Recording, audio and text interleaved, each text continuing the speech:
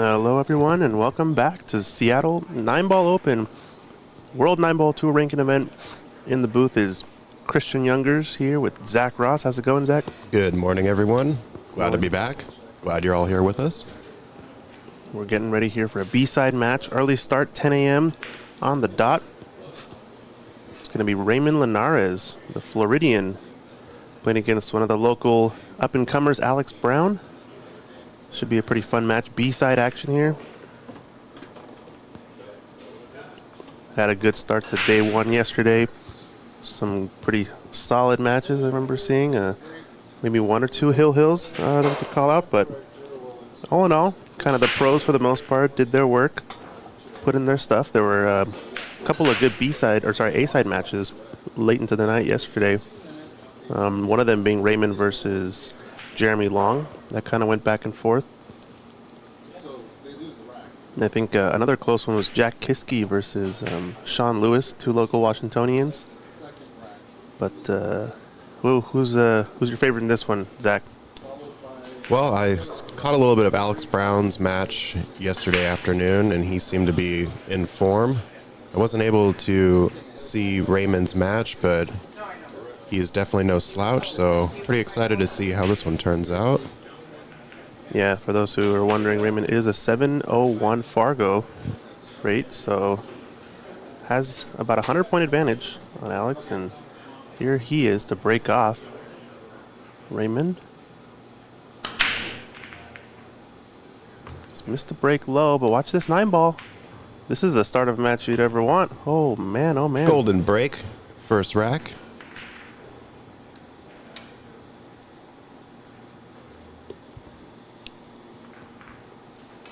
Yikes. So, quick start, Raymond. Makes commentating easy. And for those of you who don't know, our sponsors here for this event, World Nineball Tour, Q-Tech, the main sponsor, Matchroom bringing this event to the Northwest. Table Fitters out in Idaho, Zach doing a great job fitting the tables. Andy Billiard Cloth sponsoring this tournament and this club. Sandro Menzel Photography, great photographer for pool players here in the Northwest. And Littman Lights, probably the best lights you can set up in your pool hall, bar none, in my opinion. Doesn't give any glare, doesn't give any sort of a... I know as soon as I have space in my place to get a pool table, I will be installing Littman lights. I really like those lights. My favorite part is it doesn't strain your eyes. You don't actually see the light direct to your face, so... Yeah, it kind of diffuses it without, without casting reducing any shadows. Yeah, exactly. All right, well, can he replicate this golden break scenario? One ball went to the top right, just like the previous rack. Yeah, misses it in the side. And it glances off the cue ball there, but no luck. With the one going in the corner, do you think he is hitting the rack a bit too full, or...? I'm going to have to look back, I think. Yeah, typically when they hit the rack too full, I think the one goes short of the corner. I think there's kind of like a teeter-totter effect. So far too full, I think it comes short of the pocket. Then you start to cut it into the pocket. Then you start to overcut it, and then it goes high. And then you start to overcut it too much, and then it goes low again. Mm-hmm. I don't remember exactly, but I feel like there's actually two kind of angles that it goes in. But there's plenty of videos out there from a lot of pro players. I know Carl Boyes has a couple up there on how to break. And it's kind of just hitting the sweet spot and the sweet speed with a bit of draw.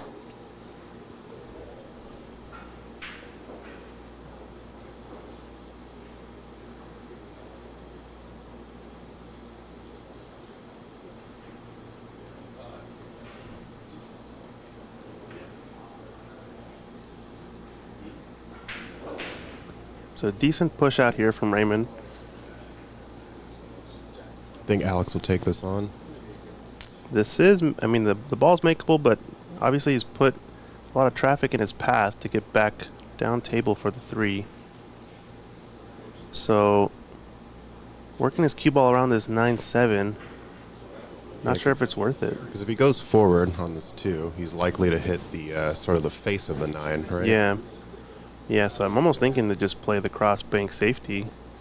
He's looking for the window. I don't think there's a window there between 7 and 9, although it might be maybe a ball width wide. Yeah, I think he might like kind of hit that edge of the right side of the 9, and then that's a scratch into the top right. So this can be a really touchy. He's actually got a bigger window than I thought. This is actually kind of a shootable shot. So he's got to hit that window between 9-7 if he's going forward. And yeah, didn't quite stroke it as well as I've seen him in the past. So I wonder if he's just thinking a bit too much about just pocketing the ball. Or sorry, just getting his cue ball down the right path, excuse me. But he's going to leave somewhat easy starter here for Raymond. 3-ball doesn't pass 6 or 4. So we're going to probably see him try to play shape for the left-hand side pocket, I imagine.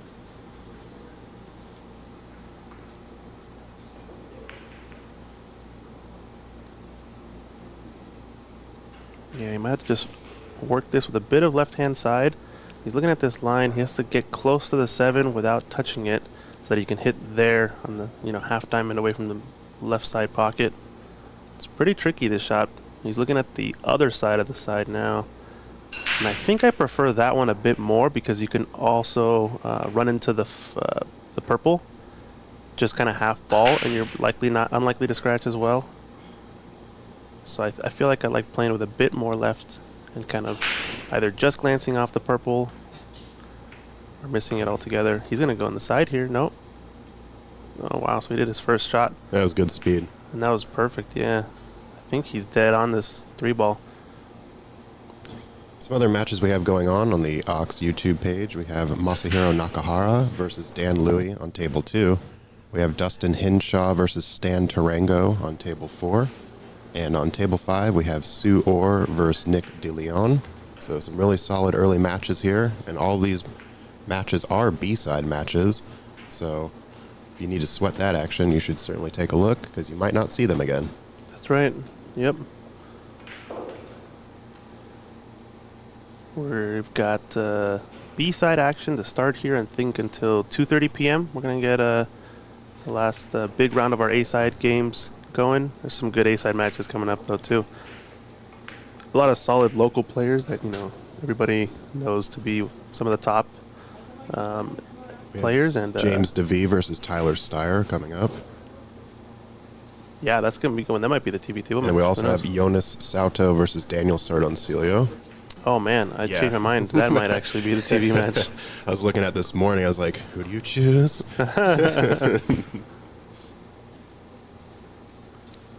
right, so Raymond's going to have to put some draw on this to go back 2 rails for the 6.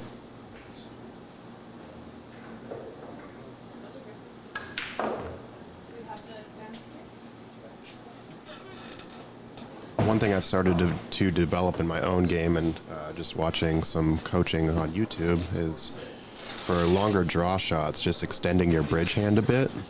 It feels a little bit awkward at first, but you don't have to put as much power into your draw because you are extending the cue through the bottom portion of the cue, your stick through the cue ball, and kind of grips the cue a little bit more without having to put more power. I see. Okay.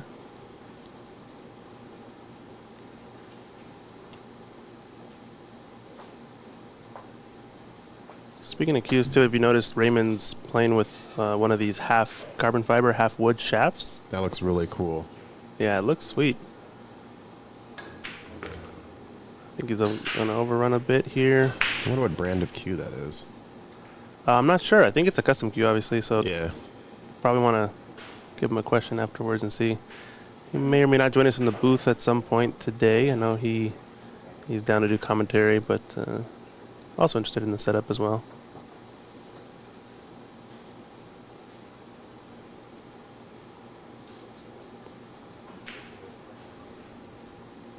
Pretty steep on this cut here. Gonna have to play short side position on the 8, I think.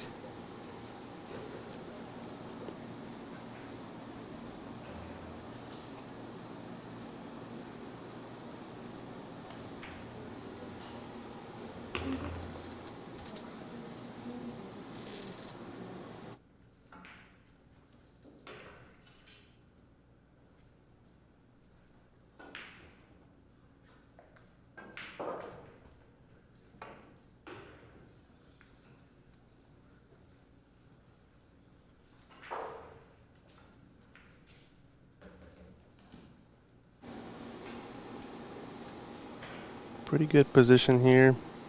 Would have liked to roll a bit farther, but he's definitely got the cut. Definitely think he'll take this. Just needs to put just a bit of left-hand side to come 2 rails in for the 9. This is a shot you practice that comes up all the time, and he's hit it pretty perfectly. Yeah.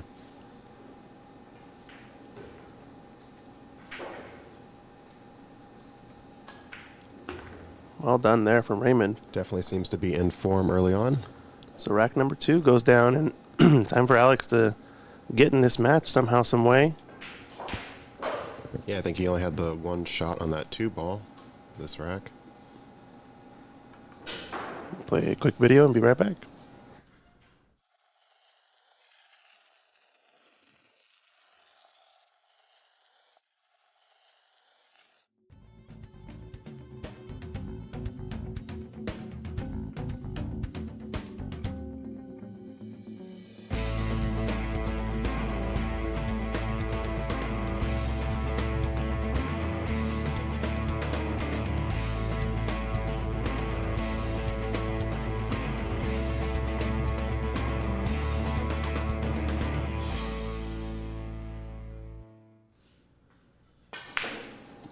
All right, Rob asking in the chat, are there any production half-wood, half-carbon shafts?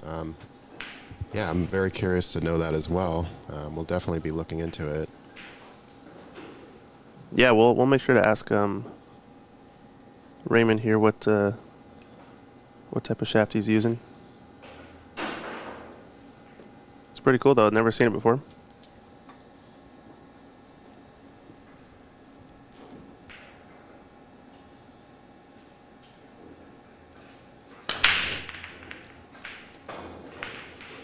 So he hasn't really caught the rack there. I think he might have also had some gaps as the 9-ball kind of flew straight up table. You can kind of hear it didn't really quite pop that clean, that break, so something definitely went wrong there. Fortunate one is rolled up to the top cushion, so he's not going to leave a shot on. I think Alex is going to have to push out. I think I like pushing out to this right-hand side of the table, maybe, and leaving the left edge of the 1. Oh, I see. Yeah. I guess the only potential fear there is that Raymond could put the cue ball behind the 7. Right. And sort of send this 1 back down table.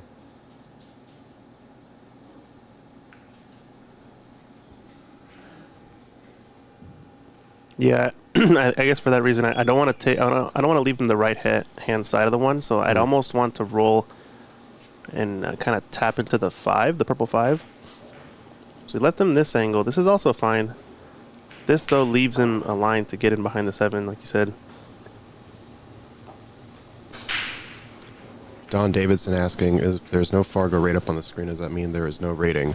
No, that's not accurate. It looks like Digital Pool doesn't have some of the Fargo rates loaded into the system, and that's sort of what is feeding the names and match scores here.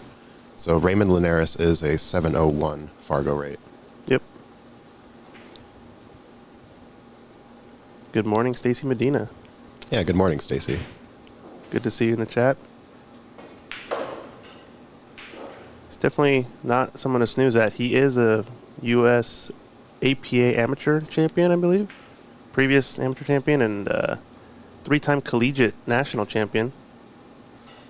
Yep, that's the defense I thought he would be doing here. Yeah, and that was kind of the problem with that safety. I'd almost like for Alex to have, guarded against that safety more and force him to play the safety where you thin off the left edge of the 1 and play the cue ball around the table. At least with that, the 1 kind of sells out to the corner and it makes it a little bit more difficult.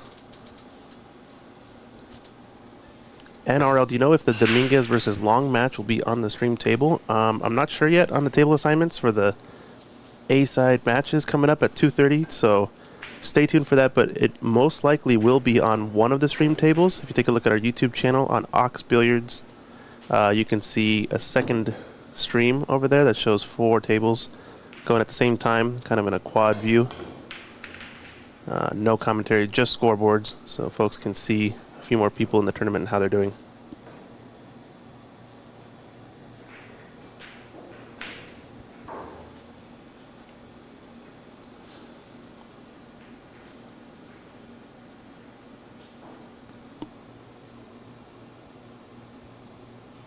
I think we're going to be playing what looks like two or three B-side matches before we get to our A-side action today. Yeah, it looks like we do have some A-side matches scheduled at 1 p.m. today. 1 p.m., okay. However, there are more B-side matches, scheduled for about 11:30.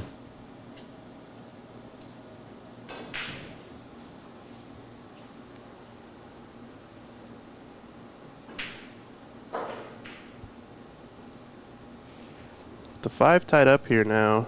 So he's gotten awfully tricky.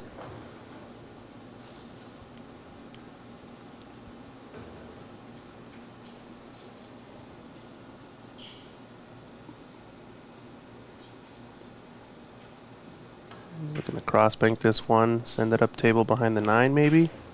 Ooh, just misses the glance too.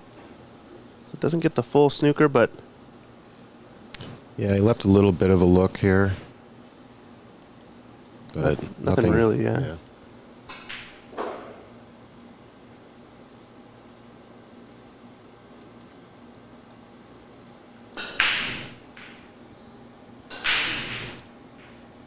Little score update on the other tables here. It looks like Dan Louis is currently up 1-0 over Masahiro Nakahara. Sue Orr is down on the 9-ball for the first point of that match. And Stan Tarango is currently up 2-0 over Dustin Hinshaw. Looks like Sue sank the 9, so she's up 1-0 over Nick DeLeon. That'd be a fun match to watch. Nick DeLeon, so you must have lost his match yesterday, huh? Forget who he played.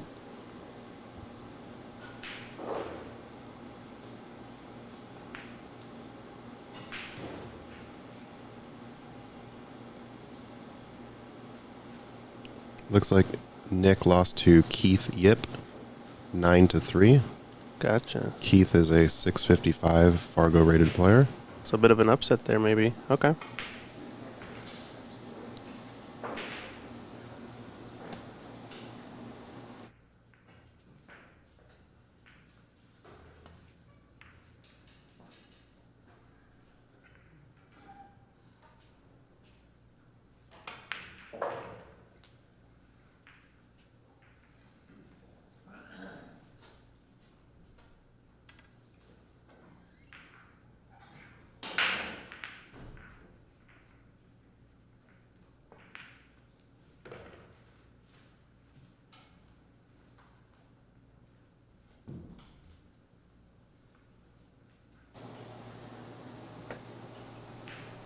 All right, so Alex is going to have to thread the needle here.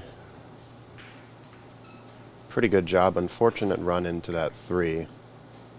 So it's going to give Raymond a pretty good chance to run at least 4 balls here. 5-8 is still a little bit of an issue.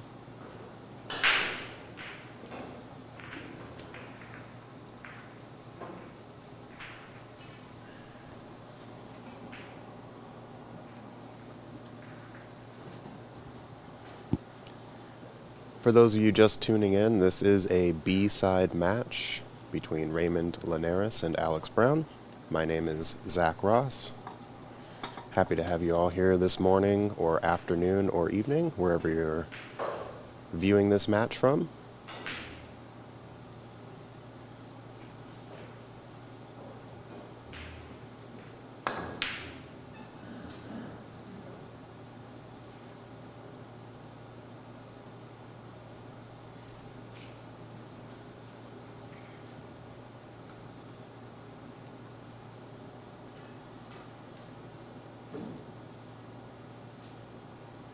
All right, so this might be a decent opportunity for Alex. Not quite sure on the potting of the ball, but maybe able to put put some distance between the cue and the 1.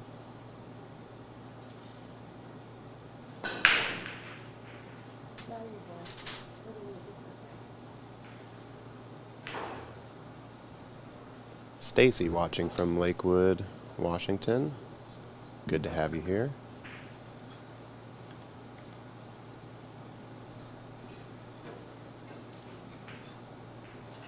I think Alex is going to try to put the cue ball right behind the 7 here. Maybe send the 1 to the other side of the 3. Don't really need to do too much here. It's a good safety. Looks pretty frozen to that 7, so looks like Raymond's just going to go just to the other side of that point on the pocket.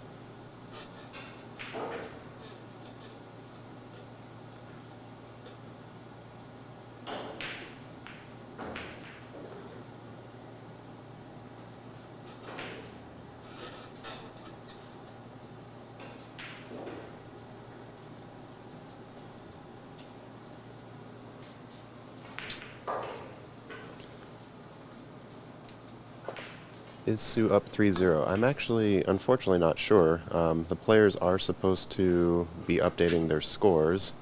I can probably have somebody go check here in just a moment.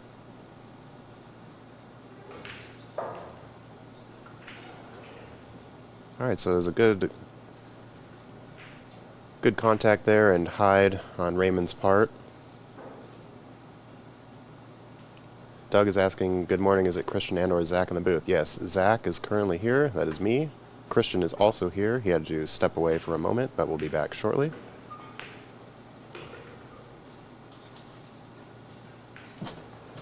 Yeah, it's nice to see some defensive battles here. I know Nineball, for the most part, can be an offensive game, but it is nice to see these every now and then.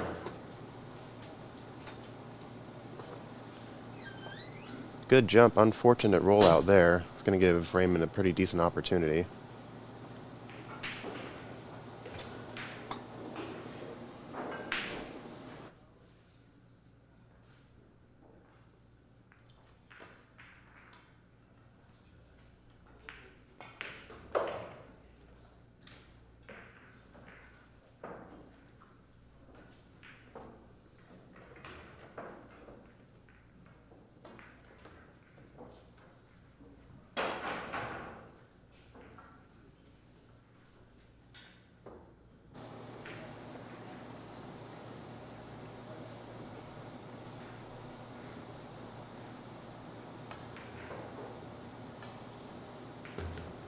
Nice approach there and pot on Raymond's part.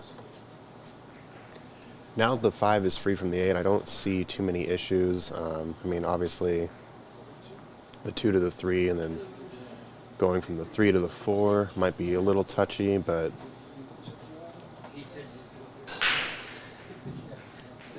I suspect a player of Raymond's caliber will be able to handle this pretty well.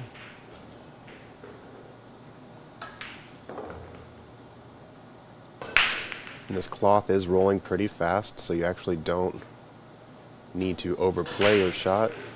Yeah, okay. I didn't know if you needed to see my... No, no. Thank you for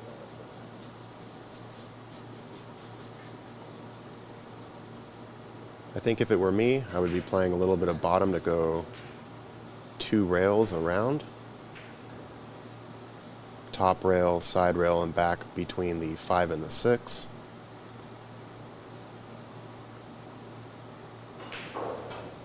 JP is asking, is Eddie Mattia playing in this? No, Eddie Mattia is not playing in this Seattle Open.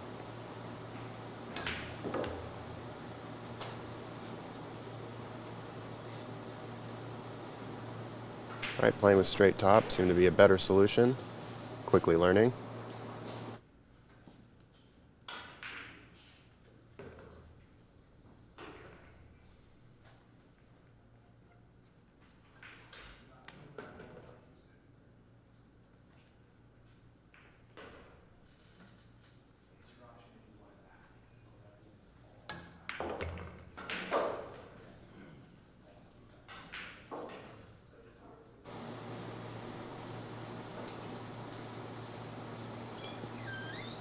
All right, so Raymond can do a little bit of a pullback here.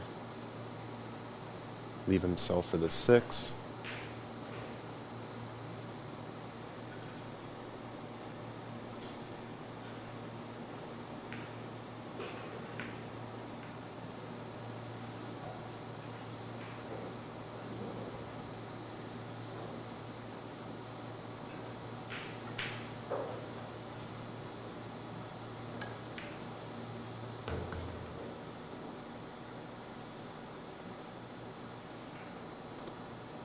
Giving himself a little extra angle just to ensure that he has good vision on the 7.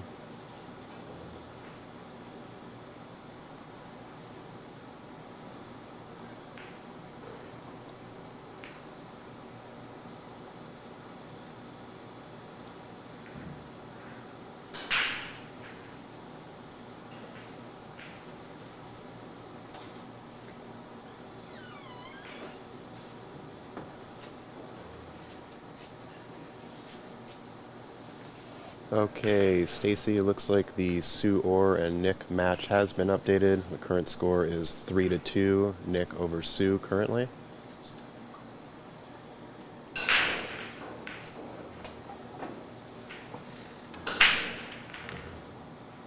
All right, needs a big bounce here to get around the 9. Ends up in good position.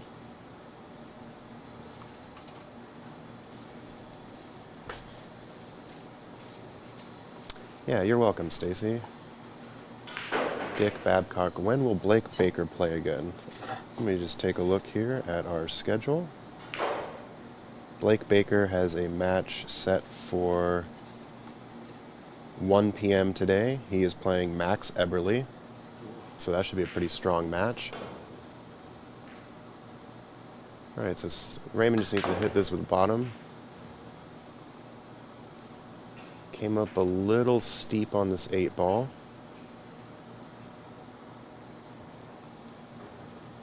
I suspect he'll be able to just go back and forth, though, and leave himself for the 9 in the top right corner.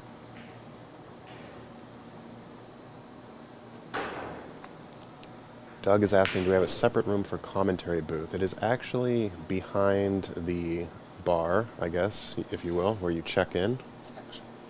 The what? Snack shop. The snack shop. So I've been informed by the owner that we refer to this area as the snack shop.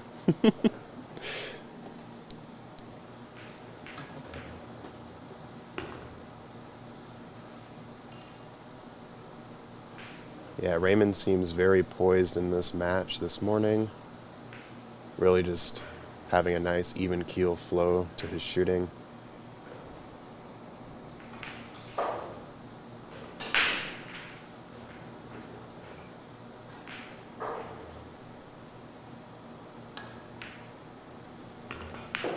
And with that, it puts Raymond ahead 3-0 over Alex Brown. This is a shorter race to 7, so pulling ahead quickly will definitely keep the momentum for that player. Let's give a quick shout out to our sponsors. Q-Tech is our major sponsor here this tournament. Matchroom, of course, and the World Nineball Tour. This is a Nineball Tour ranking event. Table Fitters Billiards Service, brought to you by Zach. Not myself, but another Zach. He fit all of these 8-foot, 9-foot rassons with Andy billiard cloth. We have 8 currently in the building. Sandro Manzel will be on site for all photography for this event. And of course, Littman Lights, the best lights in the business. Raymond set here to break. Currently up 3-0.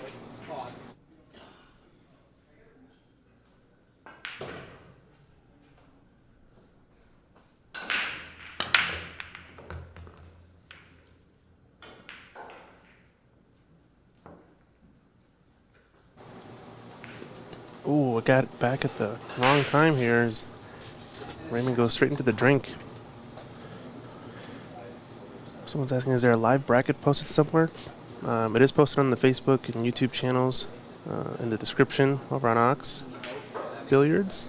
But we can post a quick link in the chat for you.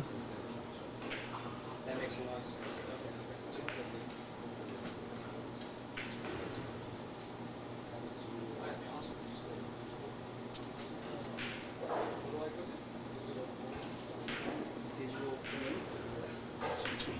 Nice easy starter here from Alex.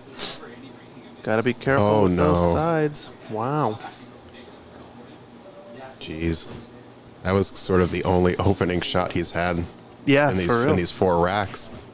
Yeah, a lot of strong safeties from Raymond and hasn't let him much.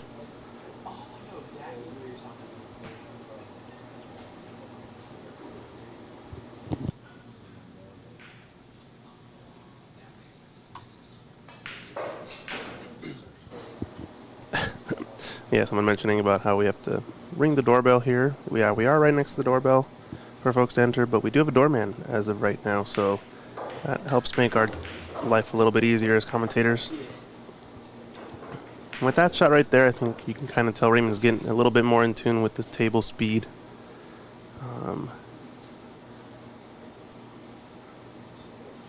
It's looking a little bit like a more natural shot. He did kind of cross the line in that position, but it's bang on straight on this 3, so starts to show you just sort of how in line he is or how in tune he is with the speed. But you gotta feel for Alex because it feels like he just hasn't gotten started in this match. It's been all Raymond so far. Do you think he draws back on this 4 to leave for the 5 in the top right?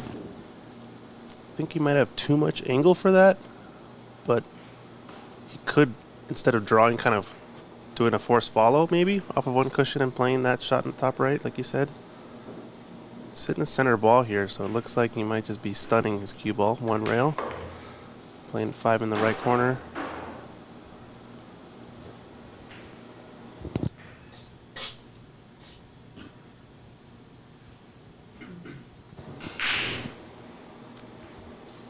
It's fairly straight on this purple, and I think if he draws his cue ball back, there might be enough angle to end up on the left side of the table, kind of in the middle of the table or so. Could also go forward, but I think I like just screwing back here because the tables are playing so quick. I think it's enough angle. This is a missable ball though, since if you just catch that right jaw, you're going to be shooting this a little bit higher pace, and that can always cause that weird rattle on these Rassons. No, you hit it pretty good. And like I said, the middle of the table, this position is not that bad. 8 ball's pretty available over the pocket, so I don't mind this. If he ends up a little bit too thin, he can always use more rails to play in behind. Yeah, and I think the players now are well adjusted to the cloth, and it seems that they understand that they could use slightly less power in their shots and still get the distance that they need. Yeah, right.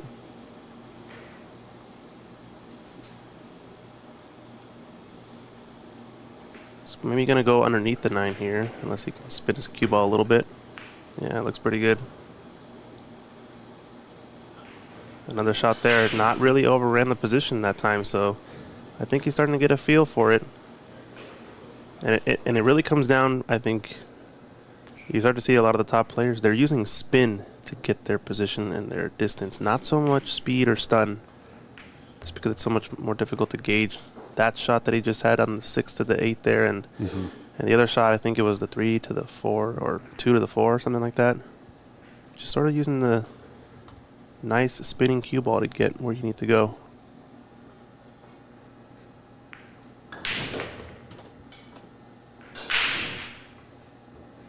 And the onslaught continues of Alex Brown in this one. Raymond 4-0 up. It's a tough one.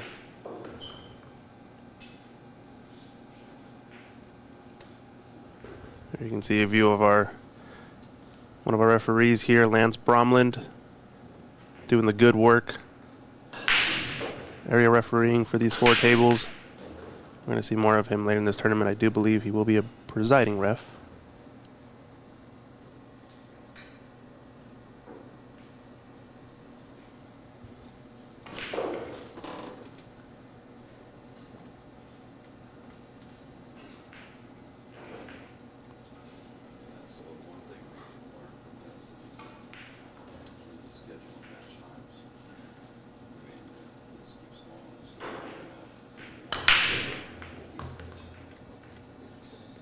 Raymond with another powerful break.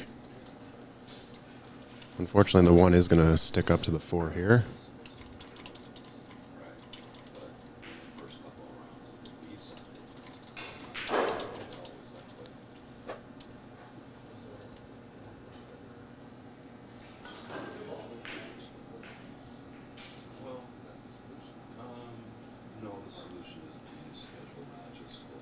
Not sure if he's able to kind of glue the cue to the 4, considering how straight the cue ball is on the 1.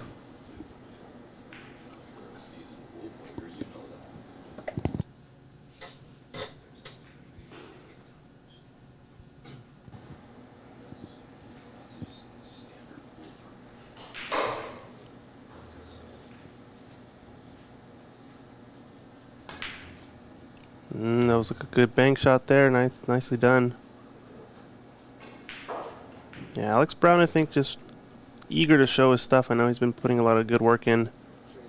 I just don't think he's gotten quite the start he's looking for here.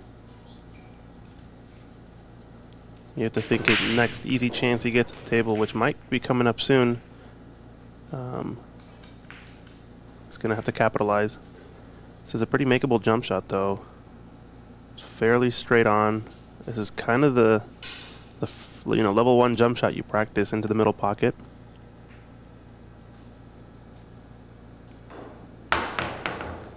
Pockets it, and he's got to look. Yeah, what a position there. Nice shot. This is Mike from Billiards. We are streaming game 2 at the Seattle Nineball. Looks like connection is not going through the YouTube channel. Let me know what we need to do. Opening the game.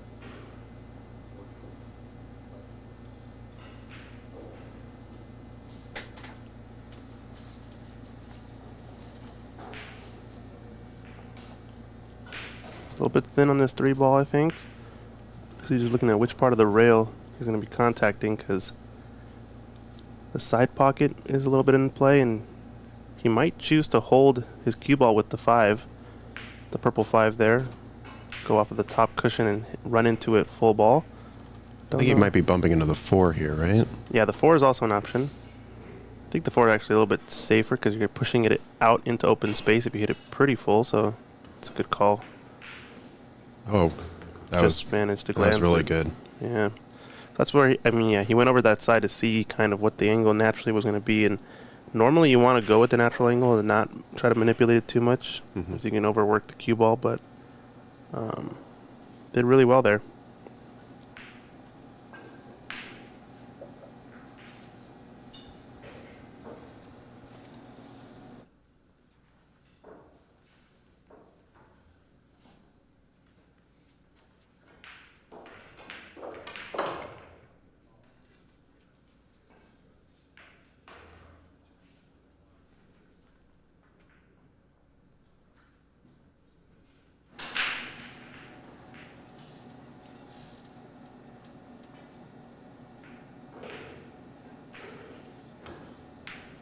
This is looking pretty good for Raymond. His cue ball's going to have to run a little bit here. He's in trouble. Yeah, that's an unfortunate leave.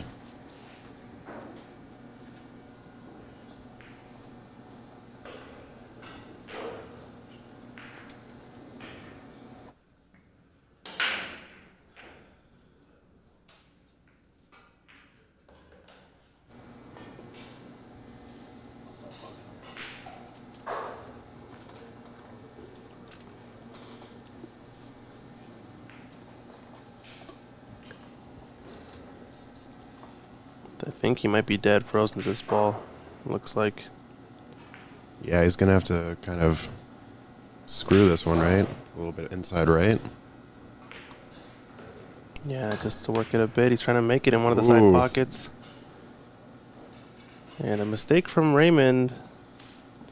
Ends up being a pretty fortunate outcome, though. Yeah, it doesn't leave much. So Alex Brown still not really gotten a good starter. He just had that one ball in hand situation that goes straight into the side pocket. So he's going to just have to hold his nerve and bear down here. It's a matter of when the balls are not really rolling in your favor, it becomes a game of how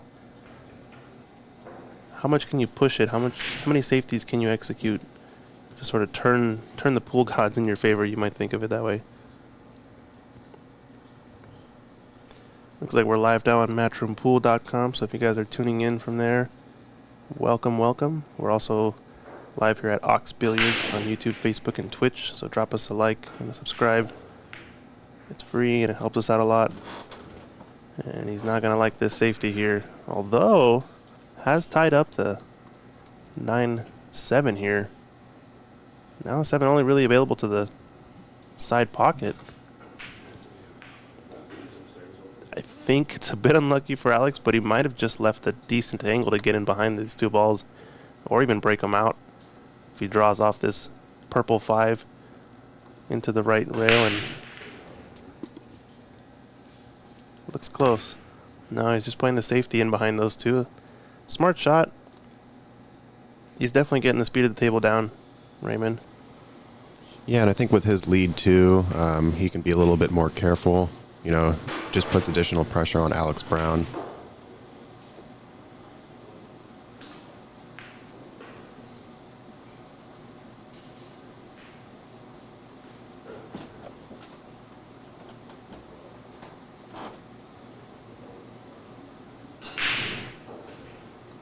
There's a view of our other referee, Sam Rubito, Northwest local here, helping us out.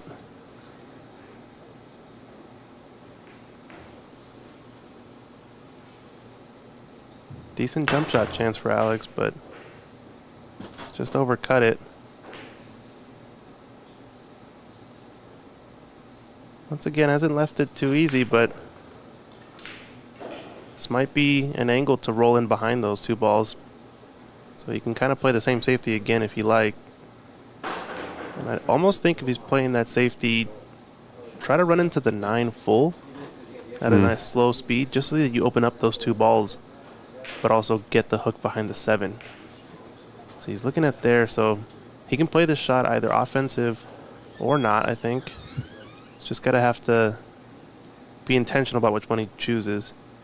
I think he's firing at this.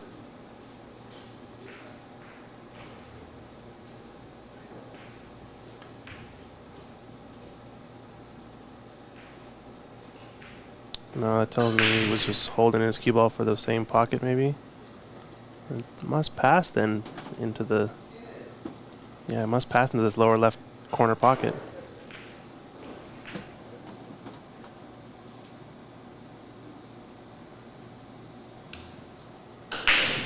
There you can see, yeah, he would have been good if he just pockets that 5 ball, so he was going for it.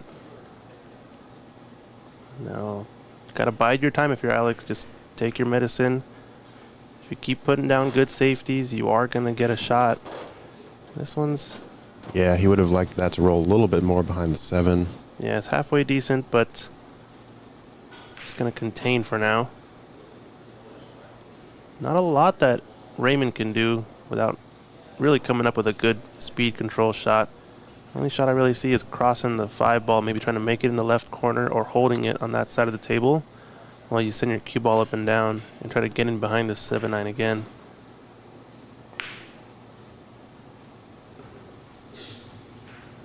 Question in the chat, where can I buy those pool shirts? We do have these shirts available on the oxbilliards.com website.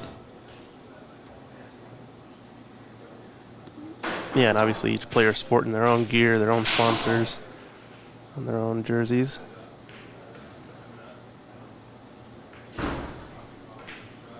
This is not bad, just separating the balls. Nice thing is 7 and 9 are both blocking the corners, so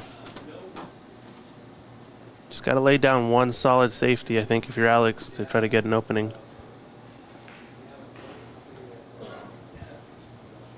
We do have other matches currently streaming on the Ox YouTube page. We are simulcasting 3 other matches. On table 2, we have Masahiro Nakahara versus Dan Louie. Dan Louie is currently up 4-1.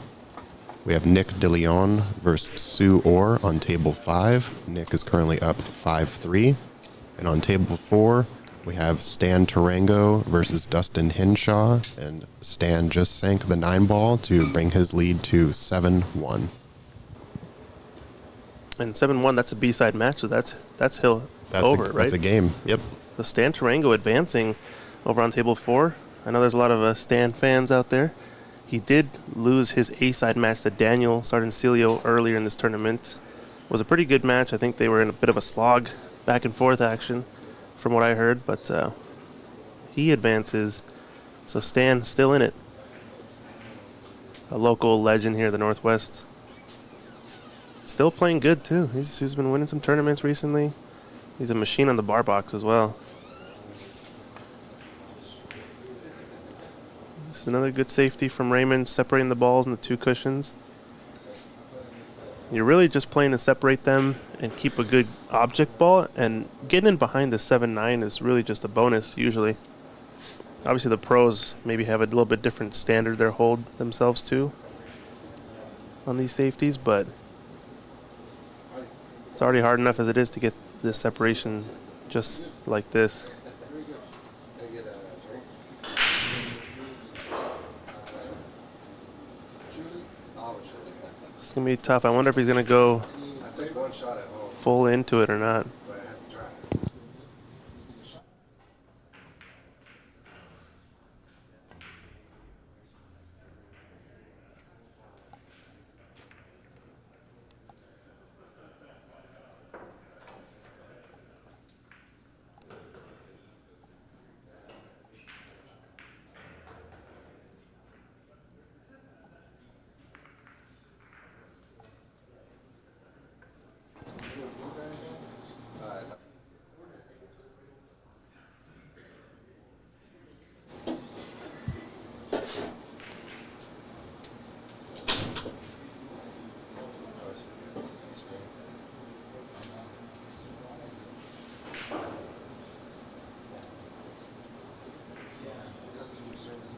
So a nice response from Alex. Now leaving Raymond in a pickle.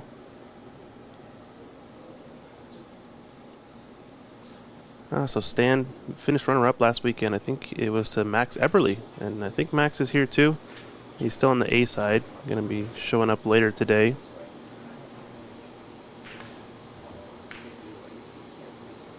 So Raymond trying to play this 3-rail cue ball down and behind the 9. I really like that safety when there's a ball sort of on the rail, on the right long rail, blocking the top right corner pocket. This shot is almost automatic for the pro level, as you can see. Cue ball's usually pretty decent chance to come in behind these balls up table, and you're almost never selling out anything but a really long range combo. So unfortunate for Raymond, the only thing missing there was that extra blocker for added insurance, and had to get a perfect cue ball. And now Alex, his work has paid off finally. He just has to capitalize here. He's not going to get any slack from Raymond, who looks tough and focused here. A little bit tricky, so he's a little bit off angle. Could have used a bit more draw off of this ball, so he's going to have to force follow here and come around the 8 2 rails.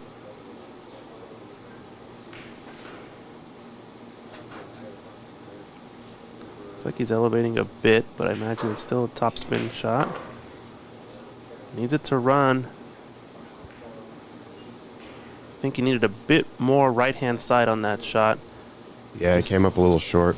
Yeah, wanted to hit maybe closer to the half diamond on the left rail to get the angle of the cue ball coming more towards the center spot.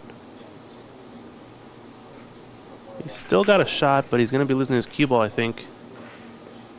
But if he has the angle, you might want to sort of slow spin this 8 ball in. No, he's just going full safety here. Or he's cutting it to the other corner, sorry. This is a bit more of a pro side miss situation if he overcuts it, but he's going to sell out a shot for Raymond. And difficulties continue for Alex Brown. That was a good opportunity, I think, to get out there.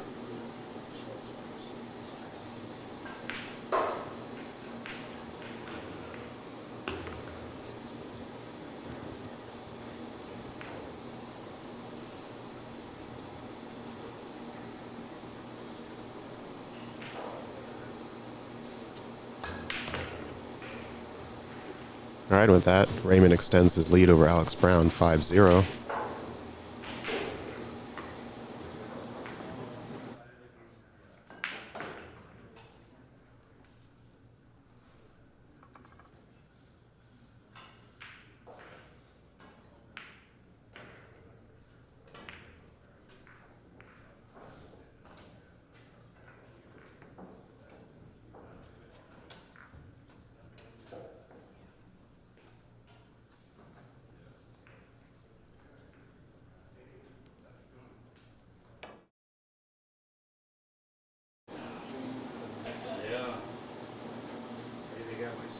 All right, we've got some really great matches going on throughout the day. Thank you all for tuning in.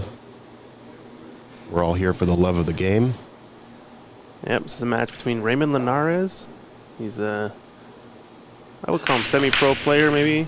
I know he's playing in a lot of pro events, so maybe he's a pro player, but plays in a lot of WNT and other events. He's from Florida. He's a 701 Fargo rate, 704, something around that range. He's playing Alex Brown. He's a local Pacific Northwest up-and-coming amateur player here from Oregon area. He just got off a big race he had, trying to replicate one of those pro events. Did a race to 100 with a friend of his, Trevor, and they went the distance, and I think Alex Brown did win it 100 to 80 something, 83. That's a marathon of a session. Yeah, so Alex definitely the underdog, but has potential, and I've seen him play. Definitely likes to play on the big tables.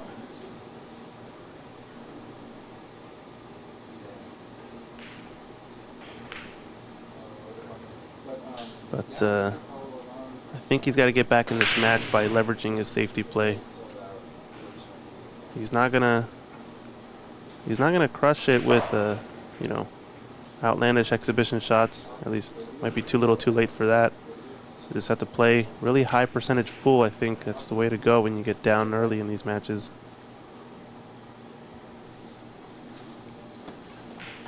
Don't think the one ball passes the 7, so you might have to just see a sort of a stun follow safety here. Plenty of balls to hide behind for Raymond. And he's got a natural path to send the one-up table off of 2 rails. We can use the pink, black, and 9-ball. Screwing back. Yeah, he's drawing back for the 8-ball there. Would have really liked to be tight to that back of that black 8-ball since... Yeah, he's going to give Alex a jump opportunity here, and with the 1 sitting close to the pocket. And the pros are so good nowadays. This is a pretty high percent chance for a lot of the top players. So even though Raymond's got the hook and Alex may or may not get out of it, I think something for Raymond to take into account, just screw back a little bit more. The difference of being glued to the back of the ball versus having a jump shot is slowly becoming a world of difference at the top level here in these matchroom events. Definitely.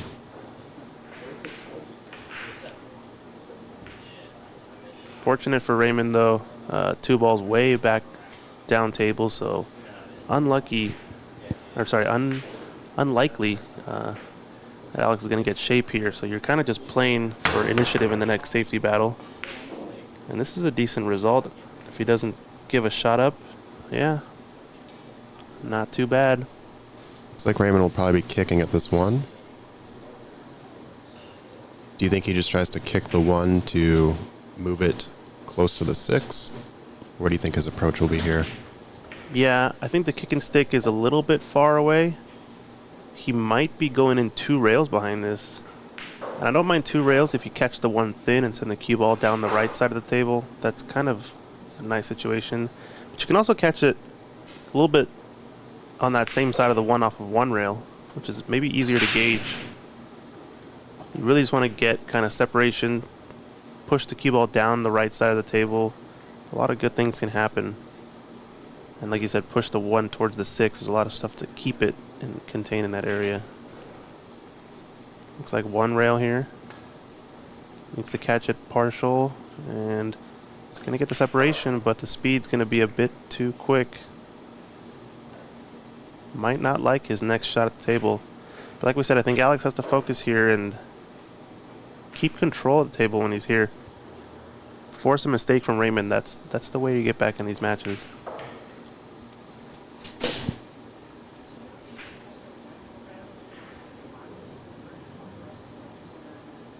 So Nicholas De Leon is in a close one against Sue Orr. 5-4. Nicholas leading. Excellent shot from Alex. That's the opener that he needed. Yeah, now just needs to capitalize. 4 ball's a little tricky, but it does pass the 9 into the right corner pocket.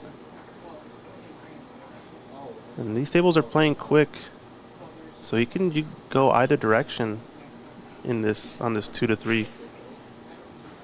I think the preference is to come and screw back, draw back 2 rails into the line of the shot for the 3.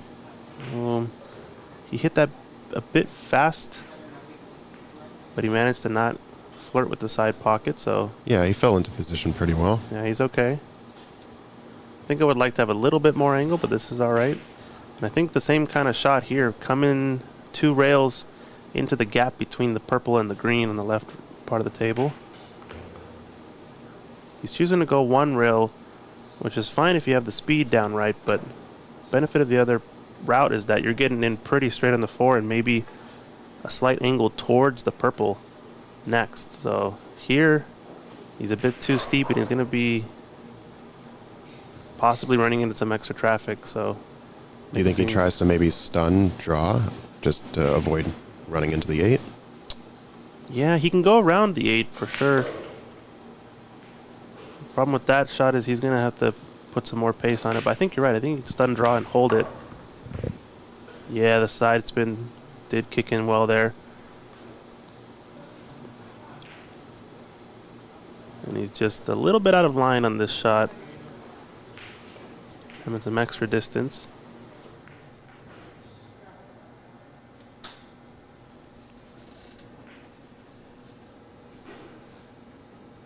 Would have liked to be straighter on the purple, and I think that goes down to the 3 to the 4 there. Could have been pretty straight on the 4 almost automatically, but now it's a take to medicine and nice recovery there. He's got an angle where he can follow forward off of the left long rail, but might be flirting with one of the points on this side pocket. It all depends on how hard he hits it and how quickly that topspin takes with these newer tables.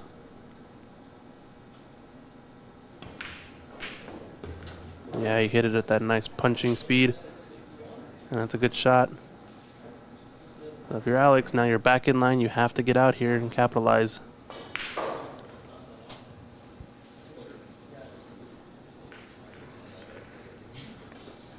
Raymond's definitely been riding the momentum this match, so to have Alex come in and take a point will at least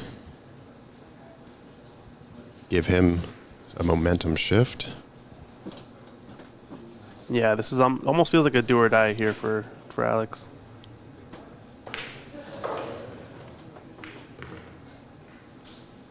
Yeah, good use of spin there. And those are the type of shots that you're going to have to shoot on these slick cloths and fast tables. Really use the spin to get you back in line and keep your speed. Not so much cue ball power.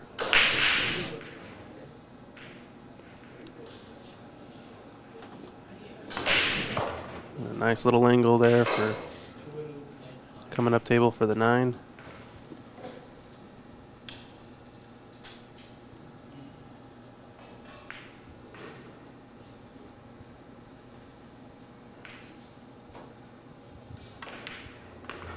Knocks it down on the board. Alex Brown avoiding the sweep, and it should calm his nerves a bit. We're going to take a quick look at our sponsors. World Nineball Tour hosted here, brought to you by Ox Billiards in Seattle, Washington at the Nineball Open in Seattle. QTech, our head sponsor. Thank you to Matchroom for bringing this event here. We've also got Table Fitters Billiard Service out in Idaho. Zach doing some good work. Andy Billiard Cloth sponsoring the tournament and the club here for the cloth these players are playing on. Sandro Menzel Photography. He's a great photographer for pool players, does a lot of tournaments here in the Northwest, Oregon, Washington, And Littman Lights bringing you the good action here on these tables. Thank you to everyone joining on the Ox YouTube, Facebook, and Twitch pages, as well as those folks over at the Matchroom Pool YouTube page. We really appreciate you sweating this action with us on this Saturday morning, afternoon, or evening, wherever you're tuning in.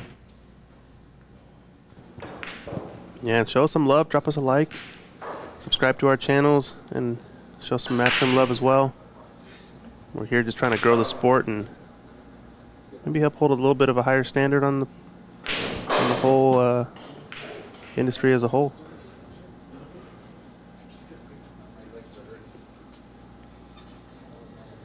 And unfortunate for Alex, gets the one down in the side, but no look at the two. Solid break though. Hit him pretty well. Cue ball path was almost perfect. As you like to see it kind of crossing the middle part of the rack a few times along the 2-diamond line. Looks like he's going to be playing a safety here. Needs to bump the 2 underneath the 6 a bit if he wants to go up table. But it looks like he's just separating here. And this is not bad. The thing about this type of safety is you got to get the full ball safety, otherwise you're leaving this thin snick off the bottom edge as a response.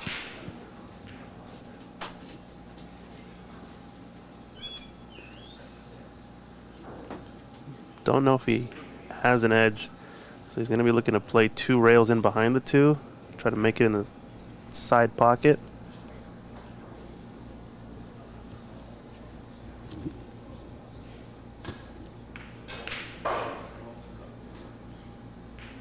Did pretty well there to separate.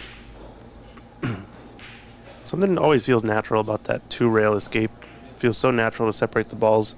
I don't know what it is, if it's the angle that you attack the ball with, or what it is exactly. Looks like we've had a couple other matches finish up here this morning. Rick Glenn defeated Kyle Kleindl 7-3. Jack Kiske defeated Angelo Elegino 7-5. Nick DeLeon defeated Sue Orr 7-4. Do have some other upcoming matches on our Ox YouTube page. Yeah, check out the second live stream we have running. We got 4 tables being streamed on the same view.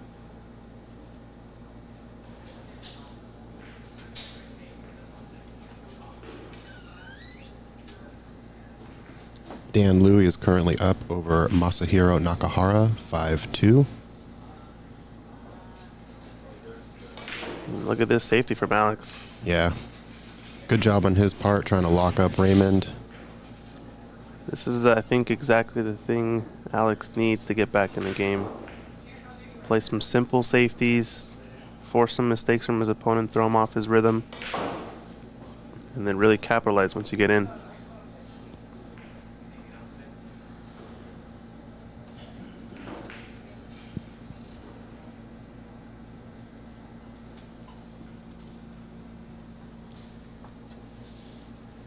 We have a pretty exciting upcoming local match here between Bo Bologna and Aman Sunar.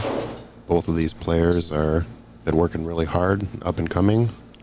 Yeah, they played each other here on the Ox stream a few times in the past. Aman was actually a last-minute replacement for a player that had to drop out. Our next TV match after this one will be between Jesse Johnson and Robert Niemeyer. Yeah, another set of locals here. B-side action, a good safety from Alex, forcing a mistake and the ball in hand from Raymond. The balls are pretty much out in the open. I think the toughest shot gets a little bit weird is from the pink 4 to the purple 5. It's going to be a full table positional shot, but also 9-ball kind of in the way for a lot of the cut angles on the 5. Do you think he tries to get cue ball middle table and just takes a bit more difficult slice on that 5 into the bottom left? Yeah, I think that's the most natural, at least, to attack it. You really would like to be sort of where the 8-ball is along the right side of the table to kind of stun one cushion in behind the 6 into the same pocket. That would be ideal position if I were to choose. but it's going to probably have to go the route you described, as it's a much bigger window to get into where the 4 is.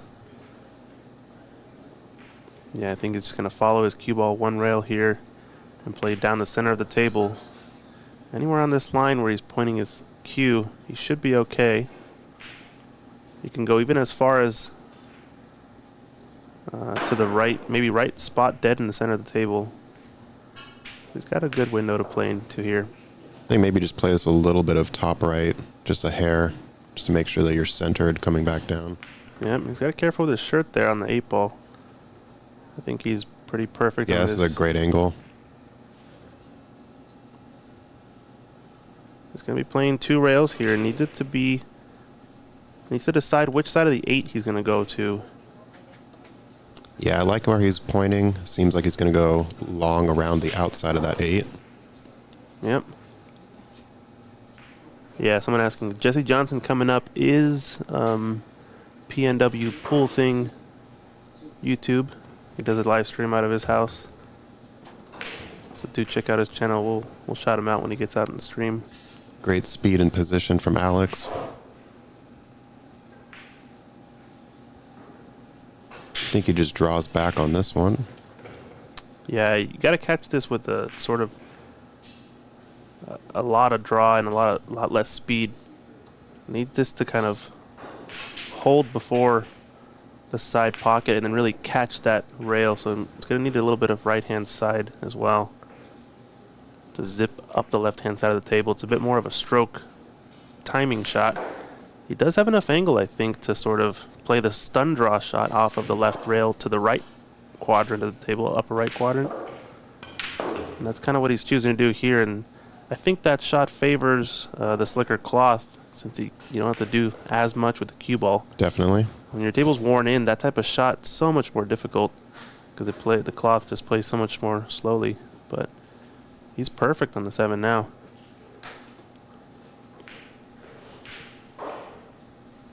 Yeah, check this with a little bit of inside right.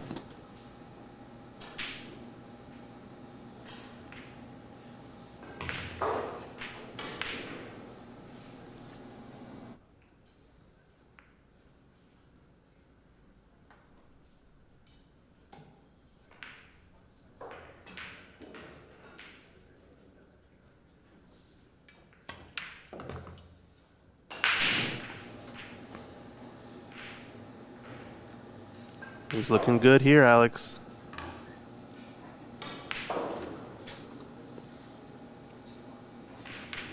Heart of the pocket.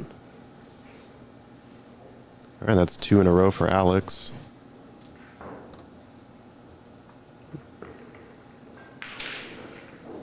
And we'll be right back after a short, quick video.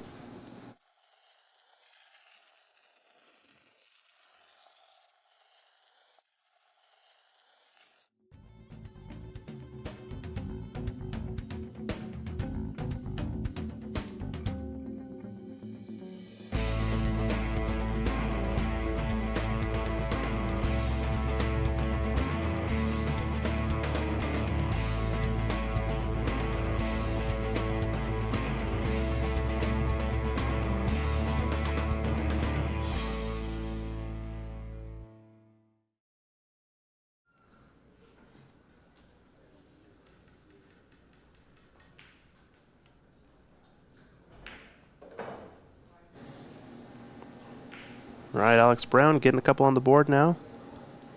Getting set off to break. And he's capped the 9 ball. Is this going to go in? Oh, a golden break from Alex. Golden break. Wow. 2 in this game so far. So gets one back from Raymond Linares. Take a look at that replay. Catches the 9 ball full in the face and actually banks it cross table off of one rail. You can see banks it into the side, knocks it up straight into the heart of the pocket. Phenomenal break. Yeah, nice shot there. So a quick one, and 3-5 all of a sudden. Like we said, Alex got to play that efficient type of game. It's the only way he's going to really get back in this one. Doesn't need to play the hero shots.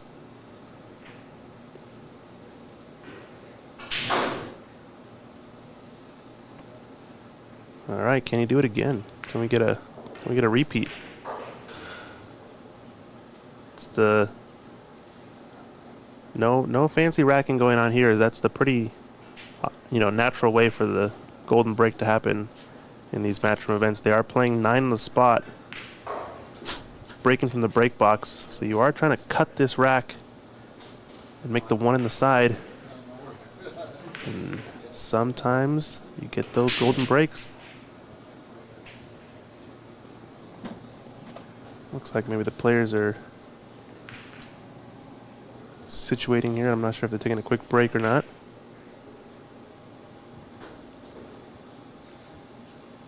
Meanwhile, we have another match starting on table 5. If you're tuning into the Aux YouTube page, we have Todd Hargrove versus Jeremy Gradwall. Set to lag here. And it looks like you can see referee Lance Bromlin there helping him out with the setup.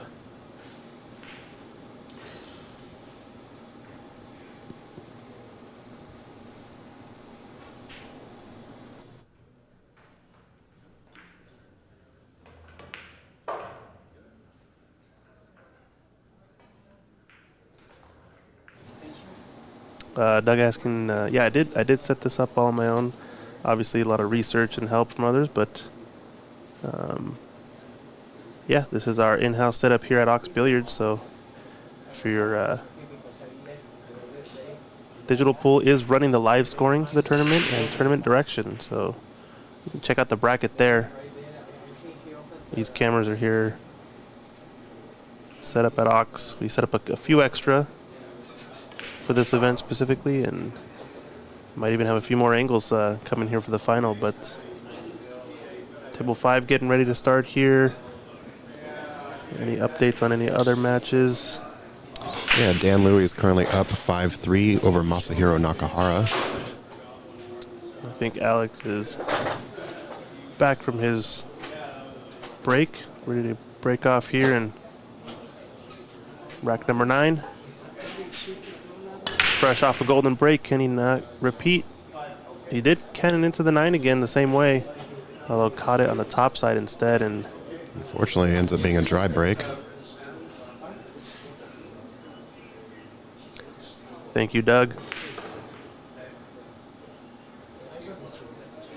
Yes, believe it or not, this is using OBS Studio.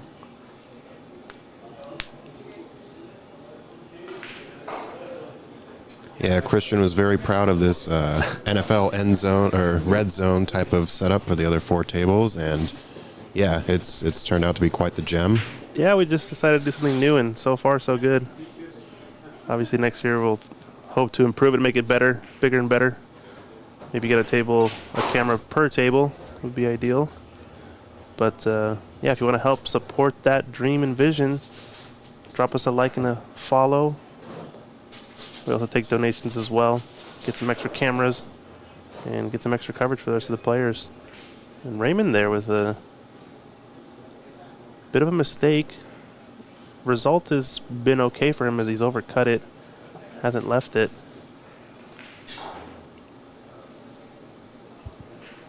Sort of that slow rolling spin shot that they were talking about here at the clinic.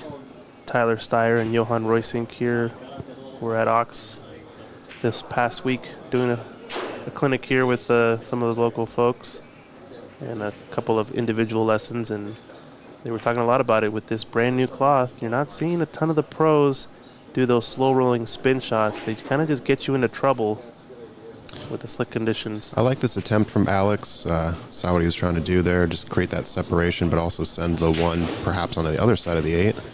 Just caught it a little bit too much.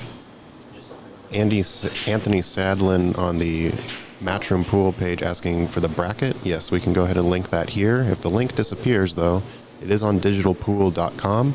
You can search WNT Seattle Nineball Open, and you should be able to find that. But we'll go ahead and post that in the chat here.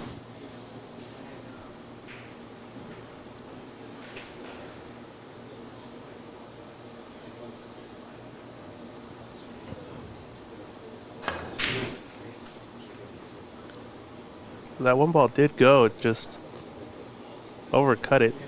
And now he's broken out the problem cluster here with the 2-3.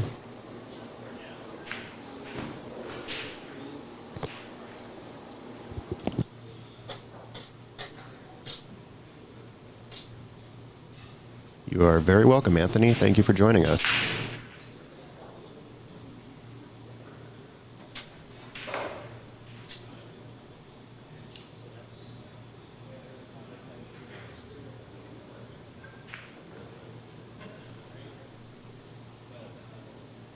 Caught that one a little thick.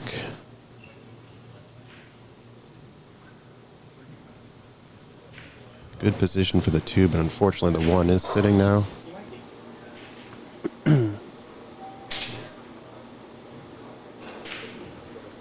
Yeah, Doug, if you're interested, send me a DM or an email at christian@oxbilliards.com with your username, and I'll get back to you if you want any details on the setup. I think it's a decently economical setup in terms of bang for your buck. Cameras here are pretty affordable for the quality they provide, in my opinion, and then it just comes down to computer hardware and Ethernet for the win, in my opinion. Yeah, you definitely want to hardwire these connections. Don't want any interference with the frequency. So he's looking to kick at this off of one rail, and he's accounting maybe a bit too much for the slide, in my opinion.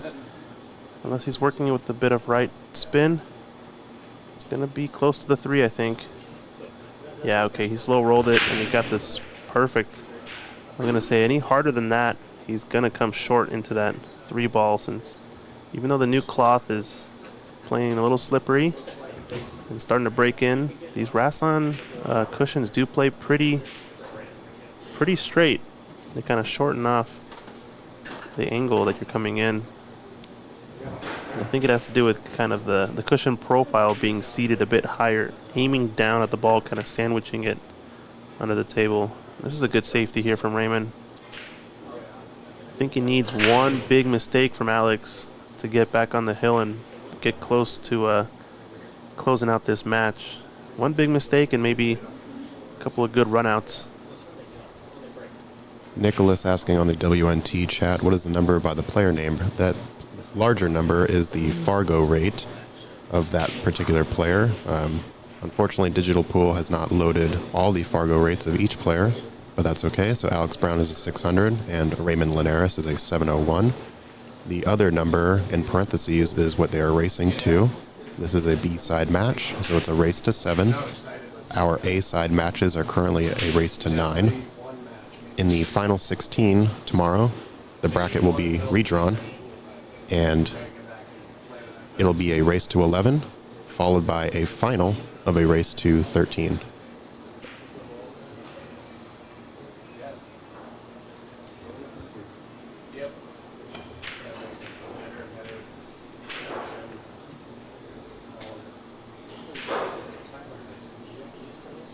Unfortunate outcome there from Alex. He didn't really have much of a look there, but now giving up the 2 to Raymond. Don't really see too many positional problems here. I guess the 3 to the 4, but other than that. Yeah, 3 to the 4 I think is just a lot of distance to travel up table. It's the main thing. And the 6 and the 7 are a bit tricky. So it all depends on what angle he wants here. He's playing out to the middle of the table and doesn't want to get too straight.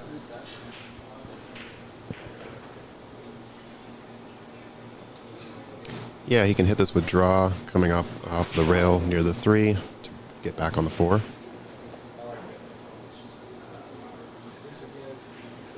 He is a bit straight, but yeah, you're right. Just draw it back. Definitely has the angle.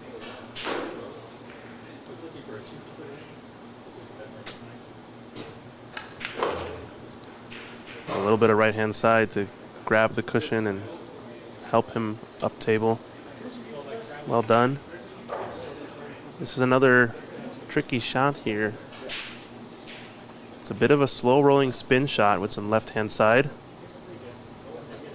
And these shots can get away from you if you understroke them Depending on the deflection of your cue too, you sometimes with the really, really low deflection shafts have to aim this a bit thicker just to account for the extra swerve and throw that happens on the object ball. He's playing with a high left ball just to get in the middle of the table somewhere because he wants an angle on the purple. Yeah, this is going to get a little bit straight. Don't fall in the 6. Okay, he's good. Could have probably done there with just a high ball if he wanted to. But that left-hand side helps him not only make the ball, but kind of get a cleaner contact on the shot. Avoid any sort of skid mishaps.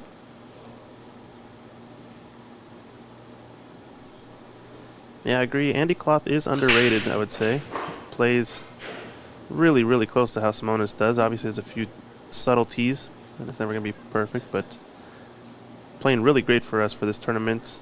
And excited to see how it wears in, and heard it does really, really well on humid conditions, Andy Cloth. So a lot of the places down south, Florida and Carolinas, those areas, really where this Andy Cloth shines, I think. Yeah, and this particular color looks really good on the Rasan table as well as the stream. Yeah, definitely.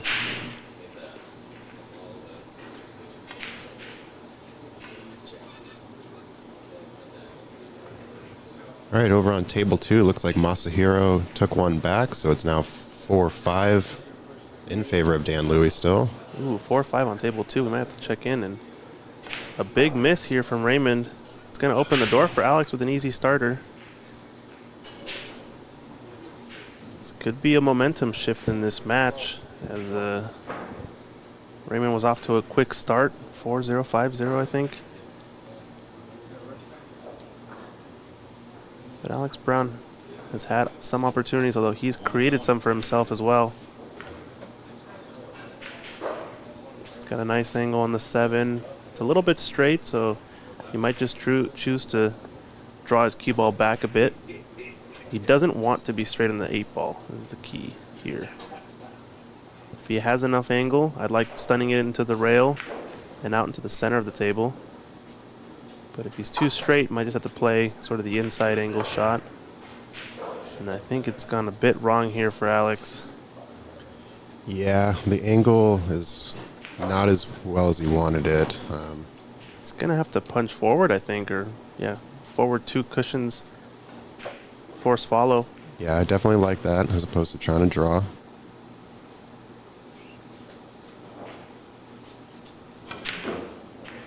Oh. Little lucky ticky there. Yeah, it's always likelihood when you're going on that force follow shots. Happens a lot more often than you might think. But it almost never leaves you with the scenario you want. Is the reason usually for the force follow is to zip your cue ball off multiple rails. Yeah, short side draw was an option there, but would have been tricky because overrunning your cue ball might mean scratching in the lower right corner. So it's a thin one, and he's going for it and knocks it down. What a shot from Alex Brown to bring it within 1. Just taking another look at that nice cut into the lower right corner.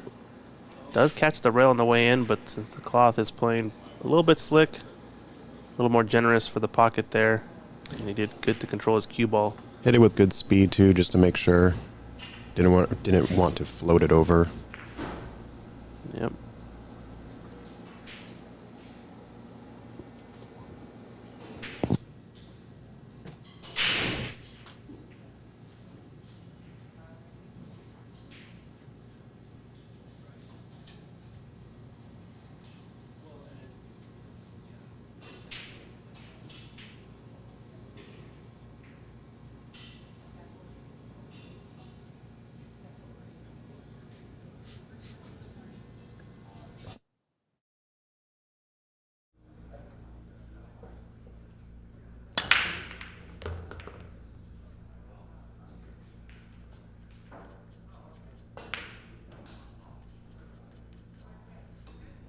Nice break off here from Alex Brown, once again making the 1 in the side.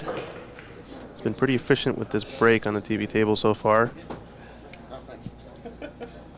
He's got a combination here, long distance, if he wants to take it on. I think like we were saying earlier, back then when down 5 or 0 or whatever is probably not the time to take on those hero shots. You want to play as efficient of pool as you can. But there does come a point where if you want to really take it to your opponent, you might want to take a big shot on, and I think this could be one of those moments. Yeah, I totally agree here. I think this combo is in play. And he's knocked both balls in. Really Perfect. nice. What a shot there from Alex. And he's perfect in the 3. Chance for a break and run here. Would really put the pressure back on Raymond, as Raymond almost off to a flawless start, and a few mistakes opening the door means he's probably going to start thinking in his head what's going on. Here he's got enough angle to just come across one rail. He tried to hold it, and he caught the ball thick to the pocket, and that's a mistake from Alex that might cost him. Yeah, this is a pretty good opportunity for Raymond to capitalize. So he's a little bit thin on the 3, but I think he is going to go for it, and he's got a wide open half of the table to play into for the 4 into the upper left corner pocket. So I think I like just playing this with a high ball and the tiniest amount of left-hand side to keep it on line. And play this 2 rails up and down table.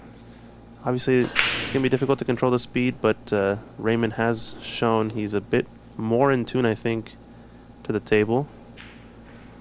This is a perfect shot for a right-hander, too.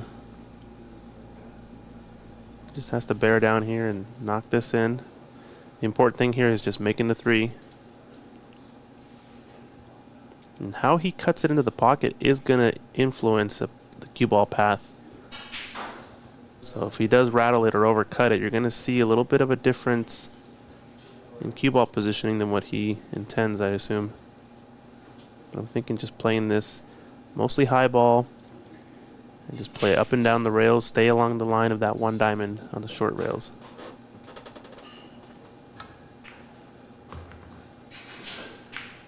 Like we said, did catch it a bit thick to the pocket and cause his cue ball to run into the purple. So now, what do you do? Another slow spinning shot? Yeah, I think a slow spin, 4 into the top left, obviously, but Such a nervy shot, though. yeah, because the cue ball can get away. He definitely needs to try to hold it about mid-table after going 2 rails. I think he's just going to Oh, play he's going to safe. play safe, yeah. Smart shot from Raymond. Knows the importance of the match and not worth it. Unlucky bump slightly there on the purple, because that pink was going to come down underneath the 5 really nicely had it not cannoned it. So I think Alex got a few balls to play in behind. He can play in behind the purple, the 9. Lots of options. What do you do? What do you do? I think sending the 4 to the right side of the table and the cue ball bit in between that 9 and 5 on the left side here would be ideal. Hopefully that 4 doesn't run too much. Oh, that's going to be, might be a costly error here. Yeah, the window is there. So successful safety from Raymond, forcing the mistake from Alex to leave a nice easy starter. Think there's too much angle. This is going to play this up and down table to the middle of the table. No, he's able to hold it. Nice shot. Sorry about that. I sent makeup to try to smooth it out.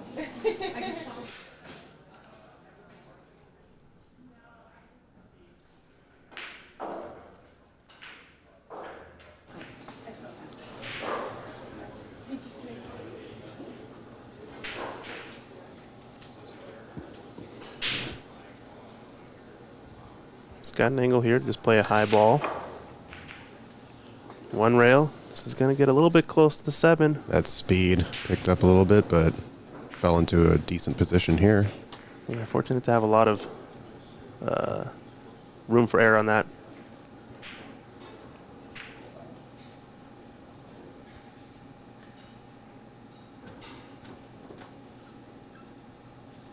I think we're just going to have to see him use a little bit of the talent here and roll this ball into position.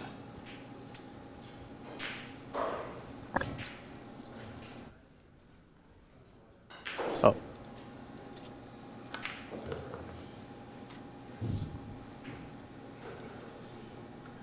Perfect in the 9. So Raymond to get on the hill in a huge rack. It's a big shot. Fortunately, he's not on the rail. Good speed on the 8 ball to get him here.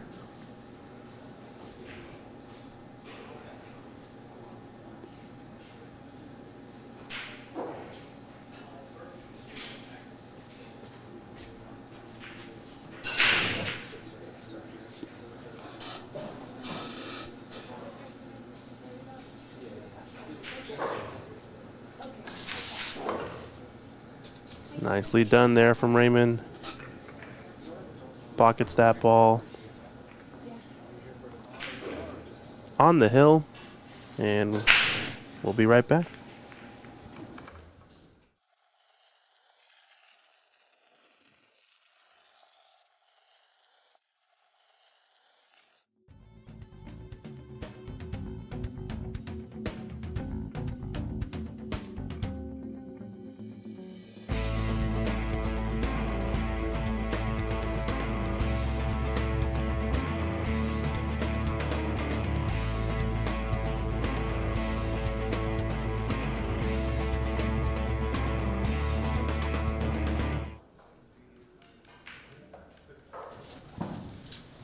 All right, folks, we are set here for the 11th rack. Raymond Linares to break on the hill.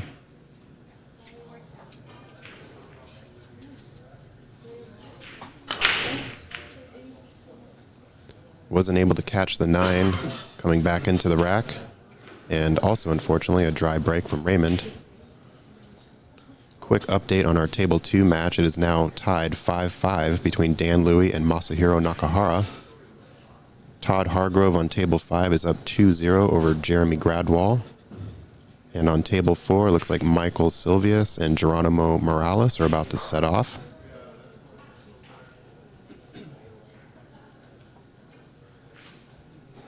Yeah, we're going to have to pan over to that match with Dan Louie as it gets closer, if this one concludes early.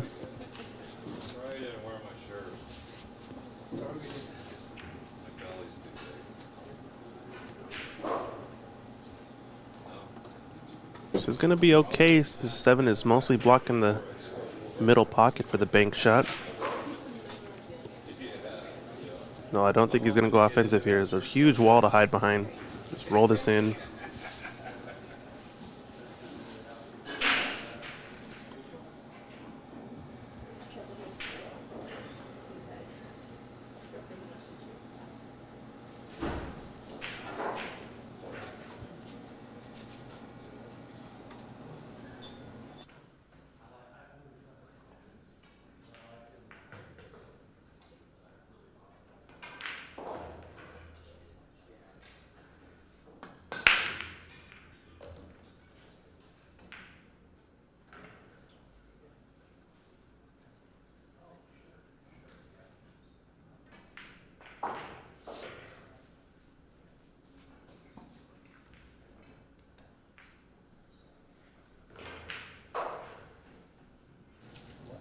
Nice defense attempt there by Raymond, but unfortunately the 1 came out a little bit further, as well as his cue ball. I know he wanted that cue much more behind the 2.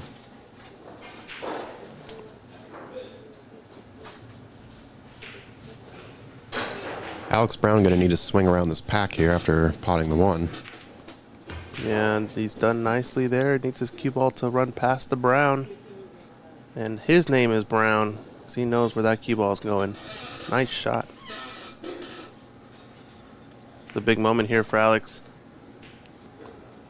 The 4-9-8 situation, not really offensive there into the lower left corner pocket, so we're going to probably see Alex play a safety on the pink 4, maybe try to shoot it into the left middle pocket. I don't know. Another matchup, day 2. Dan Louie's on the hill against Masahiro Nakahara. They're in a B-side match and a close one, too. If it gets close, we're going to zoom in over there really quick just to see what's going on.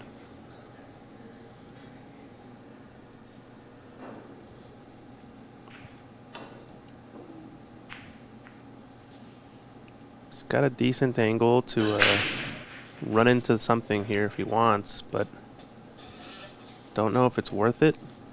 There is a tight window underneath on the bottom cushion to shoot the pink 4 into the right middle pocket, but I think it's too risky to go for that on this shot. I think he might just choose to play cube on the center of the table and just play a roll-up safety for the pink 4 here. Yeah, that's kind of what he's done, but he's a bit far from the 4.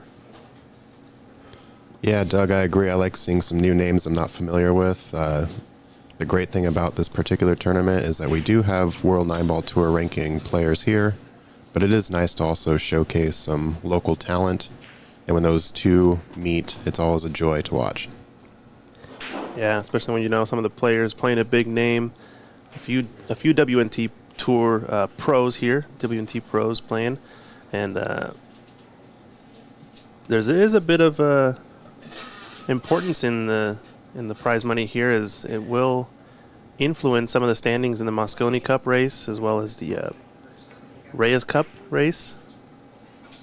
I think the big matchup people are looking to see is Oscar Dominguez and Tyler Steyer. They're both separated by about 6K points or so in the rankings, Which is almost the difference between first and second. Yeah. You got Jonas Suto as well, who's, I think, in the top 10 somewhere for the European side of things. So a lot of battles to be made. No one player is probably going to qualify for Mosconi off of this tournament alone, but it's going to give some players maybe a bit more cushion, or otherwise heading into some of the majors like the Hanoi Open. That's a big one everybody wants to watch. That's the one that's going to decide who qualifies automatically in those third spots.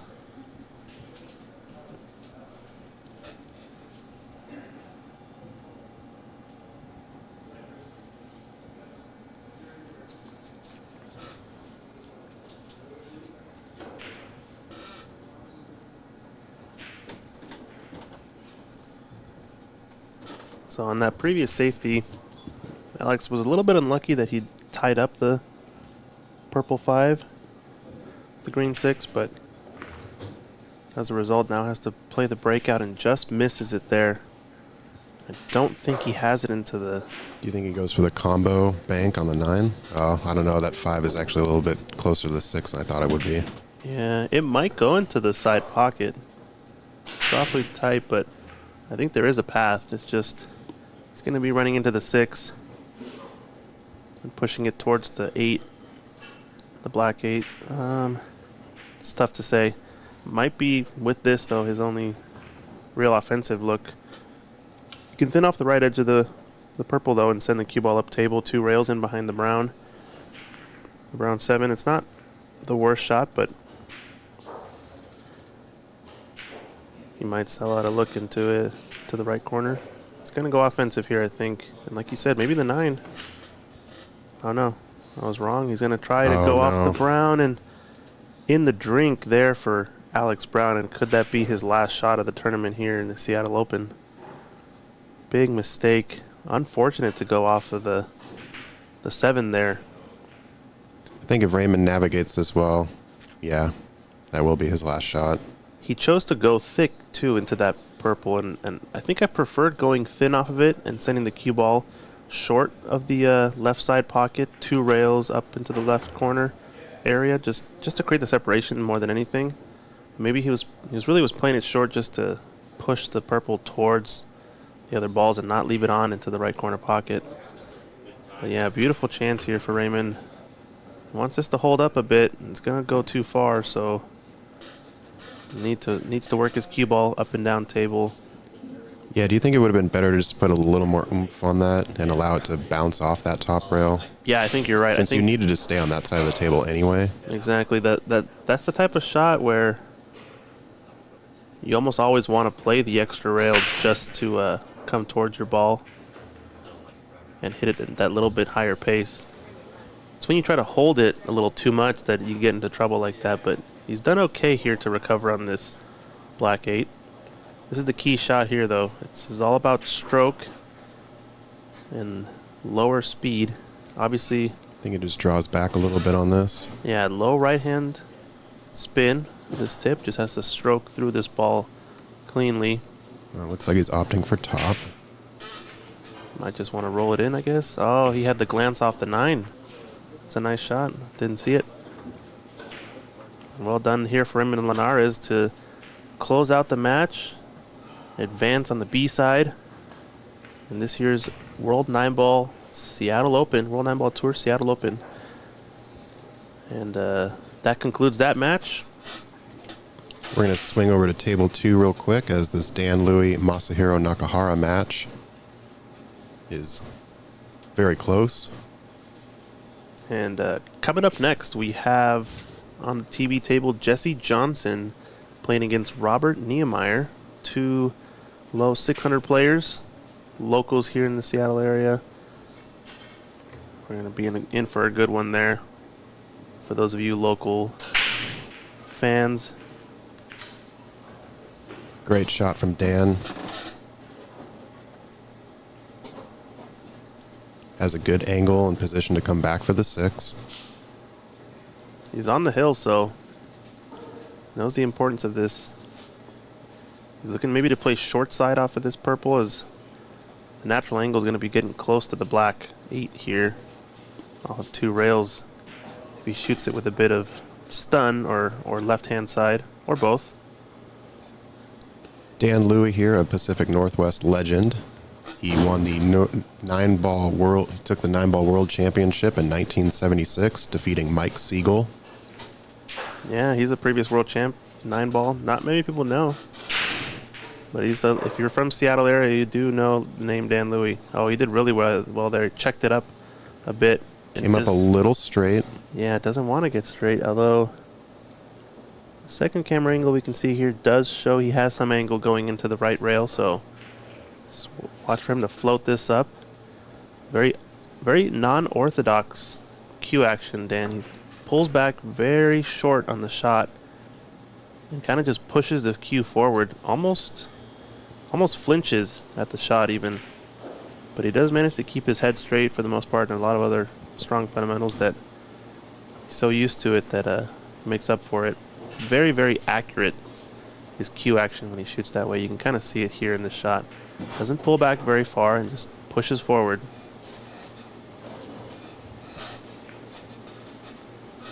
And that's Great recovery. not something you learn or teach at home, but he's done it for so long. It's kind of like that thing, you never change what's not broken after practicing it that long, and it's going to be a great run out if he can get out here. Oh, no. Unfortunate. That's the downside there. Had a flinch. All right, now it's Masahiro's time to capitalize and make this a hill-hill match.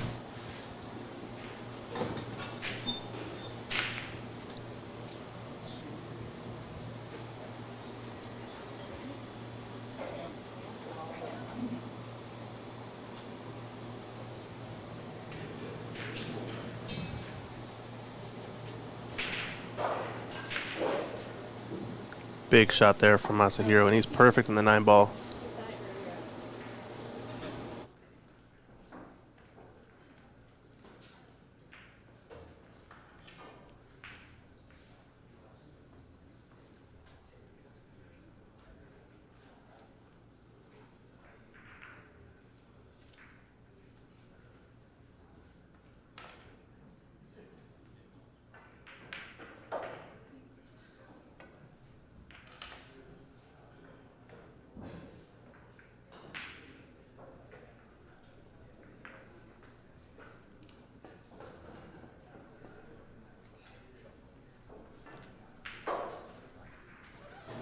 All right. Yeah. Masahiro taking that back We now have a tie game, hill. Whoever loses here is out of the tournament. Players are warming up on the main match table, so we got some time here to bring you some bonus coverage of a local legend, Dan Louie. Had a chance there, 8-9. And a bit of a flinch, a bit of a misclick maybe. Over on table 5, we have Todd Hargrove breaking once again. He is currently up 5-0 over Jeremy Gradwall. Wow.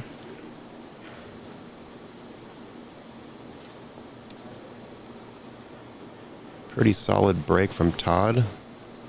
He did sink the 8 ball, and he has a view on the 1. Don't know where Masahiro is from, or don't know too much about him.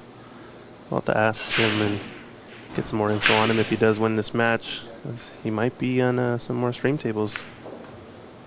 But a dry break there, and everyone always talks about how, oh, it's always going to be a dry break when it's hill, never ends cleanly. I feel like it's usually an oversampling maybe of a of observation, maybe of observation bias when it comes to those, but we do have this case here. But Dan has a starter where he can actually get out here if the 3 ball passes the 4 or goes into the right middle pocket. He's just looking at the angle.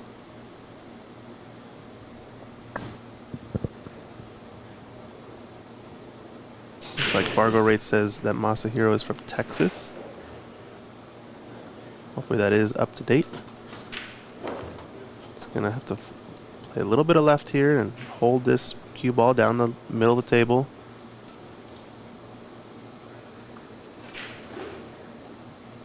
He looks okay here. I think the 9's going to be a little bit in the way, so just checking how he wants to get on this red 3 into the right middle pocket. Doesn't look like it passes the pink, although if it does, it's got to be a tight window. So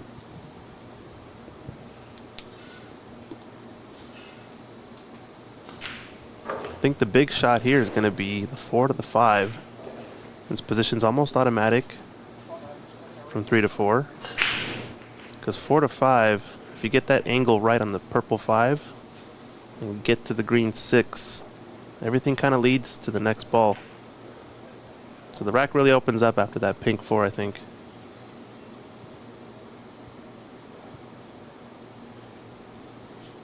Big shot here. I think he's going to come around the 9, maybe 2 cushions.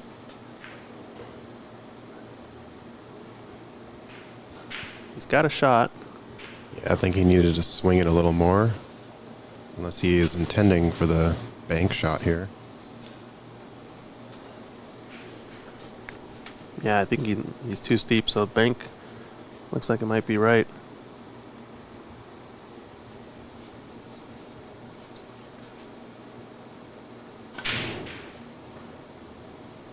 He's come short on the bank, so these tables are starting to play a bit short now as conditions are getting worn in. They're not brand new. They're a couple weeks old. But he's gotten a fortunate result here, leaving it glued to the purple. I think really only has the option of thinning off the right side of the 3 and playing it up behind the brown. Maybe the green.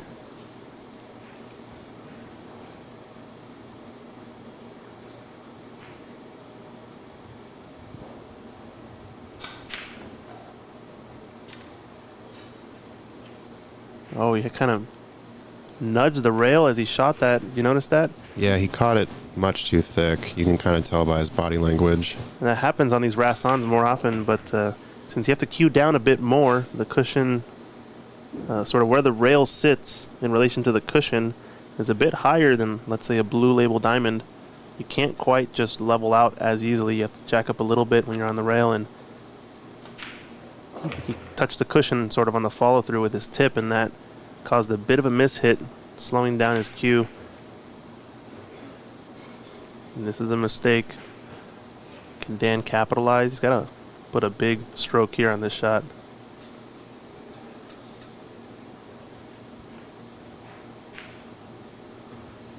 He played to roll forward 2 rails out of the corner, and now Masahiro has a chance.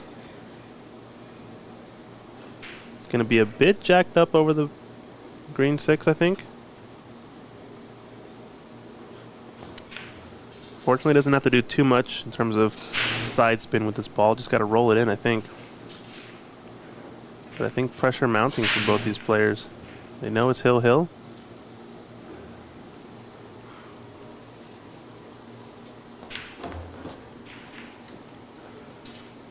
Good shot from Masahiro to make the ball, but it's going to get pretty straight and jacked up again over the green 6. And this was always the tough shot, getting the right angle on the pink to come across table for the purple 5.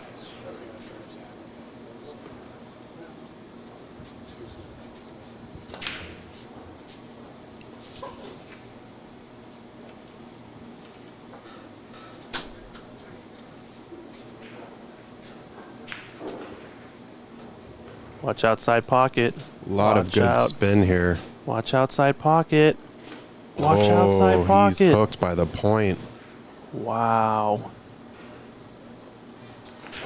What a shot to make that and hit the gap between the purple and 9. And oh boy, at this point you almost might as well prefer to have gone in, because how unlucky is this? You kind of knew that was an option though, so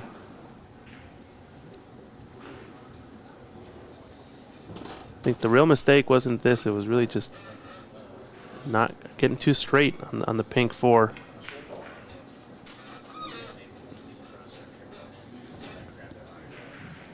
Update on table 5. Todd Hargrove took that other rack, so he is currently up 6-0 over Jeremy Gradwall. Successful break and a good position for the 2.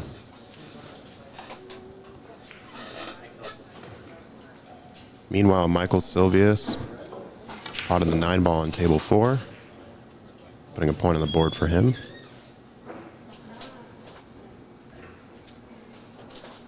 Yeah, table 1's warming up still. Pause while we finish coverage of this hill match.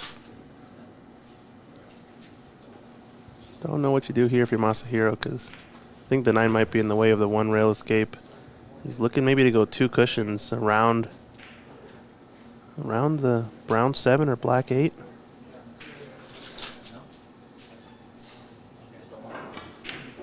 Yeah, and that's going to be a ball in hand. Show the replay here of the great shot to make the ball and get the spin, play the line, but going dead into the side pocket. And where it held up, might as well have just given up ball in hand, I guess. So Dan Louie now just has to close out the bank account here.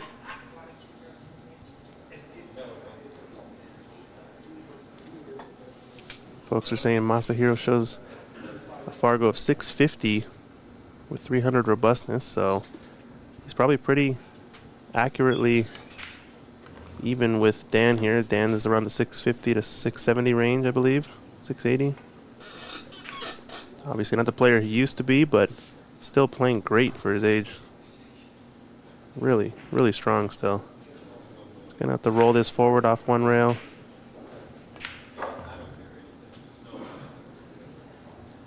How often it is. It's one thing to get the mistake and the ball in hand, but what really matters most is closing it out when the pressure's on.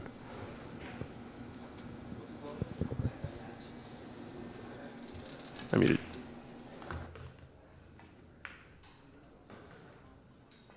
Uh-oh, a mistake from Dan here.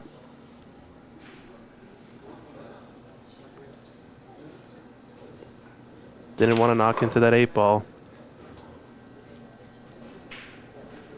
This is really, really thin into either corner pocket, so I think we're going to be seeing a safety here.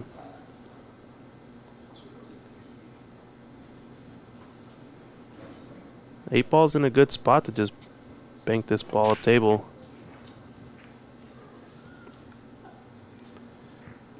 Like we said, he doesn't have the most conventional of cueings, but he is an ex-world champion back in the 70s. some famous videos of him playing Earl Strickland, and he did beat Mike Siegel, I think, in that World Championship to win back in 76. 76. Yep. So a legend here in the Northwest, Dan Louie. He's playing a solid containing safety there. 7-ball, not quite frozen to the rail.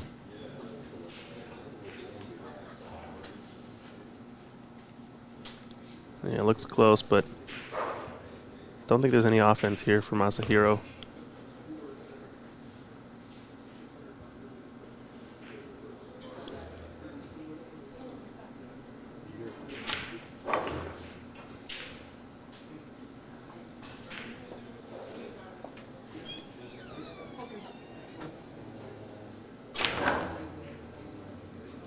He's playing separation with the black 8. He's got a good 7-ball. But I think our other camera angle does show that he's left an edge of the brown 7. Send the cue ball maybe up table. So I think we're going to see another separation here. Clip off the left edge of the brown 7 and put the object ball right where his tip is. And send the cue ball 2 rails down to the bottom rail. He's just looking to see if he can get in behind the 9 maybe instead with the cue ball.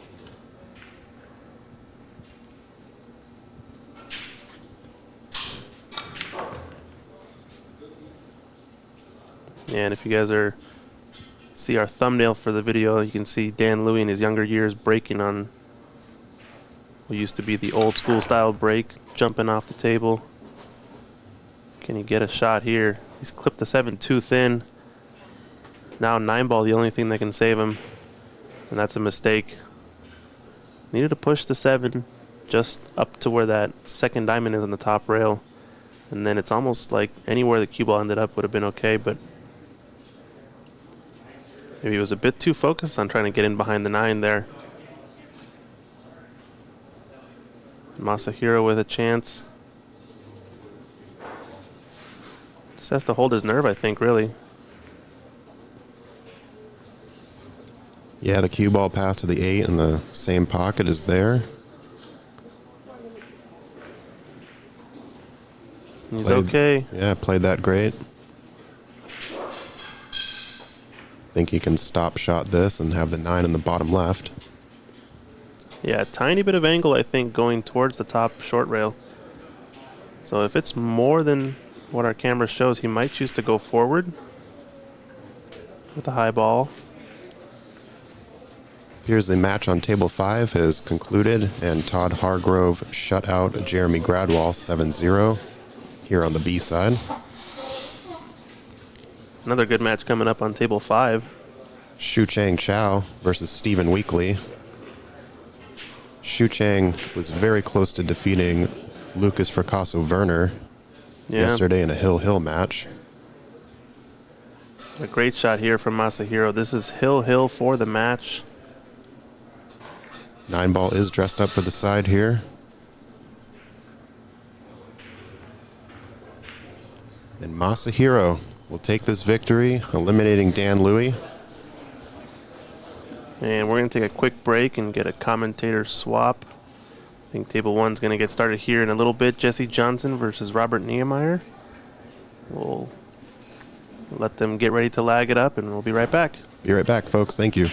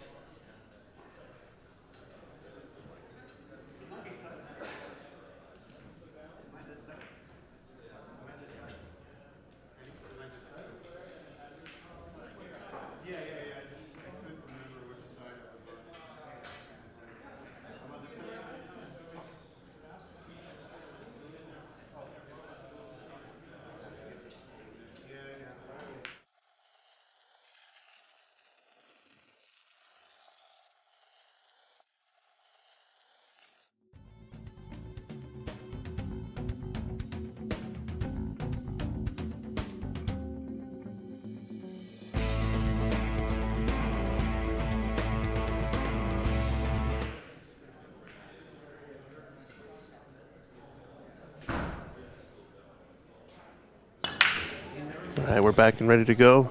Here, TV table match between two locals, Jesse Johnson, Robert Niemeyer.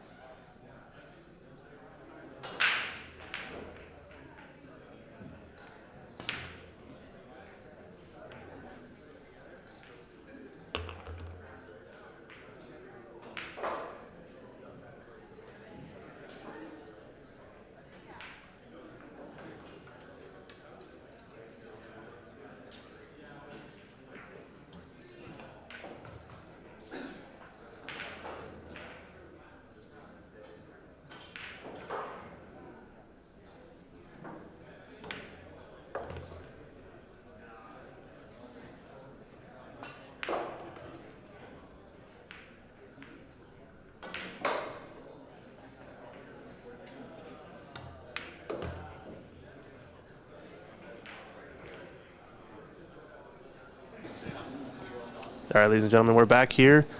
I've got a commentary guest here, Sue Orr. How's it going, Sue? Good. Thank you for having me. This is Christian Youngers and Sue bringing this match to you here. Coverage between these two local players, I believe. Jesse Johnson broke off the balls. He's at 6:15. Robert Niemeyer at the table, 6:07. So it should be a pretty even match. This is a B-side match. I heard we do have a big one coming up on the A side. I think it's going to be our next match on deck will be, I think it's Max Eberly versus Blake Baker. Yeah, that's going to be our match on deck. So you're going to want to stay tuned for that. But this one's going to be deciding the tournament life for these two players. And a decent starter here for Jesse after the miss. Seems like he's been playing pretty well. Rifles that ball in. Yeah. The table also calmed down quite a bit. Yeah. And so I think it's making it a bit easier for these guys to move around. It was quite difficult the first day. And Yeah. so now that they're a little bit dirty, it's working to our benefit, I feel like. Yeah. You just got off of a match, right, between you and, was it Nick De Leon? And Nick De Leon. That was actually my first time playing against him in an actual... in an actual match. I've been in an event where we were on opposing teams. Okay. But I've never played one-on-one with him, so that was my first time. What are some of the highlights of your pool career, Sue? Give us a rundown. Oh goodness, I don't have a highlight. No? Where do you play out of mostly? I play everywhere, and I just love the game. And I commentate when I can. I've commentated in the Swanee. I've commentated in several big matches in Vegas. Even the U.S. They did ask me to do the U.S. Open, but if I'm not mistaken, I think I was playing, so I wasn't able to. Yeah. Besides that, I have a YouTube channel where I showcase my three cushion shooting and a few matches here and there. Very nice. Yeah. So where are you based out of? Well, I actually used to live here. I Nice. lived here. I moved 2011, and I've been in Vegas ever since. Nice. Yeah. The So I big actually city. know a few of the players here. Awesome. So, yeah. Good yeah. stuff. Yeah, we were seeing your match. I think you had quite the draw in the first round. You played against Georgie, I believe, right? Oh yeah, and it was really difficult because I am not a fan of morning matches. It's just not my normal, and so my body just wasn't functioning. I knew it wasn't gonna, and Right. so, but you just work through it. That's a good stroke right there, but no reward. All right, Let's see what he can do. he's got to bear down, shoot it straight. So Jesse Johnson at the table. He's got his own YouTube channel going too, PNW Pool Thing. He's a player here in the Northwest. Oh, okay. Check out his channel. I think he just started a little while back, and he's kind of doing that similar Stay down. exhibition style Big shot. He kind of, I don't know if you saw that, he didn't really hit that with authority. He kind of just lobbed it a little bit. Yeah, and that's probably the worst speed to shoot it at, honestly, No, right? you got to, you got to be sure. And even if you're not sure, you can't let your body show it. That's the thing with these shots. That's right. There you go. Nice shot. Good stroke there, and taking advantage of the mistake. So Robert Niemeyer takes it 1-0. So what are you thinking so far of the tournament, though? Running smoothly for the most part? Everything Oh, going I'm well? loving it. Yeah, Yeah? I actually, I appreciated the Friday start, really, because Yeah. it made us not have to play late into the night and then wake up the next morning. For me personally, I have to drive an hour to get here. Yeah. And so just to have those gaps and where we're not worn out from one event or from one match to the other, it helps a lot. That's So, right, yeah. And so far, too, it's kind of early in the tournament, so we're kind of trying to force the bracket to stay top down in order, so you do get a decent break in between matches, which is nice. And if you guys are enjoying the stream, do drop us a like and a follow, a subscription on YouTube. We're also streaming over on the Matchroom Pool page. Show them some love as well. Bringing you some good pool action here in the Pacific Northwest. Who's been your favorite matchup so far? Your tournament path has been Georgie in the first round. You won a Georgie match played yesterday. good, too. Georgie played solid. I also played Joe. I think Joe is a local player. Joe who? I couldn't remember his name. He actually, he was looking forward to playing me. He knew of me, which is, I always find it funny when players know who I am because I'm a nobody.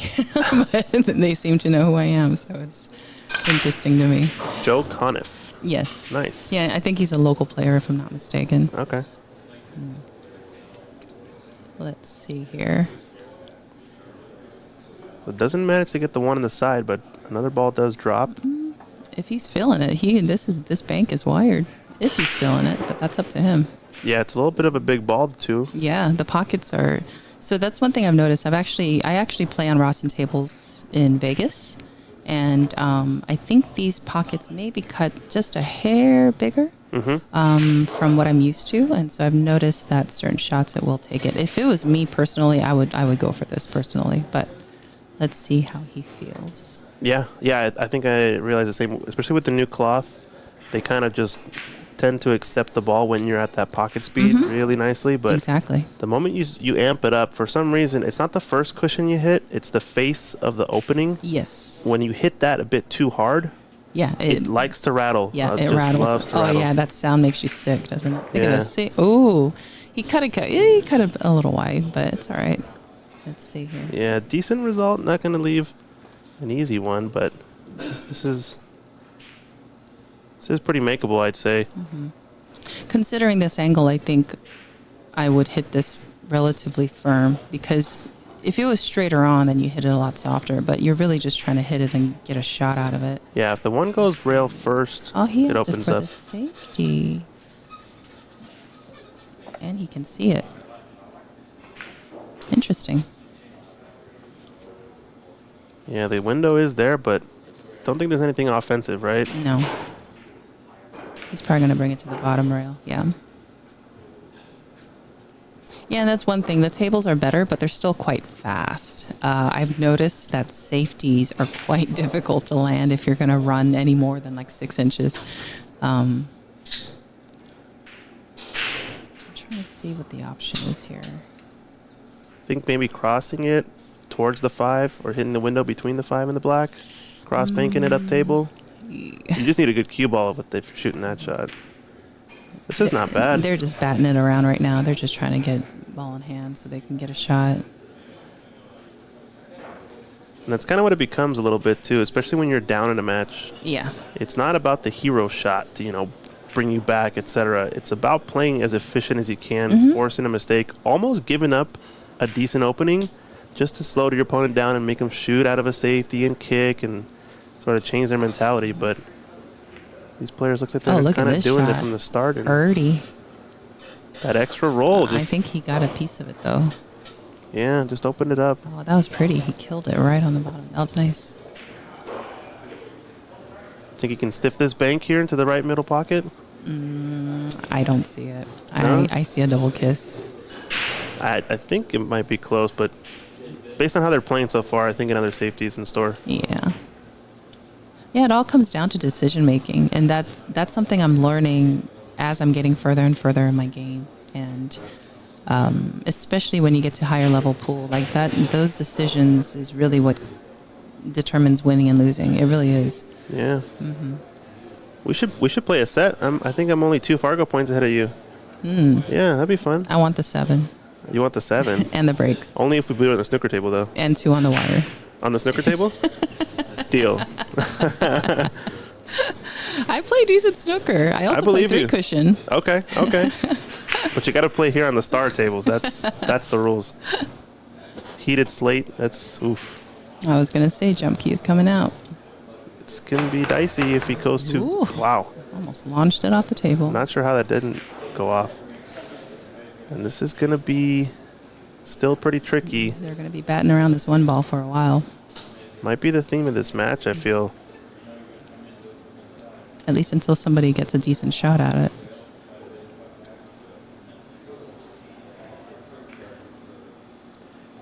So if you check out our second stream over on Ox Billiards YouTube page, you can see some of the side matches going on. It looks like a new round kind of just started.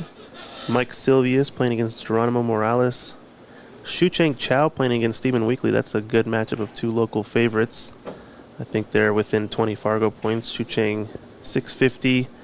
Has had a strong tournament. Hill lost to Lucas Werner in the first round. Was a close one. Good stroke. Got a shot on the 2. He's going to just have to touch this, probably shoot the 4 in the side pocket.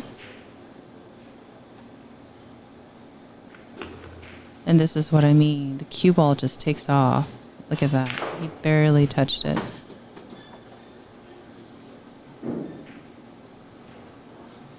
If he's feeling good about it, come 2 rails for the 5.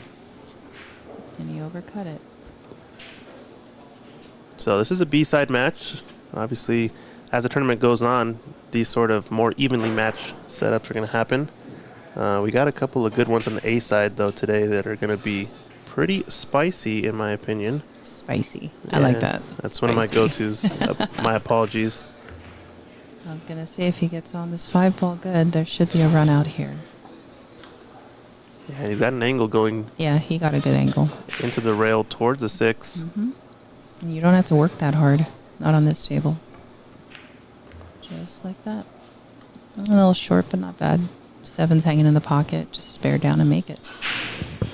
So Vegas area. So were you there for all the U.S. Opens that happened? U.S. Open 8-ball, U.S. Open Yeah. Yeah. 1 pocket, all that stuff. Is that where you're going to commentate Yeah, for? I actually played U.S. Open 10 ball. That's what I nice. played. Yeah, I played. Okay. And I actually just came from the Texas Open as well, too. Oh, very cool. Yeah. So you've been all over the place. Yeah, it's. I didn't expect it. I really didn't think I was going to be able to, and then it all just kind of lined up. And then I didn't think I was going to do as well in the Texas Open, but I did pretty good too. How was your result?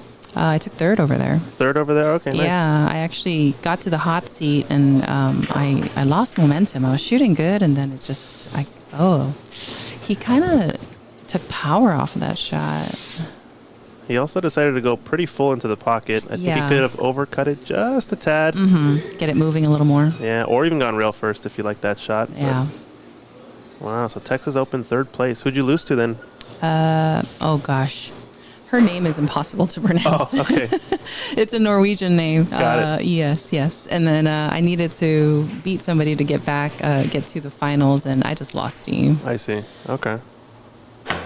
Well, that was a pretty good tournament. I did enjoy the live stream. I think it was Post Up that was running that stream, right? Yes, I believe so. Yeah. Oh, it was fun. It was, oh man, the energy in that room was amazing. It was my first time playing it, and now that I've done it, I plan on playing it every year if I can make it. Yeah. So. And Griff's historic pool hall, right? Obviously. Texas Open. Skinny Bob's. Skinny Bob's, that's Skinny right. Bob's and That's Round also a Rock. historic pool hall. Yes, I've noticed that. Very well ran place too. Tables are fantastic. I have no complaints. There you go. All right. Robert Niemeyer really just taking advantage of the mistakes from Jesse Johnson. And we'll give you guys a quick video and be right back.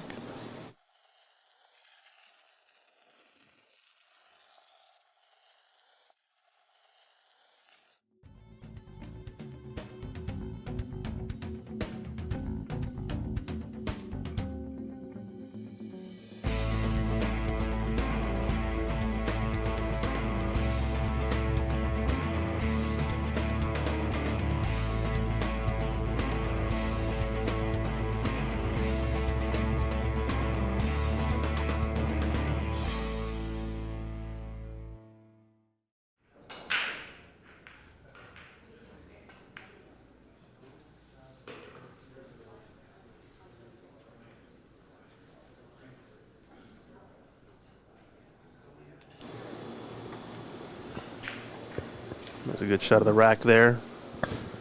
And going into the third rack. And I just wanted to respond. I just saw a couple things on the chat. Stacy Medina, thank you so much. I wish I could have shown you guys a better match, but I struggled with the equipment quite a bit. And, the field here is quite tough as well, too. And I knew that coming into it. So either way, I'm really happy I played and I made it. So thank you, Stacy. Yeah, this is our first big event here at Oxford, the pool scene, matchroom ranking event. Hopefully we're doing a decent job of showing you guys the action and bringing you some good pool clashes between Northwest players and a lot of pros. And Jesse Johnson seems to have had the initiative offensively in most of these racks, but just coming up short on some of the mistakes. Good stroke on that one ball. I was just thinking he's got to put a little bit of stank on it, and he did. Oh, excuse me. Yeah. So Texas Open is streamed by My Pool Action TV. And, Yes. That's right. So then Oops. post up, they were doing the U.S. Opens over at Griff's. Gotcha. That's what I remember. Oh, okay. Yep. Funny enough, though, I think him and I stumbled upon the same cameras. I think he uses the same cameras, Collins Newey, as we do here. Man, he stroked that ball. Only can really do that on the new cloth, right? Yeah, I know, Certain right? shots you just don't go for when you know that Nice it's worn in. little easy draw for the four. Wow, he is just muscling him. Ugh, Oh, no. yeah. Disaster. That's one thing that, I left Washington many moons ago, and just being in Vegas, it's just been a whole other experience because a lot of these huge events happen in Vegas. And so to be able to just be there, like up front and center, and just experience everything and meet a lot of these guys, it's just been really cool, to be honest. Yeah, the pool world is a lot more accessible than you might think compared to like other pro sports, Oh, yeah. A lot of the players are really nice. You generally can almost get any lessons in the area when you have a big event in your area as well. Absolutely. Pros will be open to want to do lessons, and pretty easy to reach out and contact them. See, right there. Uh-oh. He got there, but Yeah. it is a little wonky. Nice medium, 2 rail for the 8 ball. Maybe even 1, depends on how he wants to play it. Yeah. See, he's coming a bit short. He's understroking just a hair, but it Yeah. looks like, he's making the balls. That's what matters. Yeah, I wonder how much of it is just his style, or if it's a bit of a timidness knowing how fast the The tables play. yes. That one He's there. doing all right. He shot it thick into the pocket too, and ends Yeah. up perfect. So Doing all right, yeah. It's got the cue ball's got a lot of momentum. It's not as bad today. Yesterday, oh my. yeah, I was struggling. yeah, and it's fairly dry down here too. So I think that also plays in the same favor of Yes. really quick conditions. I think I was talking to Oscar Dominguez on the first day he got here, and he was just talking about in general. He's a pool room owner over at Hard Times, and he talks about the table cloth, what types of cloth. We were asking him questions about Andy cloth, etc., and it seems to perform really, really well in really humid conditions, as it doesn't really slow that pace down Interesting. like Simonis does. But yeah, if you guys want to read up more, Andy Cloth did sponsor this event, so give him a check out. Still playing really solid and pretty consistent, I'd say, the Cloth. So just a matter of getting used to things.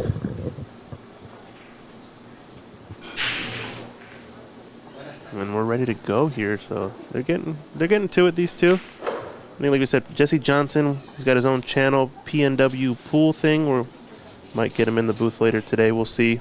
I'm gonna check it out. Never heard of it. I've heard his name though. It sounds familiar to me. Yeah, he's doing this style of exhibition matches over in his home in a little studio Interesting. setup, and just showcasing random local players that kind of match up well together. There's like a handful of streams in the area. I feel like they Yeah. do that. Chalkbox is one of them. I think FNL is another. I always appreciate people who do these kind of things because even I myself, I know how much time and energy it takes to do them. And Right. so, and a lot of times it's a passion project. You know what I mean? You're not Yeah. getting paid millions of dollars to do it. Of course. And so it's really truly for the love of the game. Yeah, I had a feeling he kind of overshot that.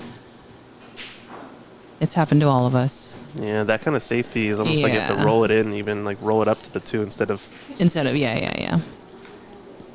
Or do one of those like stun stop shots. So after it rolls forward after it stops. That's Yeah. another option too. The stun run through, Yeah. as they say in snooker. Stun run through. Yeah. Oh, there you I think it leaked out. I can't. Nope, he's good. So it seems like The one rail kick is not natural. He's going to have to put quite a bit, actually, a bit of right and maybe even a bit of draw. Let me see here. He could jump, which he's going from the high rail. Oh, low percentage. Let's see how he hits it. Low percentage. gotten a good result. Yeah, I think. I generally don't try to kick that way. Yeah. It's a lot of real estate. Yeah. You really only see that when the ball's kind of near the pocket, as you might roll it Exactly. in or pocket it. Yeah. Right. That's when the risk is kind of worth it, huh? Yeah, I play three cushion, and Koreans have a name for that. They call it an island in the middle of the ocean. Yes, Yeah, exactly. it is. Yeah, It's like a smaller ball, or was another word to say? Much that they- smaller, right, yeah, When it's out in the and- middle. yeah. Especially when, like right in this case, the one being close to the 9 maybe also makes it a tougher ball to hit just for some reason. Mm-hmm. That extra ball in the way. Been seeing some good kicking, though, on this table. I don't know if you watched the match yesterday. I think it was Sam... Good stroke. Yeah, he's on the 2. He's nice. Yeah. What was the match? Oh, man, I'm trying to think. Woody Nielsen versus Sam Henderson. And I think Woody was breaking and miscued on the break.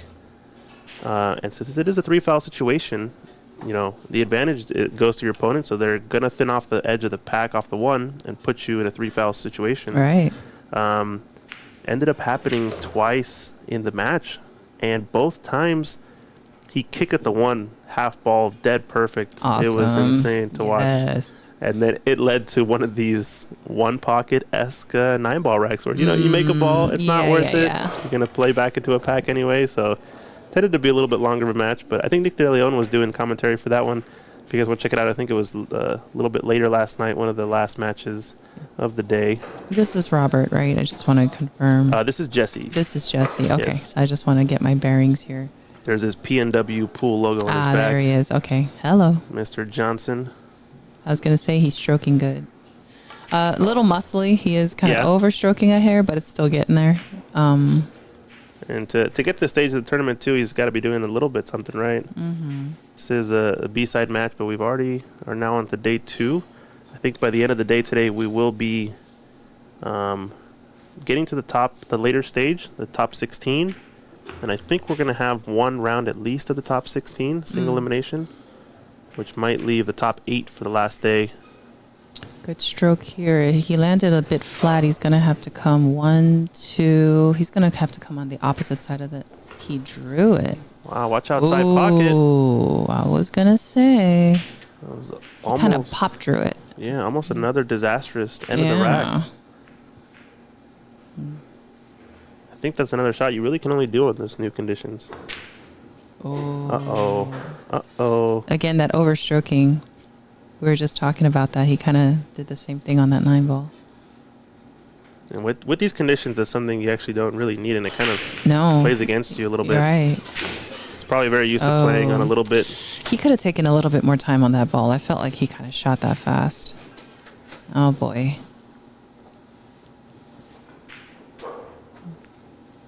Oh, yeah, someone's saying in the chat, Woody ended up 3-fouling Sam in one of those racks, kind of flipping the tables on him with a couple of good kicks. All right, Jess, you got the 9-ball here. Nice and easy. Knock this one in. There That's you go. the stroke See, he he needs. didn't muscle that one. Very nice. Good stuff. 3-1. We're going to give a shout out to our sponsors for this event.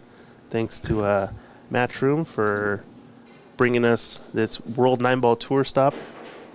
And Table Fitters out of Idaho, Zach, doing good work, installing the cloth and redoing these tables for us here. Putting on this Andy Billiard Premier cloth, sponsoring this event and others. Sandro Manzel, he's a great photographer here for pool players in the Northwest area. Go check out his Facebook page. He's got plenty of BCA tournaments, a lot of tournaments here at Ox. Some of the pros that we've had here on the snooker side and on the pool side. Does a really good job and kind of snipes pictures when you're not noticing. And then of course Lippman Lights lighting up all of our tables here. Every table we have here lit by a Lippmann light. Such a nice setup. The diffuser works really well, doesn't strain the eyes, and provides plenty of light. Even the snooker tables, we've actually combined two 7-foot pool table lights from Lippmann Lights and put them together to make one for the 12x6 snooker table. So it works out pretty well. Yeah, they're very nice. Oh, and Clint, just to respond to your comment, you're right. I mean, the tables were quite fast. I mean, it's kind of understood. Anytime you recover them, it's going to be fast. For me personally, I think the fastest, most uncomfortable tables for me to play on since I've been playing was the Predator tables. It was a learning experience. I got through 2 matches, and I finally got to a round where I played Wei Tzu Chen. And I watched her, and I noticed that she wasn't stroking anything. She was kind of just touching the balls. Oh. And so I started emulating her, and I noticed that the balls were going down easy. So these guys play on it so regularly that they understand. Yeah. I, on the other hand, had quite a bit of struggle. I did get a few games against her, but it was a big learning experience just watching her as well, too. So. Right. You notice that, I think, with the players here, too. Tyler and Oscar, they're hitting the ball so smooth and so easy, and it's all about just the stroke. It's not about you let the ball do the work. You let the ball do the work, and you can in the room it's a different story because you see it online all the time. It doesn't do its justice because when you see it in person and you really hear the sound the tip makes against the ball, you actually see how slow they're actually hitting it, but how quickly the object ball feels like it zips to the pocket. Takes off. Yeah. Those things, intricacies, you can't really catch on 1080p 60 frames on a screen. But when you see it in person, you really start to see it. And if you just, like you said, start to emulate it, all of a sudden, this little magic happens when you're like, wow, I've been doing it wrong this whole time. Yeah, like the tables I normally play on are diamonds. I'm quite comfortable on diamonds. Okay. But I have shot on Rossin tables. But I gotta say the Predator ones takes it's like a bit of adjusting. I think wow, he killed that good. My favorite part of the Predator ones, I did play on like a couple racks on them. I will say is probably just the fact that the queuing space is all flat across the pockets. That's kind of nice. That's probably the biggest advantage I've seen. I don't have too much to say about how they play. I do remember watching it though on stream. The first iteration they had of those 9-footers was pretty rough to watch. But I think actually Ernesto Dominguez, Oscar's dad, was there for the rescue to try to refit the tables, and there were some weird rolls happening. I think Jason Shaw was being a bit dramatic about certain things and whatnot, but obviously had some point to do because I think it was the Vegas event, the BCA CSI Expo, that was a little bit of a weird situation that first year. But yeah, obviously you iterate, you get better, and they're always going to be a little bit different. Call me biased, but Ernesto and Oscar, they're the best. Yeah. And I only say that because when I first moved to Vegas, most of the pool halls, if not all of them, used to have Ernesto and Oscar come every year to recover them. And one of them, which was my home base, was Q Club. Got it. And I still remember to this day, the table would be worn. I mean, just worn. And I remember we played tournaments on it, and that ball would roll so true. And it was just astounding to me because by the time it gets to that level, you're used to seeing a bit of rolls, and it needs to be recovered. But it stayed true the entire time. I was really, really impressed. They're very, very good. I think it's almost unanimous in the pool world that Oscar and Ernesto are the best. They're the best. Yeah, I don't think there's any competition to say that there. But Jesse Johnson takes this one down. Looks like should be 2-3 now in this one. Oh, and this is a B-side match, so race to 7. Okay, yeah, race to 7. So a little bit quicker on the B side. I think it's helping the tournament stay on schedule. So far, no big delays. I think our next round should be starting here around 1 o'clock matches. If we take a look at the bracket over here on the side, I think the match everybody wants to see on deck is going to be Max Eberle versus Blake Baker. That's going to be a good match. Yeah, 733 versus 753 Fargo. That's an A-side match, so we're going back to a race to 9. Blake Baker won the USM, didn't he? That's right. A little while ago. I think it was before COVID. Yeah, I remember the name. Actually, I met him too. Let me take that back. I did. I commentated one of his matches because he played in the Andy Mercer in Vegas. Oh, I Yes. see. And so I actually did meet him. I totally forgot about that. Sorry, Blake. Yeah, I think he's a player out of Ohio, if I'm not mistaken, and then he moved here to the Northwest. He lives in Spokane now. Ah, I think has a daughter out there, and you know how it goes with all the different things that catch up with us. But still pretty active in the pool community. I think he's playing a lot of the events here in this Barbox tour. I think Ultimate Pool or whatever that tour is that's happening. I think he's playing in those events. And we did have him here at Ox for I think our inaugural Libin Lights Northwest Cup. I don't know if you've ever seen that online. It's Oregon versus Washington Moscone style affair. So he played in our I event. did see that, yeah, Raw actually. Hanna was commentating with Allison Fisher. That Very was, I cool. think, 2021, I believe. yeah. Before we had all this stream set up. And Tommy, just to respond to you in the comments, that makes a lot of sense. Ernesto did the tables at Skinny Bob, so it explains why they played so perfectly. Of course. There you go. Thank you, Ernesto. Much appreciated. Yeah. Would you bat at the 9 here? He might. I think the 3 is a little ripe for the safety, so probably not. He's lost his cue ball, though. Yeah, no, he's about to leave a duck here. Yep. All right, potential run out. So got to spin this cue ball a little bit to get to the left rail, and needs an angle on the 3. Just hit it a hair thicker. Just hit it thicker and just get it over. Yeah. I almost like. Yeah, I think he's I don't close. like. It's all right. I think he's just okay. Yeah, just enough.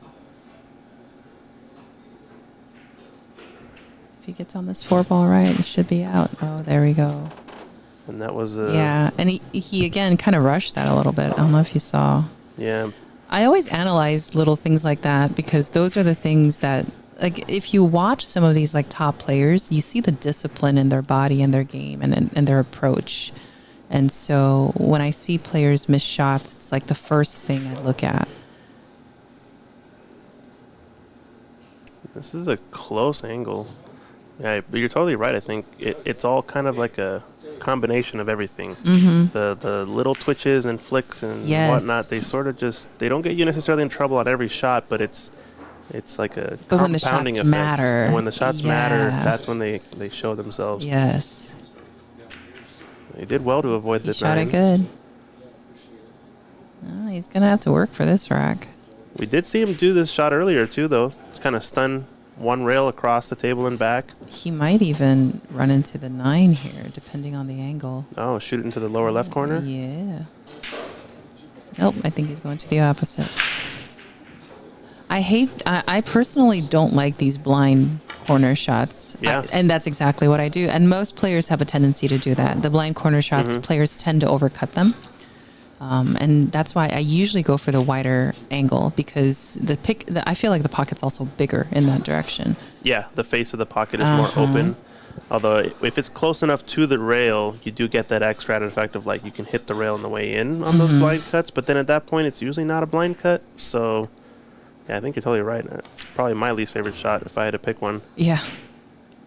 I think if you ask any snooker player too, that low black blind cut into the corner, you guys know what I'm talking about. Back cutting it kind of thing. That's also deadly, dangerous shot. And then what's interesting about the blind cuts as well is your body seems to want to fight you. So you naturally want to turn your wrist even though you don't want it to turn. You know the aim is there, but you naturally tend to turn it, and that's the reason why the shot's overcut 9 times out of 10. And then you overthink it, and you're like, this, I always overcut these. I got to aim it thick. This doesn't look right, so I'm going to aim it a little bit, just a tiny bit thinner, and that's it. And You then go you dead overcut overcut it. Yeah, and it's like, come on. A couple of good shots here from Robert, but Nice and easy. he's a tough 9-ball left. Nice and easy. So mistakes back and Yeah, forth. and that's another thing. You cannot miss 9 balls. That's a big one with these events. Who's the young? Just to respond to the comments, Tommy, this is Sue Orr. I requested that I have just a little bit of time in here just to commentate for you guys, and so Well, you're an expert, it sounds like to me. We'll keep you in here for the rest of the event. What do you mean? I have a flight to catch. I got to get back home. I've been away from home for almost 2 weeks now. All right, fair enough. Well, we're glad to have you here. Yeah. I will be course. releasing more commentating videos. I've had quite a bit of requests from players. Here we go. Oh, I see. As in, like, you commentate over a video that they've already played? Yes, and there's actually a lot of videos that have no commentary. I mean, YouTube is just It's full huge. of them, and It's- so especially videos, even like providing alternative commentary and things like that. I also have ones where I can translate because I speak Korean. So if it's a Korean match, I can translate into English. And I see. Very Yeah. cool. wow, there you go. Jack of all trades, then, huh? Nah, I just love pool. Yeah, if you couldn't tell I feel already. You there. I feel you there. Oh, thank you, 100%. Tommy. I really appreciate it. He said great shooting in Texas. I did my best. So you end up coming directly here from Texas? I actually originally I was supposed to. Well, I was going to stop by Vegas and then come here, but then we're like, my parents live here. They still live here. Nice. So I figured it was an opportunity for me to hang out with them before I. So this trip ended up not just being me playing pool all the time. So Very cool. yeah.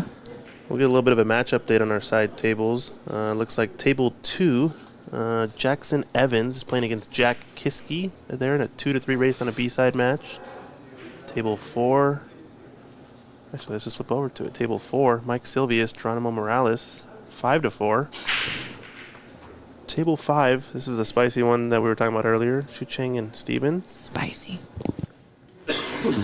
Tied up 2-2, and we might have to pan over to this one as that one gets close to its conclusion. This camera is too cool. It's a little bit, I'm loving it. yeah, a little bit of a Fancy. fancy innovation that we get to play with. I really enjoy it just because I get to see all the tables. That's unfortunate. Yeah, Would you go for the one railer here? I mean, it's technically on, but it's going to be Can so you see thin. it? It doesn't look like you can see it. I think Can you can you? see an edge if I had to guess. No, there's no way. Sorry. You do have to go for the one railer, I think. I think the two railer might be higher percent, but it's not quite there. Efren might say otherwise, but even if you catch the one half ball, you're probably going to separate okay. Beautiful. Hitting a full is Oh. the only mistake, and Yeah. yikes.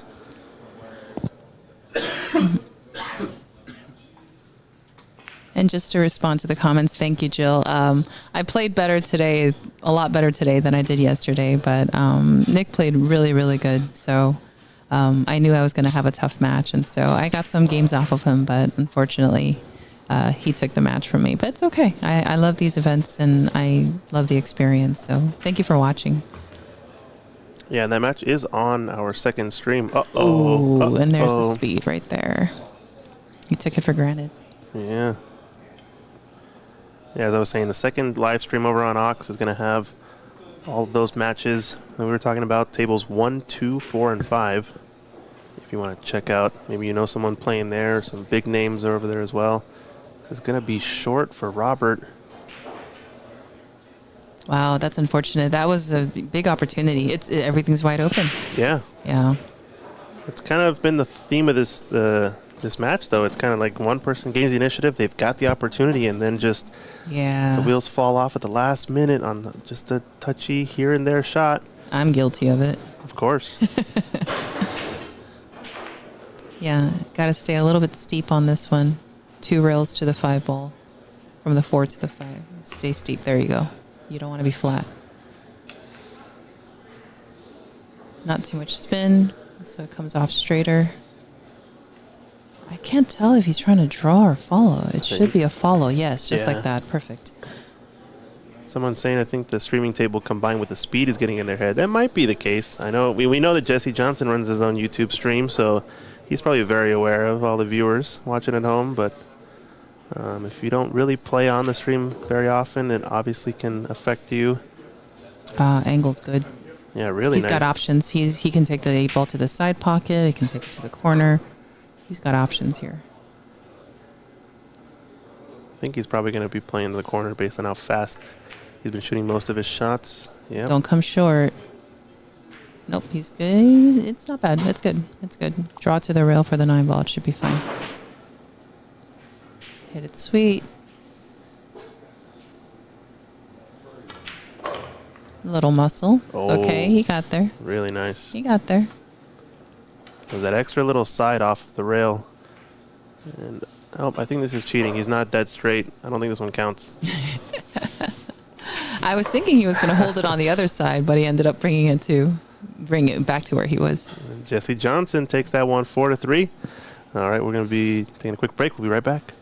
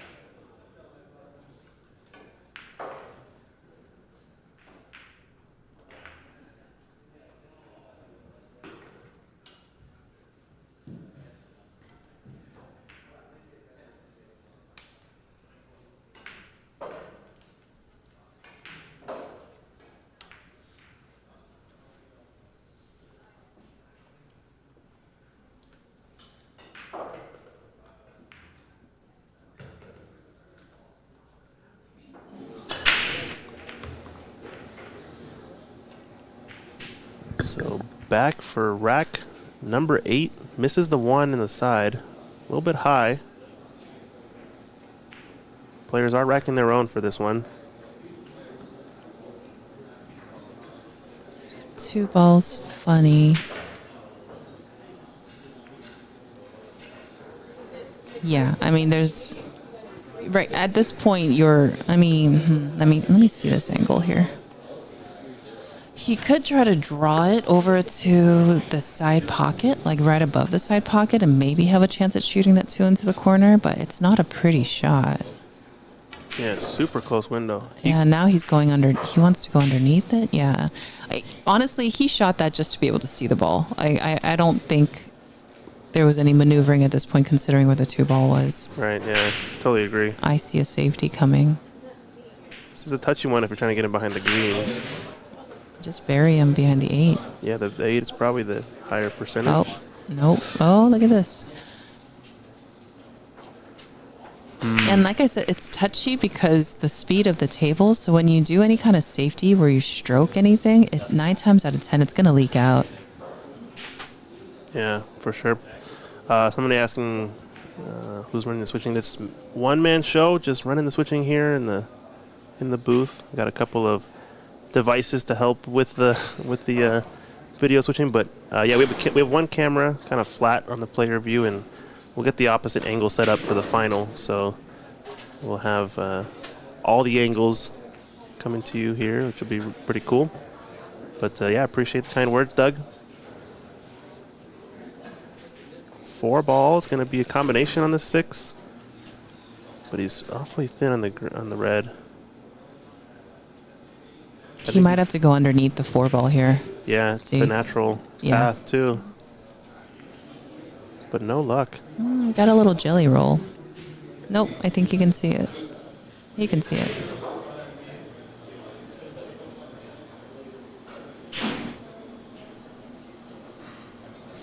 Yeah, I do believe the score is 4-3, Patrick. If something is off, do let us know.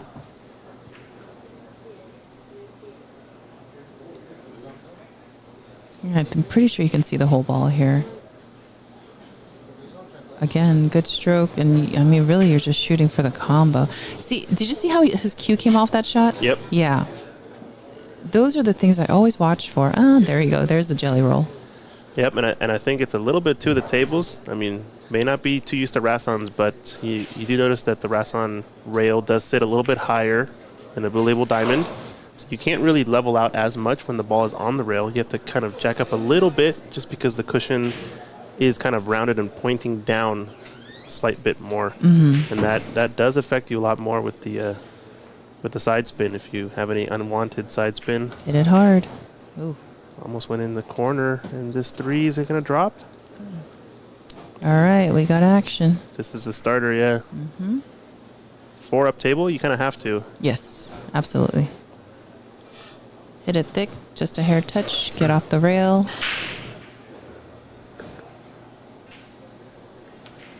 And try to get straight or relatively straight on this 4. See, he hit that funny. Miscue. He didn't really Yeah. set up yet. He kind of didn't even set his bridge. It was just kind No, of took it for granted. fire. Yeah. Oh man, if I'm kicking this, I'm kicking it hard. 9 ball sitting by. Watch Yeah. out, cue ball. Yeah. I think he's okay. Yeah, you gotta look at it. It goes, but that's one thing I've learned about kicking into space. If you're kicking into space, you don't hit it soft. No, never. You gotta just hope to get the separation and Correct. And maybe get oftentimes lucky. make it. Yeah. Yeah. I do it far too many times on a bar box. You hook me, I'm hitting it hard. It's going somewhere. Yep. And then you're just hoping your cue ball hits it pretty full, so your cue ball just stops, and then everything else happens. Let it happen. All right, opportunity here. Everything's there. Bear down. There we go. Yeah, looking pretty good, Robert Niemeyer, with the last 3 or 4 balls. He's had a couple of good runouts after a miss from Jesse. Really just taking advantage. Again, short. Oh, look at that. Did you see that spring. jumped off? Yeah, the spring off of that rail. It looked like it was going to come short. We'll take a look at that again, but I think it must have been a little bit of the spin. He But had some stank on that ball. yeah, just catching the rail. There you go. And there's another replay of that shot there. You can just see it off the 3rd rail. It just catches that extra gusto right here and just zips off of it. There, right there. It Yeah. springs off of it. That's cool. Well, did pretty well. All right, we got rack number 8 coming to you in a little bit. We'll just leave you on the sponsors page. We'll be right back.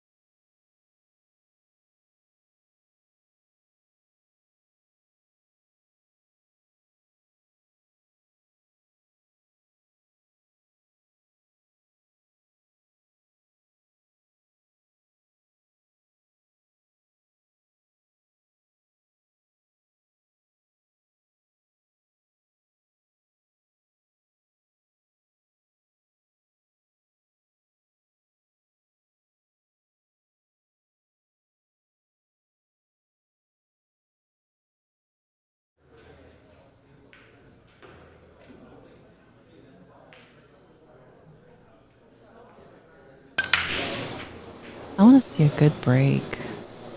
I've yet to see a really good break. You know, I mean, they're breaking it up, but I haven't seen an effective break, if that makes sense. Yeah, I don't think they've made the one yet in the side, right? No. That one lost the cue ball a bit too thin, I think, and ended up down the lower right corner, lower left corner, sorry. Maybe didn't get enough draw on it. Yeah, the 9 on the spot break is an interesting one, and some of these guys have it down to a science. Me myself, I tried to work it, and it just wasn't lining up for me. So I was just breaking them the way I know how, and honestly, I was making balls, so it worked out for me. But some of ththese guys have it down to a science. Yeah, and they know exactly why Yes. they're making it and not making it and what's going on with it. Actually, my first opponent, he made the 1 ball on the side on every break. Every break. And the problem not a problem, but one of the difficulties of an event like this is because it's a winner breaks format. So there was never at any point where I could try to gain advantage because he would make a ball. Oh, that was a good try. He would make a ball on every break, and if he didn't have the shot, then every time I approach the table, it's either I'm shooting a long shot or I'm kicking at something. That's right. That's right. So it's very hard to even try to get ahead against a player of that caliber. Yeah, it's kind of just about keeping control, right? Yes. If you don't make a mistake, you don't really leave anything on, whether the mistake is a safety, whether the mistake is a missed shot. Right. Alternate breaks would have been a completely different story, but this winner break was a different monster. Oh, yeah. Good stroke here. Let me see here. You saw how he did that, right? He Yep. short stroked it, yeah. I imagine both these players are probably more used to playing on a bar box, if I had to guess. Maybe. But just only because in the Northwest, obviously, more of the tournaments are bar box played. It's so funny. I mean, I only play on the bar box when I have to. I am a big table player I'm with you through and through. These are the little tables. I like the bigger tables, the 12 by the 6. snooker tables. Snooker. Those are the real big tables. Yeah, we actually used to have a snooker pool hall in Vegas, and then they ended up. It's funny because Americans don't really have a thing for snooker, and so this place didn't stay open. Didn't stay open much longer after I had learned of it, and so. But I did play there a few times. One thing I have noticed about snooker is because it's a 12-foot table, my eyes are quite sore after playing. Yeah, That just from the extra- aiming and it's Yeah. intense. Because you do have to get that autofocus dialed in The far, autofocus. far. Yes, yes. Yeah, especially when you're thinning off the edge of the stack, those kind of shots. Yikes. This is an interesting shot. Ooh. You know what I like here is drawing. I Oh. like into the side pocket and draw and go behind the 9, end up on the low rail. But again, the thing is, it's got to take a good stroke though, and he's been kind of short stroking. Yeah, that could have been a really pretty shot. Yeah, I know exactly what you're talking about. And you see the pros kind of do the same type of shot when they're shooting a thin shot into the corner and coming 2 rails around. It almost looks like Yeah. they can only go, super thin and scratch in the lower right. And all of a sudden you see that ball swing around. Obviously they're putting a lot of side, but it swings around the corner and it's going the other diagonal of the table. And you're like, how the heck? Yeah. Made it look easy, eh? Yeah, that shot is actually more English than momentum. Any more momentum and it'll come off to the other side of the table. But the English is what kind of keeps it kind of dancing Yeah. on that side. Good stroke, good shot. And looks like he's going to have a good angle here too. He's going to run. Little funny.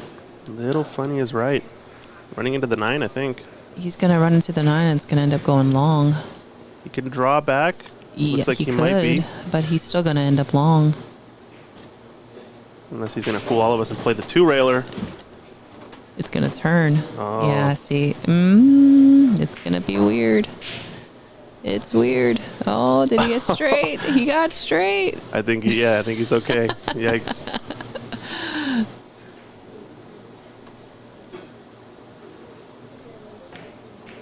Nope.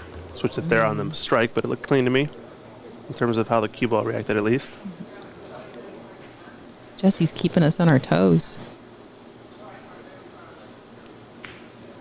This shot gets me in trouble too sometimes. Little bit of left hand high English. Always tend to You tend to overcut it. Overcut it, yeah. Just And thinking that's that the it's going to tendency. deflect, right? Yeah. Yeah, it's also.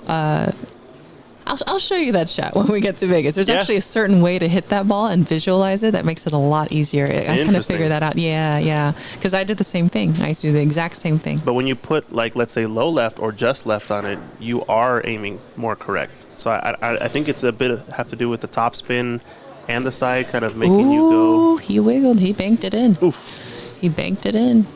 Anyway, yeah, 5-4. 1 away from the hill.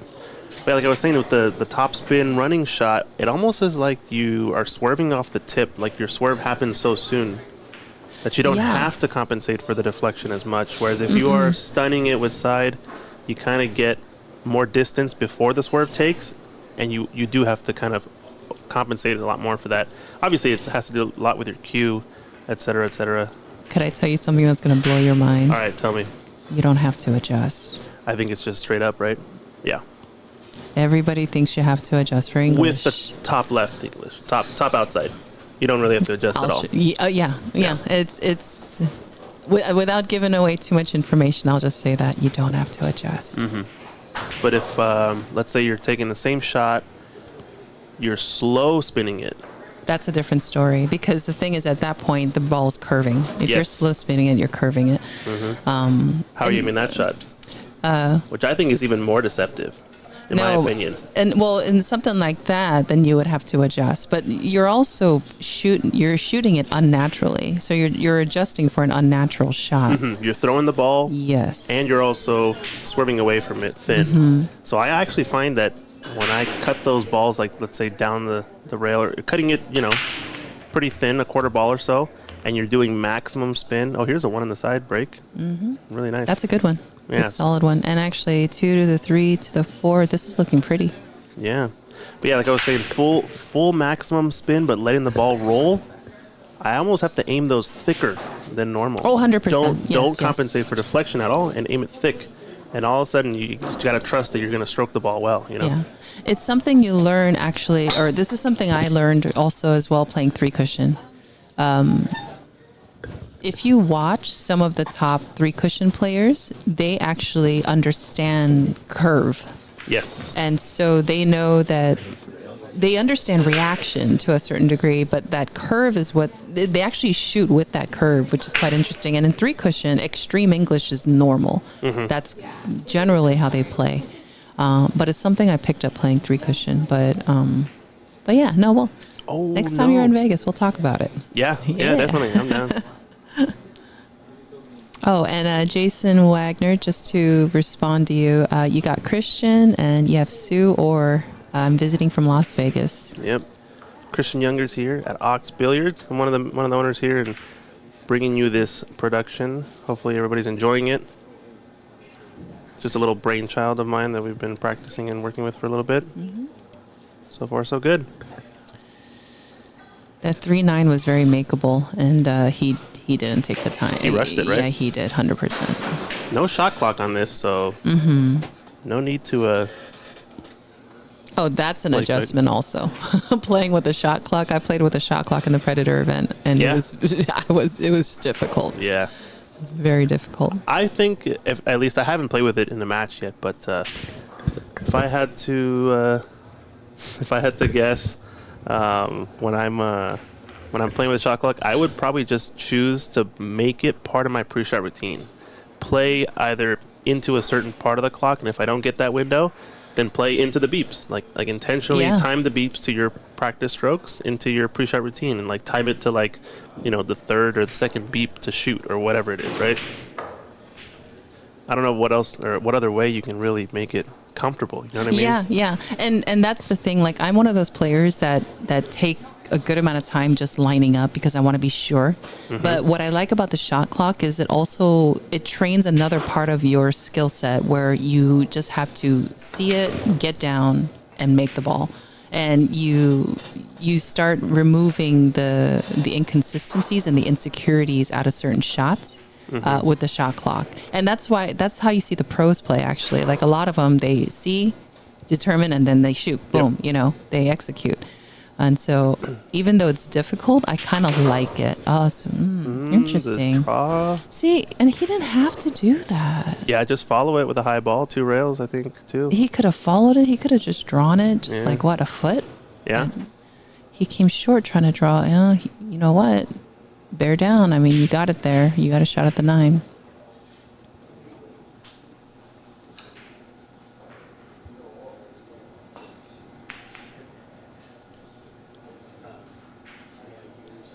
He's taking his time here. There. See that? Rifles. Oh, he hit that sweet. You hear that? Yeah. Yes. Stunned it nicely, and that's to get on the hill. So Jesse Johnson, first one to get on the hill. Nicely done. Yeah, back to what you were saying, though, about the pros. I think you're right, exactly. The pros actually play better, their best, when the shot clock's in tune. Because it's just instinct. It's point, shoot, Rhythm, go and with your just boom, first boom, boom. choice. And the only way to play it is to be confident successfully. Yes. You can't play that with any sort of timidness. If you do, you're dead in the water after the first shot. It's a different story. We're going to get a little bit of a match update on our side tables, too. We're going to check out table 2 here. Jackson Evans is 4-4 against Jack Kiske.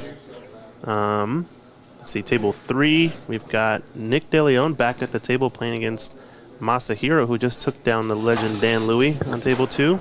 Oh, that was a good match. Yeah, table 4, Mike Silvius and Geronimo Morales are here in a hill battle.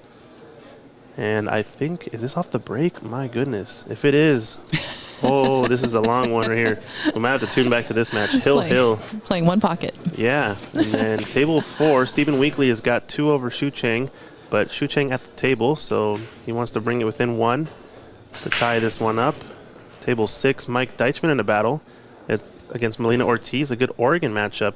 5-5, Team Oregon captain versus Lady Oregon player there. So a lot of good matches in the room. You guys can check out the action. Break. I think it's the best break we've seen Yes. so far in this Good match. break. No shot on the 2, but that was a good break. Yeah, a lot of good stuff. Is Dan Louis out? He is out. He just lost Hill. That was a B-side match. I didn't realize. B-side against Masahiro. He also gave it up, though. He had a chance at the 8-9 on a run out while 6-5 up against Masahiro. I saw that. Yeah, I saw the match. Misses the 8, and then from there on, it just didn't seem to go his way. I think he might have had 1 or 2 more chances, but just not enough to get over the line. I think we might have to check on our one pocket match, though, in a little bit. Just once the rack evolves a little more.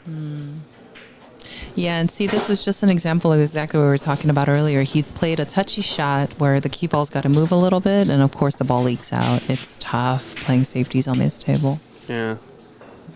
And I am one of those players. I like intricate safeties. I like seeing certain lines and landing them exactly where I want. But when the table's fast, it's very difficult to do that.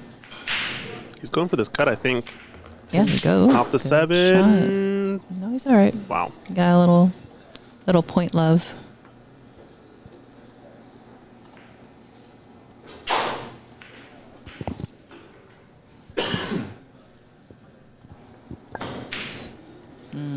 Again, muscled.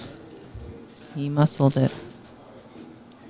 I'm just scouring the room here, too. It looks like Tyler Steyer in the room.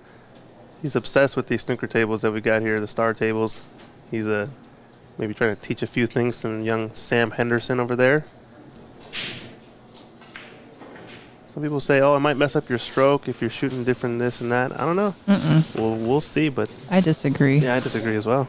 Just get that stroke arm moving. That's the key. So much of Q Sports is so similar. We all like to, talk about how pool is this, snooker is that, 3 cushion is blank, whatever it is, but so many things just overlap. I really wonder how much of it is just tradition and, rules we put on ourselves, really. I feel like if you have a good, strong foundation of knowledge of this game, I feel like it transfers to other games. I don't want to say easily, but I feel like the transition is much easier. Yeah. Definitely. You'd be surprised, though, just talking to some snooker coaches and pool players, how certain dogmas and beliefs are just so common in that sport, and they're completely different in the other one. And I think really most of it comes down to tradition, because how much more different can the physics be between a cue and a ball hitting another ball and rails and cushions? It's reaction. That's really what you're paying attention to. Reaction, understanding reaction. Yeah. That's really all it comes down to. So anyway, philosophy aside, Robert Niemeyer is in a must-win here at the table. I was going to say 3 rails. He looks decent. It's a little short. Table helped him a little bit. The ball's much makeable. It couldn't have been if he had there. He's coming around the 9 now as a Is result. it going to jump? There we go. Good shot. Good line. Yeah, really good. Well, it doesn't really count because he's also not dead straight in. He's a little bit off, so no rack. How dare he not be straight I in? know. That's just a joke me and my friends always make. But, yeah, rack number 12 coming up. We'll give you a view of our sponsors, and we'll be right back.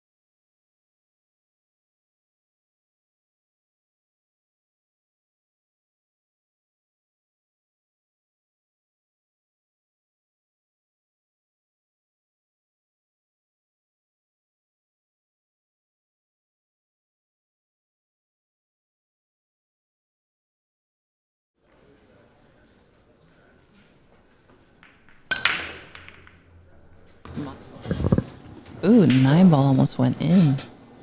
He's hitting the break a lot harder, is Robert? It's too hard. Yeah, for Needs to this take style. a little off of it, yeah.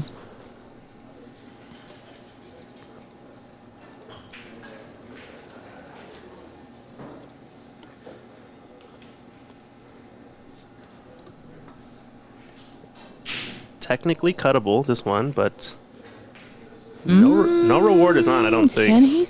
Oh, he can see it. He can see an edge, I think. I mean, if his middle name is Eagle Eye, then yeah.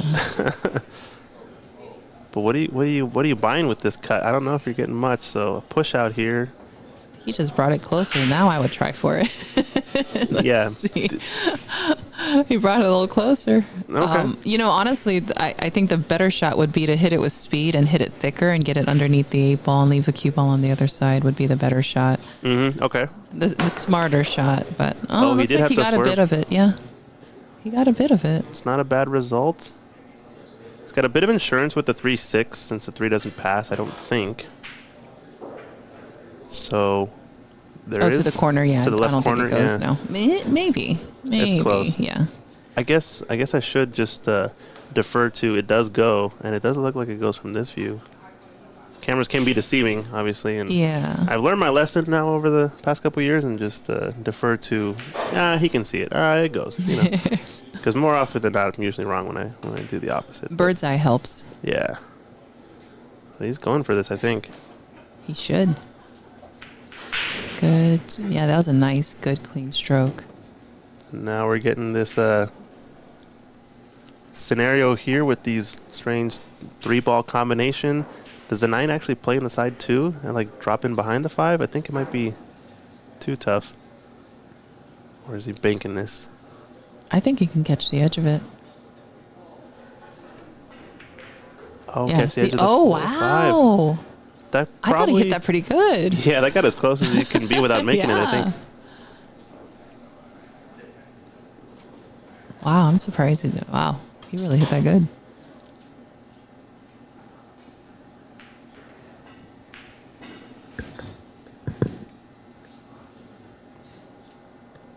Nice and easy.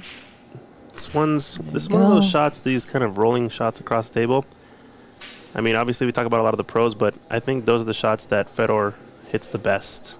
And what I've noticed, those kind of hit exactly on this side of the rail and this side of the pocket, come to this side of the rail and that side of the pocket. Did you just see that? He He banked it, somehow right? made it into half a pocket. That was crazy. We'll take a look. He made it into half a pocket. That was a good shot. Oh, he got a little jelly roll there. Yeah, bumps it through the pocket. Oh, Oh, no, not that's quite. right. Yeah, I thought don't it think it was. goes now. He's going to have to bank this. It is cuttable. But he banked it. Good shot. Yeah, nicely done. Yeah, I can't believe that ball went. The 5-ball was covering half the pocket and he banked it clean. Yeah. We'll take a look real quick, too, here. Here's the shot we're talking about. He banks this, and it's a little bit hard to tell where he's standing, but Look at how small that pocket Yeah. is. Wow. And he didn't even touch it. oh, no, we missed it. But he took a shot here in the 7 and missed. Oh, wow. Ouch. This is going to be painful because Jesse's on the hill. Here we go. Oh, brutal. Everything's lined up. We video switcher cursed him, I guess, on that one. Nah, no such thing as commentary curse. I don't care what anybody has to say. No. It doesn't matter however which way he gets to this 8-ball. He's going to have a shot on that 9. And it's not a good spot to be in. Oh, unless you overhit it. I think yesterday that would have gone too far. Yeah, I agree. He got it there.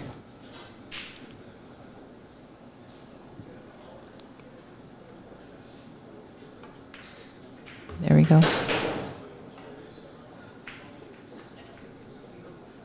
This is for the match. On the hill, Jesse Johnson to advance on the B side here at the Seattle 9-Ball Open. Takes it down. There's the handshakes. And, well, it was a pleasure having you in the booth. This is Sue Orr. Thank you for having me. It was fun. I will be going back to Vegas tonight, hopefully. Okay. Going back home and hope to be doing more commentary stuff. So just keep an eye out for me as well, guys. Thank you for tuning in. Yeah, Sue Orr. Great to have someone in the booth so knowledgeable about the game. And this is Christian Youngers here. We're going to sign off for a little bit. Maybe just put you over. Actually, let's check real quick on our Hill match. Does that end? Looks like someone's packing up the queue, so that is over. But we got a big match coming up, so don't want to miss this. It's going to be, was it Max Eberly versus, oh my gosh, name escapes me, Blake Baker. Yeah, Blake Baker versus Max Eberly. So that's a real spicy one. But yeah, it was a pleasure having you in the booth, and I don't know if you want to stick around for the next match or hang out. I would love to, but I have to get back home. Yeah, no, all good. Well, oh, and Doug, just to respond to your comment, you're very welcome. Thank you for tuning in as well. Yep. We'll be back then in a little bit. We'll leave you out here on Shu Cheng versus Steven, and stay tuned.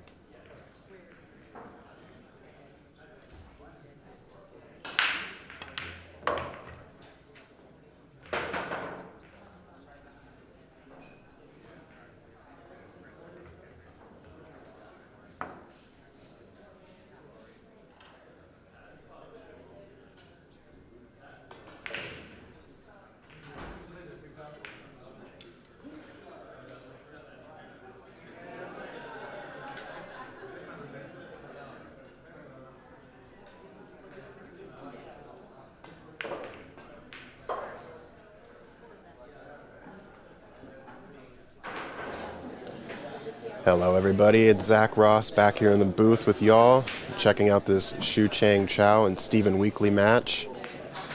Pretty close race here. Two Northwest great players.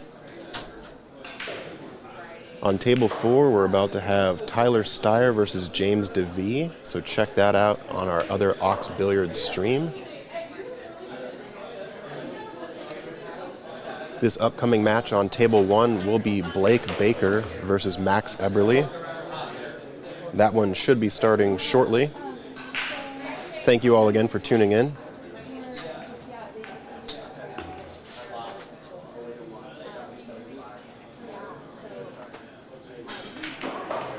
So even though you heard a little bit of a miscue there from Shu Chang, which, yeah. I think that miscue might have caught the cue ball in a way that he wasn't intending. Yes, that's correct, Doug. This is the same Shu Chang who narrowly lost to Lucas Fracasso-Werner last night.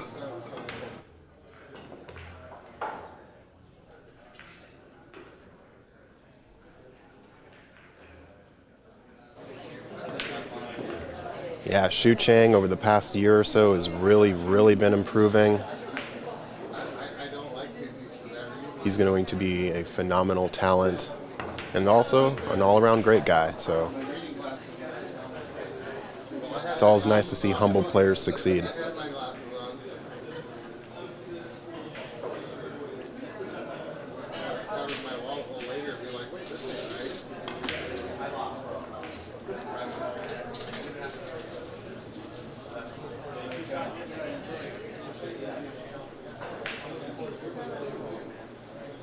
It's a nice stun draw off of that 4 to get good position for the 5. Imagine he'll just go straight up and down on this one to get position on the 7.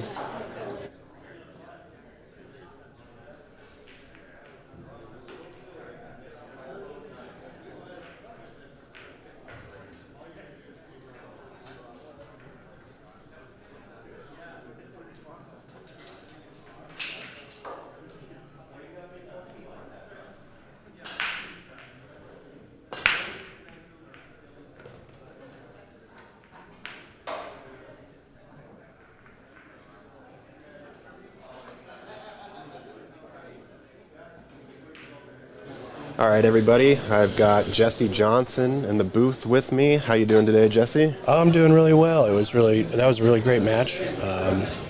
Kind of feel like I squeaked by. It seems like everybody's still getting used to the speed of the cloth. It's great. I really love it, but it does take a moment to get used to it. Yeah, I've kind of been noticing that it seems most players are overrunning shots by about 3 to 5 inches, and Right. that's Safeties definitely are leaking out, Yeah. whatnot. So it makes it all the more important that you play a really great pattern. So even if you don't roll too far, you're rolling still into position. Yeah. So talk us through the match a little bit. I noticed it was a little back and forth on. Yeah, I definitely started out slow. Robert started out pretty well. I just had to focus, get my head dialed in, and do my best. So where are you from? I'm from Vancouver, Washington. Okay. And right now, what we do down there is we produce and broadcast PNW Pool Thing. Cool. So we showcase a lot of matches from a lot of local players, or players travel to come play there.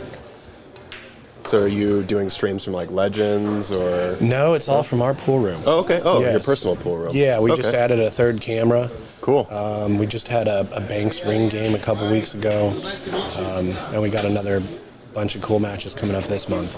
Nice. Yeah, so if you want to check it out, go to PNW Pool Thing on YouTube, or you can follow us on Facebook as well. All right. So Max and Blake are still warming up. Yeah, we're just sweating the action here on this Shu Chang and Steven match. Yeah, Shu Chang, who was he playing? Who was rated like 100 points higher than him in it, and he almost took him down and Yeah, missed a 9-ball or something. He was playing Lucas Fracasso-Werner. Oh, right. Lucas was up 5-1, and then Shu Chang brought it to 8-5. And so Lucas Wow. battled back to a hill, and What an incredible performance from Shucheng. Yeah, he's been playing really, really well. He's an up-and-coming player from this area. Yeah, I see his name in a lot of events. Try and get him down for a match. That'd be great. Looks like he's going to go switch-handed on this one.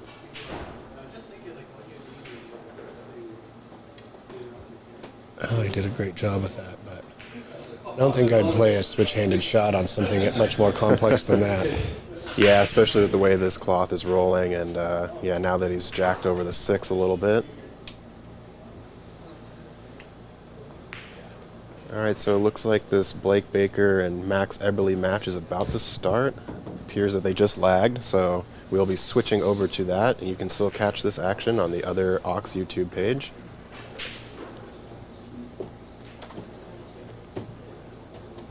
All right, so these gentlemen are 20 points apart. Max is more of an international player than Blake. I see Blake's name a lot here in Washington as being one of the better players around here. Yeah, he's from the Spokane area. Okay. Definitely a powerful player. Yeah, I haven't really seen him play too much, so I'm really looking forward. Looking forward to see his playing style.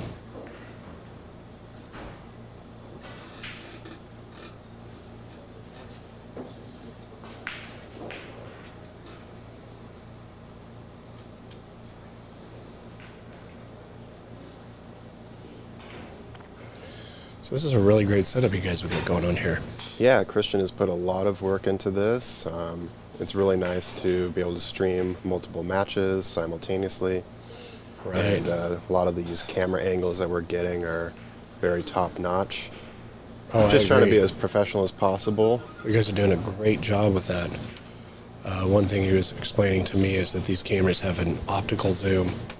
Yeah, and So you can zoom in on things and still maintain the image quality, which is just fantastic. yeah, we'll definitely be utilizing some of that in this match.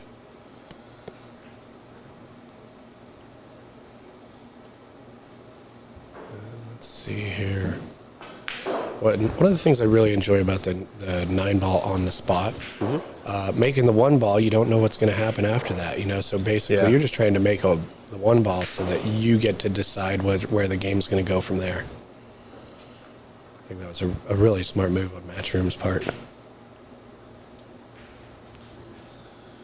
Yeah, moving to the 9 of the spot, I feel like there was just far too many break and runs happening with the old way, so to just make the game a little bit more difficult in that regard makes for more interesting matches.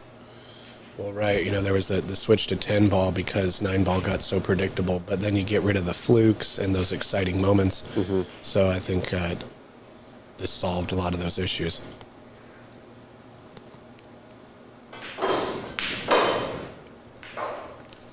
Have you personally been finding the break box to be a little more challenging, or have you adapted to it? I thought it was going to be a lot more challenging than it turned out to be. I seem to be making balls regularly and getting shot on the next ball. But part of that just could be because the tables are fast, So what do you see Blake doing here? Let's see. I think that 2 is cuttable, so if he can just pocket the 1 and bounce off the rail just a little bit. Now, with the speed of the tables, thinning a 2 like that, you're going to lose the cue ball, so you better have a really smart plan in play for that.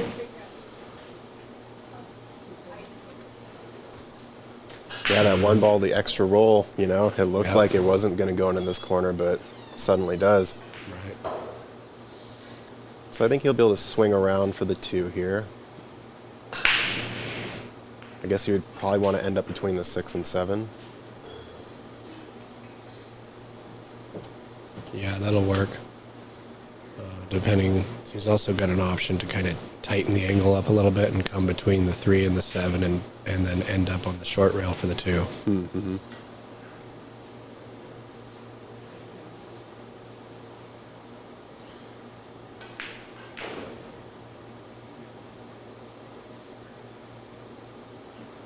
Let's see what he does here. See what the professional does. Yeah, you were right. He was trying to catch that other side of the 3, but a friendly bump there. He's going to have a look.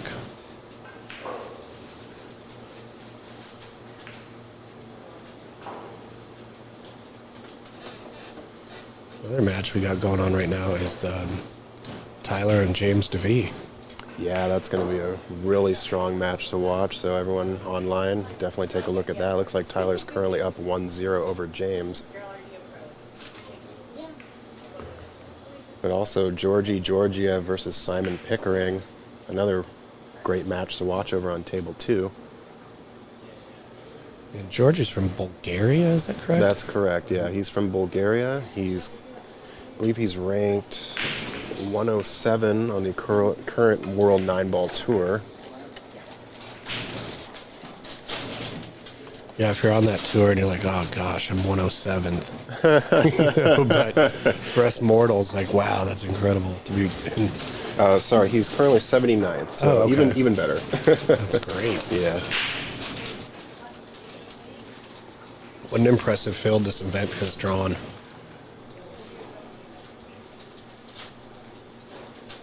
Yeah, I really like seeing the mix between pros, semi-pros, and I guess amateur players. I think it gives a good idea of, players' abilities, even if they're not quite professional. Seeing them hang in with pros, just goes to show like these minute differences in play styles that actually excel your play. Yeah, great opportunity for regular players to get an idea of what separates them from the best of the best.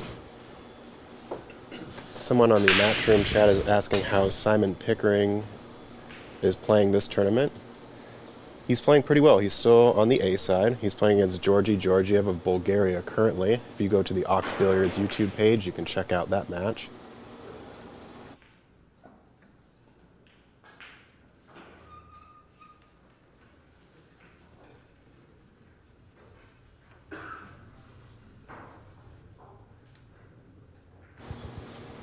And just got word that after this Shu Chang-Steven match is finished on table 5, it will be another A-side match. So definitely check out our second stream if you're interested in seeing those A-side matches. But for now, it looks like Blake is going to jump at this. It's a very nice try. This will be a real touchy shot. I'll be curious to see if Max plays this. Yeah, it looks like there's just enough room to get by the 6 to pocket the 5, but Well, it looks like it could be one of those angles where it'll go if you throw it a bit. Mm-hmm. And if that's the case, you got to consider, how much is the ball going to curve on the way to the 4. But what I have noticed is the slickness of these tables. It negates some of that. Yeah, he did go aggressive. yeah, he handled that well. But, yeah. Triple G asking in the chat, Shu Chang versus Steven score. It is still currently 5-5, and it appears Shu Chang is on the 9-ball.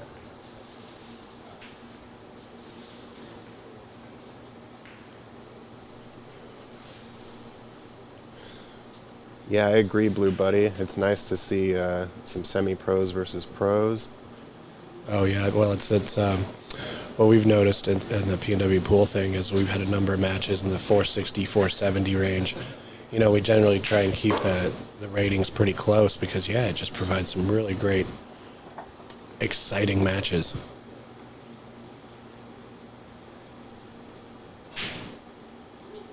All right, do you suspect he sends this up table for a defense, or? I'd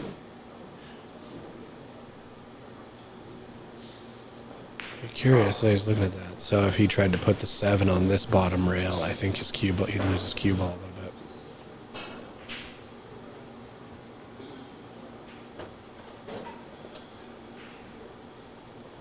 All right, it appears that on table 5, Shu Chang must have missed the 9-ball, and Stephen Weekly is now on the hill, 6-5. Nice. He did it. Yeah, he put it on the short rail down here. Oh, he's going to get extra love. Oh, that A was little real bit nice. behind that 9. Somebody asked, where in Seattle is this being played? This is Ox Billiards in the Capitol Hill neighborhood of Seattle. We have 8 9-foot ressons here. We also have 4 snooker tables and 1 joy table. It's a Chinese 8-ball table, so it's a hybrid between a pool table and a snooker table. Yeah, this place is just great. It's my first time here. Okay, I love it. Yeah, we have Ox memberships available. If you are in the area, you get 24-hour access to the club as That's a member. incredible. So you pay a member rate, and then on Mondays and Wednesdays are members only. So you can come any time of the day, rent a table out for a discounted rate, and practice or shoot with a friend. You can also get on the snooker table if you wish. Yeah, and there's also some member parties that we have throughout the year. So it's a really good deal if you want to improve your game. You know what? It's almost like a pool spa. Yeah, You know? Yeah, come here and get your pool on in like a really great atmosphere where you're going to walk out the door feeling better, you know? yeah. The owner, Mike Dominguez, is really good about helping players improve their game. So if there's local coaches in the area and people are interested in improving their game in certain aspects, we can find the appropriate coach for you. Question in the comment is who's commentating? My name is Zach Ross. I'm a local player in the Seattle area, and with me is Jesse Johnson. Yeah, I'm from Vancouver, Washington, and I host the PNW pool thing.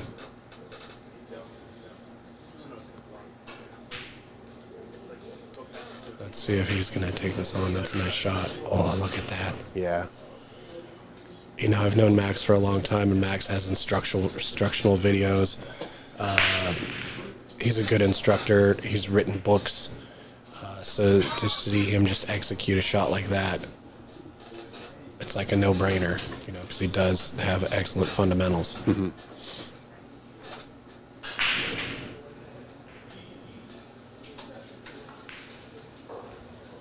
all right, well, he definitely doesn't want to baby this shot, but also needs to get good position on the 9. It's almost like a 4-rail position, but at this distance, you got to jack up to get to that lower half of the ball. But yeah, you run the risk of coming back and hitting the 9. That seems to be a little friendly there. He still has a pretty good angle to go up in the corner.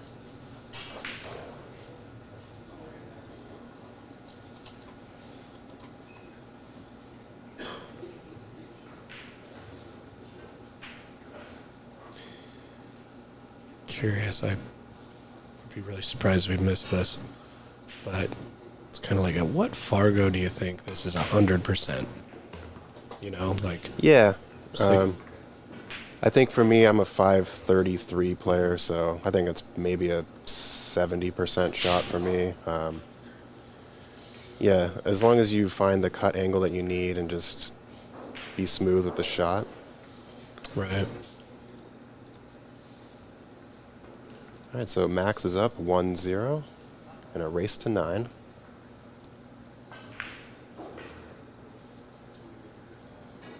Yeah, that's a good out by Max. But I'm real curious to see Blake's playing style. He's not really giving me the chance to check that out. Yeah, definitely would like to see some back and forth here. We have had some A-side matches yesterday that were a bit lopsided, so I think as we progress through the tournament, we'll definitely be getting some closer action. Didn't Jonas play somebody that was like 300 points lower than him? Yes, yeah, Jonas That's a- played. Jonas.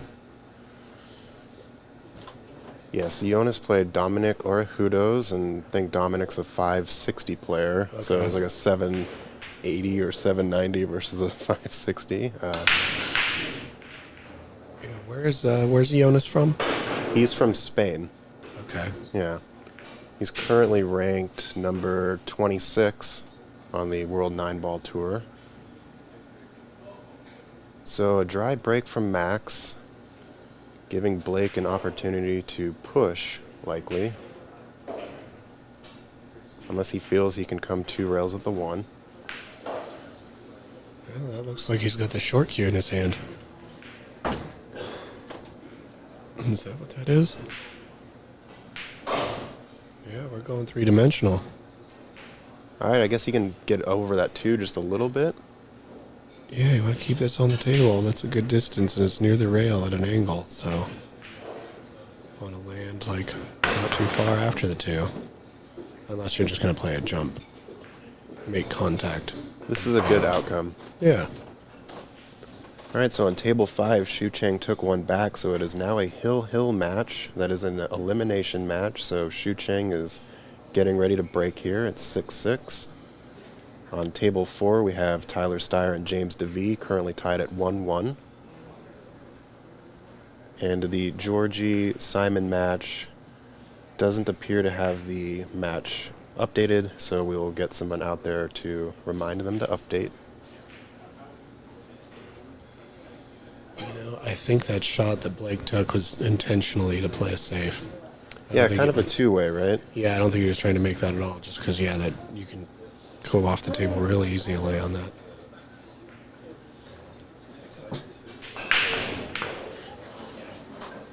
I wish I knew what Max was trying to do there. But he got a good result. Yeah, let's take a look at the replay here, just to take another look here. Yeah, it looks like, I mean, why fire at that hard not knowing what was going to happen? Yeah.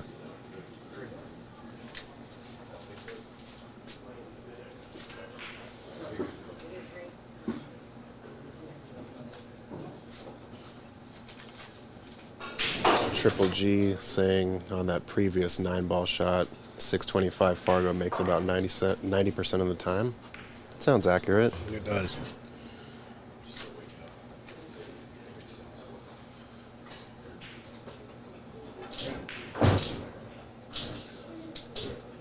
Okay. Curious, what's he gonna do here? Do you think he runs? I think he runs into the 6, just to kind of scoot it. Or the 3. Yeah. That's even better. Wow, that really worked out nice. And let's see. He might go down between the 9-7, so he can come down in that area of the table to shoot the Yeah, I 4 think up top. I think drawing across is a bit risky. You kind of have the side pocket in play, Yeah. so I like that. That way he can just roll forward on the 4 for the 5 in the top right.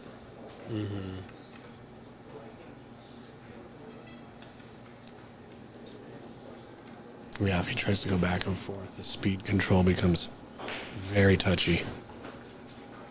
If he does manage to get between the 4 and the side pocket.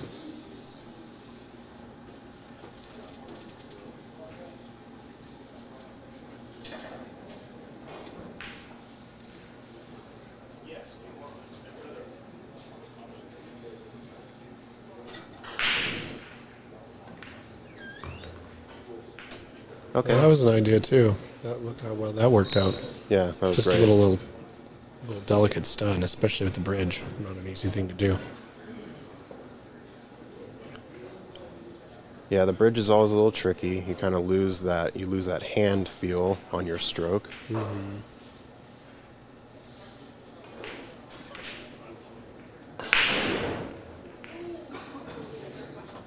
Where does Blake primarily play? Do you know?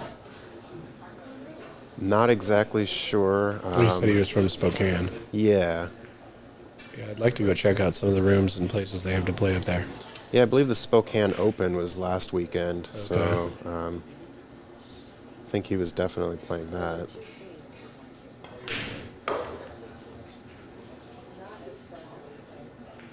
right, well, I think he rolls forward on this to just pass the 9 on the left for position on the 7.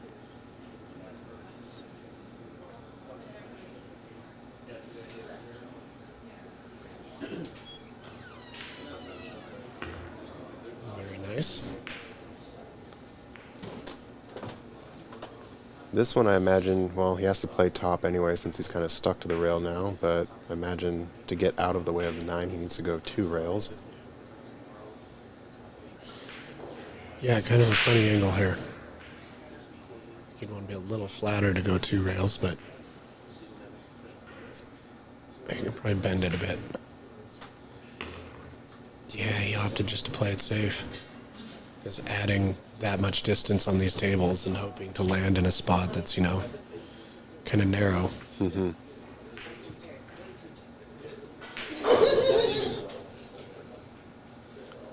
All right, Josh Anderson in our Ox chat is saying that Blake plays out of Legacy Billiards in Spokane, Washington. Thanks for that information, Josh.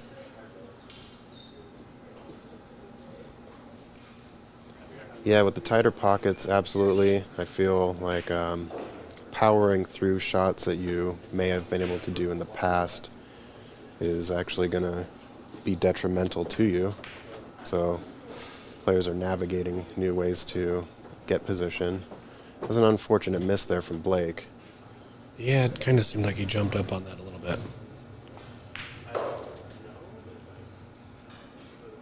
Which is easy to do when you're feeling the pressure on a shot. I know I do plenty of it.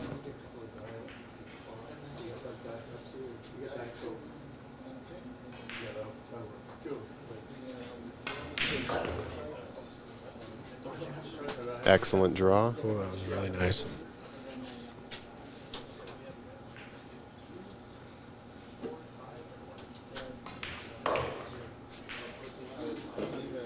All right, that puts Max Eberly up 2-0 over Blake. Quick shout out to our sponsors here. Q-Tech is the primary sponsor of this event. Of course, Matchroom being a World 9-Ball Tour ranking event. Table Fitters Billiard Service provided the refelting of all these Risson tables about 2 weeks ago.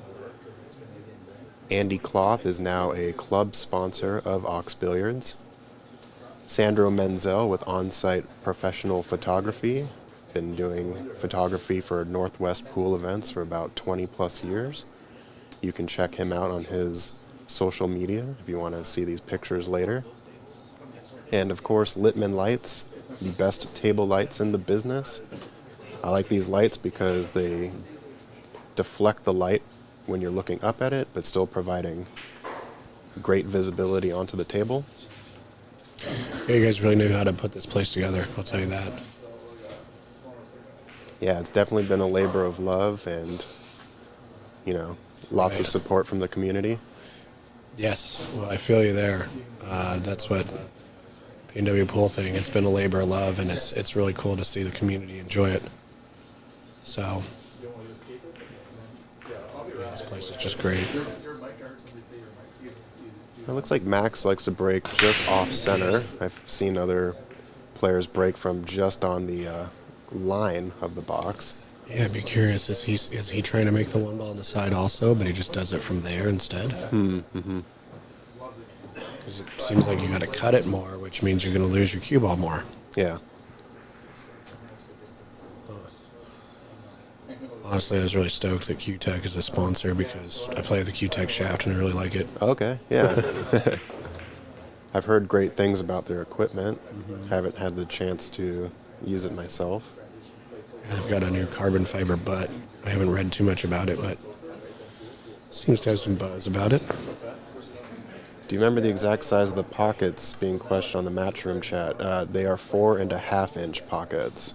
So not as tight as some of the other Matchroom events, but since this pool hall caters to all types of players, didn't want to change the pocket size specifically for this event. Oh yeah, I think some of the Matchroom events it's 3.9 inches. Yeah, it's like 4. Yeah, it's like 4 or something. I mean, it just really shows you like what they have to do to challenge the players and to make it harder. They've just gotten that good.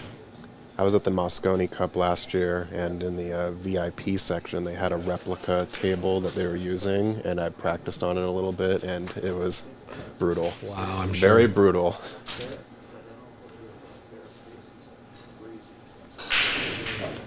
All right, so pretty good safety here from Max. believe Blake is going to try to swing the cue ball up table.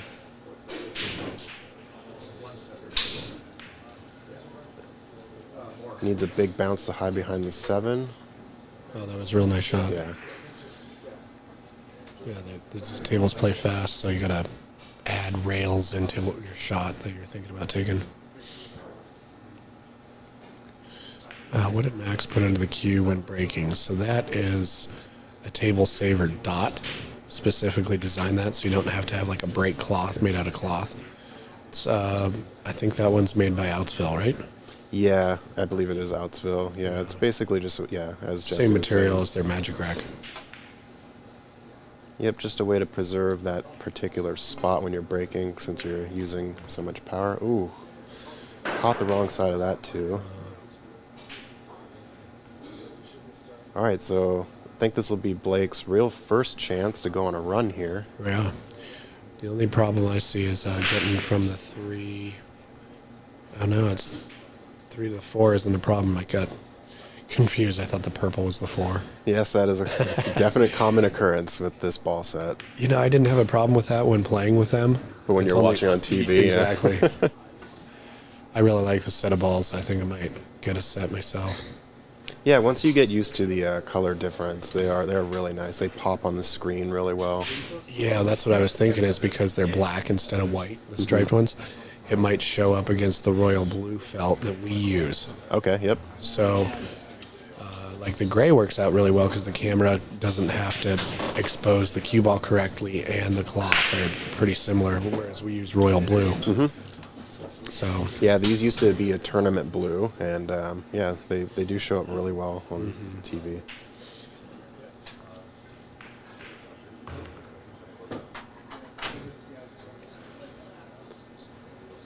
All right, so yeah, Blake with a really good opportunity here to take this first rack for him.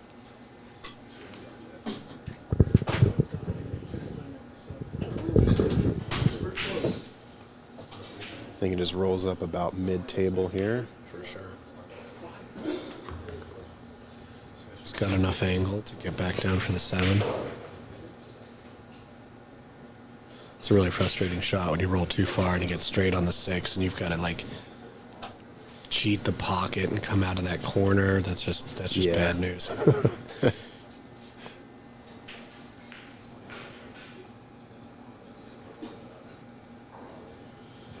We're still tied up with Tyler and James. They're tied up at 2. And it looks like Stephen Weekly is on the 9-ball. And he sinks the 9 for the win, and then eliminating Shu Chang Chow.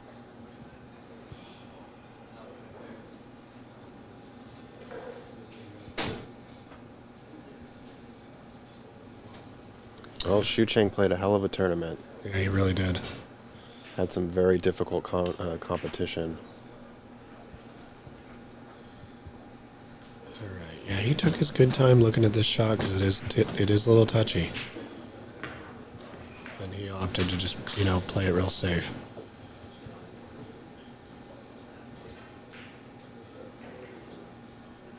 I think he's got the angle to drop back just a hair and get the 8 down there, but he's also got an angle to roll forward and take the 8 in the side. Yeah, I think he's queuing up for the draw. Yeah. Great That was execution. real nice touch. To just do a little touchy shot like this on this slick cloth really goes to show what a good stroke Blake has.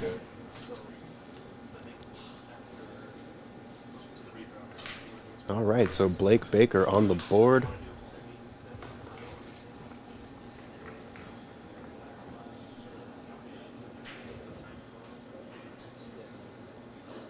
Looks like Simon Pickering just took a rack against Georgi Georgiev.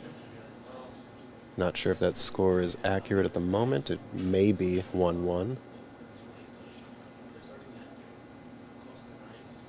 Tyler and James. Looks like Tyler has an opportunity to go 6 to the top right corner, and then possibly 7-8 combination.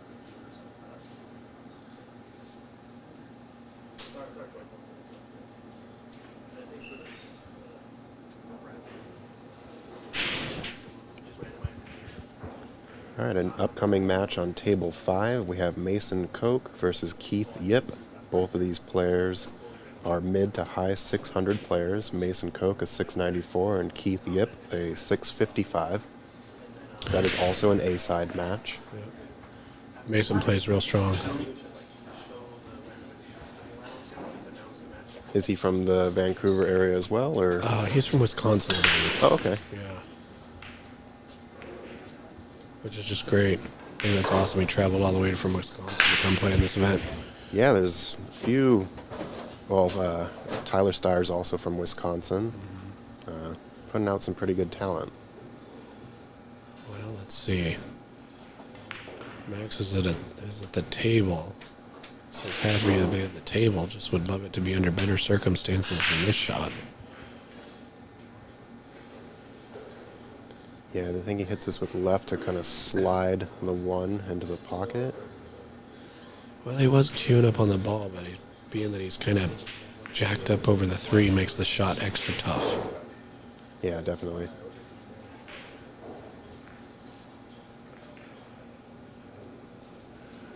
So yeah, I think he might be kind of looking at a defensive option here, because if you make what happens after you make the 1 ball? Right. What kind of shot do you have on the 2? You might want to make. I mean, if you had he rolled out. Yeah, I think the push is a good call here. You don't want to be too aggressive, especially against someone of Blake's caliber. And yes, Doug, you are correct. Mason did defeat Dan Louie 9-4 to put Dan on the B side. That was a match that occurred last night.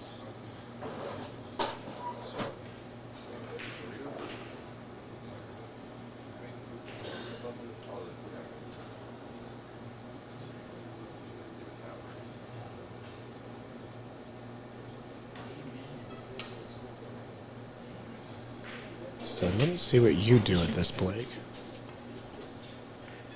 And I like that's that. kind of a 2-way, right?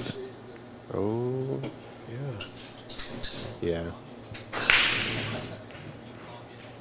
Really nice leave. This is going to be difficult for Max to catch this side of the 1 without scratching in that top left.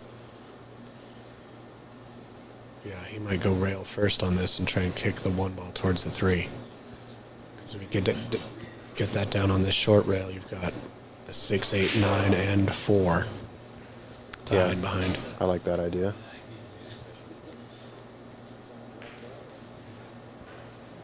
Unless he has enough room to kick at it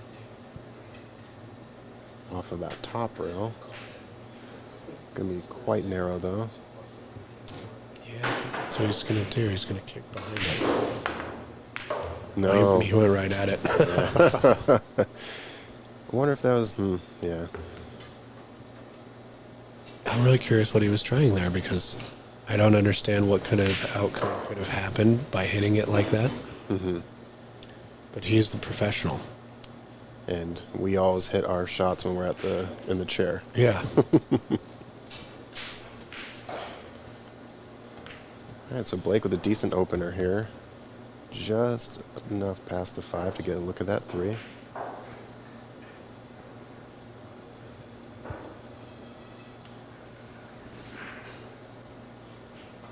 It looks like he'll be able to hold it for the 4 just fine.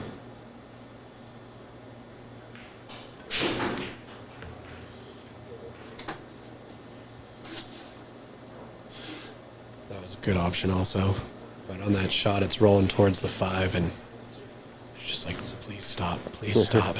Yeah, you definitely don't want to hide.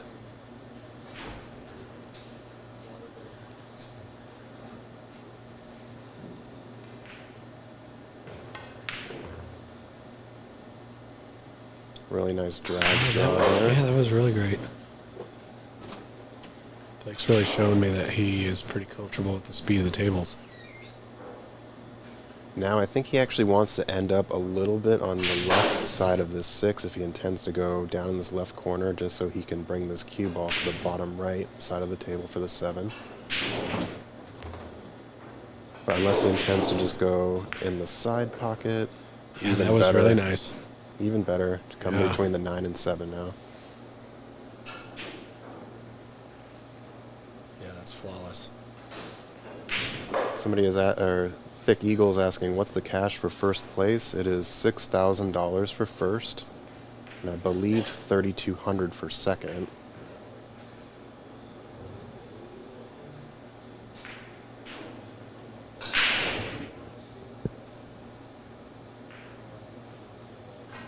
You can also check out the payouts on oxbilliards.com. If you click Seattle 9-Ball Open, I believe they're paying out 8 places. I think if you're in the top 16, you're getting $500. Oh, okay. Yeah. Yeah, good.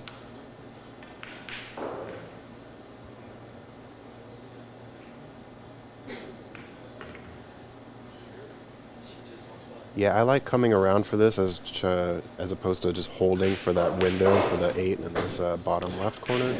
Yeah, this way you're rolling into the shot line rather than crossing it.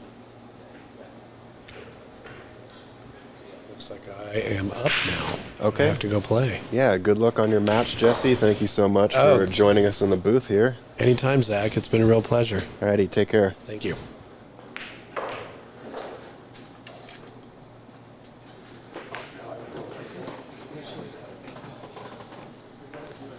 All right, so Blake's set to make this 9-ball here.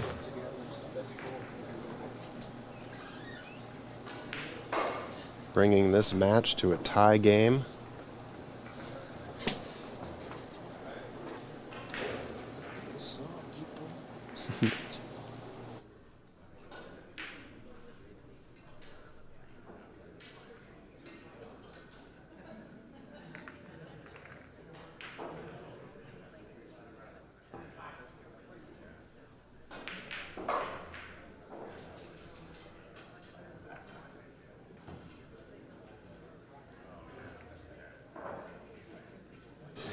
All right, folks, I've got a very special guest in the booth with us today. It is Mike Dominguez, owner and operator of Ox Billiards. How you doing, Mike? Hey there, Zach. I'm doing pretty good. Really excited listening to you guys the past couple of days and a half. It's been pretty neat. You guys are killing it on the mic, and I love all the local voices. Love hearing from the players. Really excited about this tournament here. We've been wanting to do this since before we even opened, and now we're here. And what a match we have here between Max and Blake. Ooh, nice kiss on the 9-ball, but not quite a golden. But still a really successful break from Blake here. Not quite sure that 2 passes the 7, but no. From this angle, it looks like it does. So I suspect he will play a little bit of draw to come off that top rail there in this view, near that diamond near the pocket, to come back to the 4. Or I guess play it a little bit more simple, but give himself a little extra distance for this 4. Now he's in line for the 5. Natural cue ball path there. It's funny, Blake was on the snooker table for the past couple of hours, so maybe this is not such a long shot for for him today, or at this moment. That was a nice speed there. It's going to roll past the 7. Yep, there's an extra 4 to 5 inches we've sort of been talking about the last 2 days of tables. It's rolling really nice, but getting that extra roll or 2.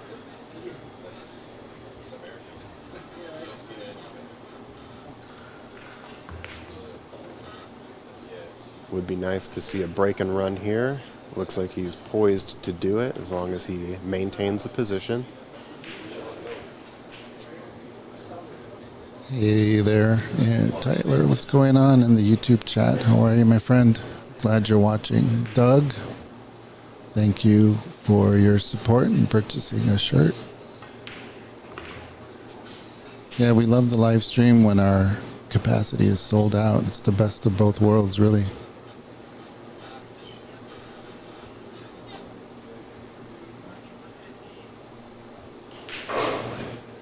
So talk us through a little bit with how you contacted Matchroom and how this all came to fruition. It was a confluence of events, really. I've been trying to get in touch with them for quite a while. I spent some time in New York, made some networking connections there. I think one of the things that really helped were having the players here. The pros have been here. They really like the space. So they could help vouch for you and such, yeah. Yeah, that and, events like the Litman Northwest Cup really puts a fine spotlight on what we do. The U.S. Women's Snooker Open also helps really showcase what we're about and what our goals are here in terms of making Q Sports a precision sport instead of the stigma of a bar game. And Yeah. yeah, it's just a series of events. We're lucky. There's always luck involved, right? And so we just did what we could to make the best of it. And Yeah, I right. see your book of notes right here. All these players, the hard work that people like you throughout the years have been doing really pay off. So Yeah, well, I appreciate that. Yeah, I've pretty much from day one have recognized that Ox is just a gem. We don't have this sort of atmosphere in the city. I mean, I do still like going to bars and playing, but when I really want to improve my game and I step into Ox and just really get my practice on, it's something that you really cherish as a player, just because you don't always have that opportunity. So it's really nice to have a home like this. All right, so Blake with another pretty good break here. Has good vision on the 2. I think he'll be able to swing around for the 3, probably just end up on the other side of that side pocket.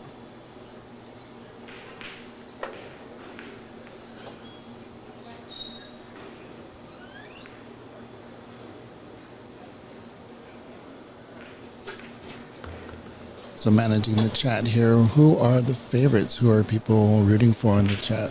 Is it a lot of people being homers or?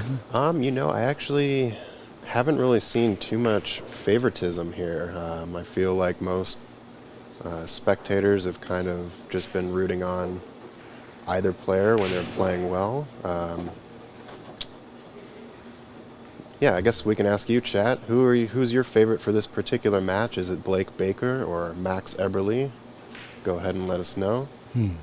That rub on the 7, not sure he planned that. No, probably not, but definitely a fortuitous lead Yeah. here. Not too bad, he'll take it. He'll just roll forward to get position for the 5. Doug says he really wanted Shu Cheng to close on Lucas. That was an incredible match to watch. Yeah, Shu Cheng down 1-5. There were 8 matches up. going on in the room, but everyone was watching that one. Yeah. Lou is asking how much is membership at Ox? Lou, it's an annual fee of $200 with a security deposit of $300, which is set that way so that there is no cost barrier. You still have to pay table time, but during public hours you get 20% off. So we're not exclusive. We want all skill levels to come in and practice, all ages come in and practice. So yeah, we're trying to make it within people's reach. Yeah, and the other great thing about a membership is you do get 24-hour access to the club, which is it was my primary selling point, actually. It's really nice to come here in the late evening or the early morning and get some practice in. Or even after work on a Monday or Wednesday. And this is, sorry, go ahead. No, this is quite the run he's Yes. got working on here, Blake. Pulling ahead here. Yeah, this is going to be another break and run. Yeah, he's so quick. When he's feeling it, just like in the Northwest Cup, when he's feeling it, it's just incredible. Very streaky player.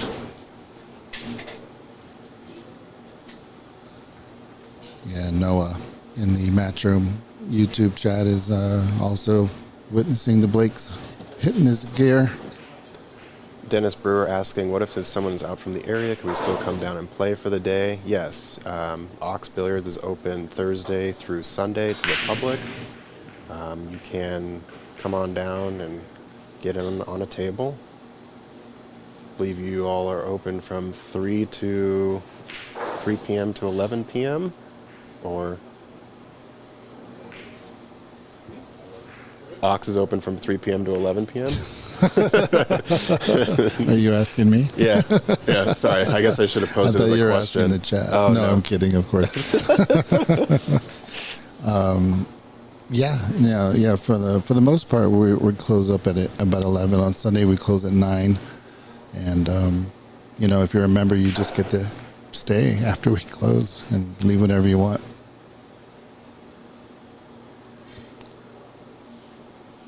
How much is table time? Member rate is $8 an hour. Happy hour is 12. Evenings is 15 during the week and 20 on the weekend. And that is just for tables, so you can have up to 4 players per table. Yeah, we don't want to crowd the playing area, so we do limit the capacity to four players per table. So he kind of lost the cue ball here, but with that 4 rolling a little bit out of the way, Yeah. he does have a look for the 2.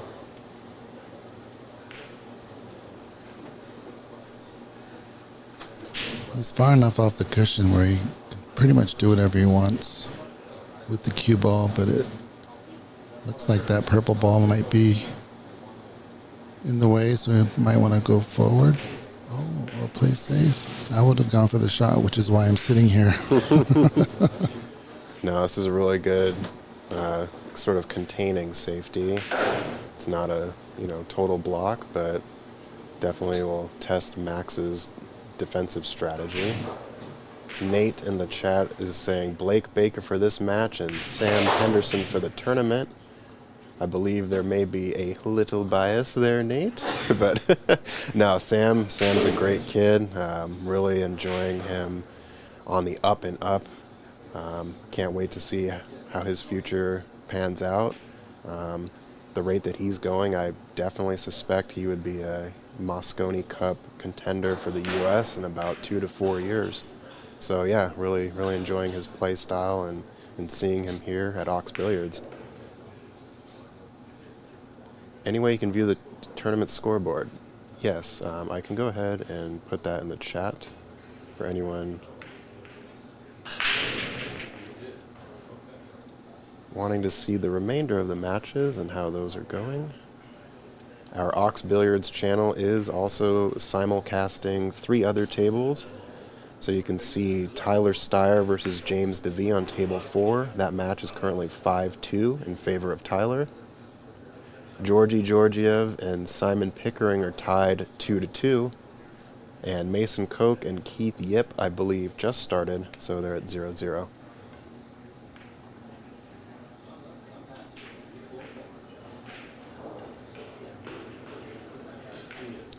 Almost got that deadly safety. Yeah, I think this is the 2 that just bumped the 8. Sorry, I was looking at a different screen. Yeah, I think he wanted to go around that a little bit more. Yeah, I think the cue ball was key there more than the 2. I think the 2 bumping the 8 was probably the plan, but I'm not sure why that white ball didn't get behind the red. But see what Max can do here. I would imagine he's trying to find a way to bury the cue ball. Yeah, I suspect he would try to sort of double bank this. So the 2 will go off of this rail to the left rail, kind of up by the 9, while also sort of just leaving the cue ball in this area of the 7-8.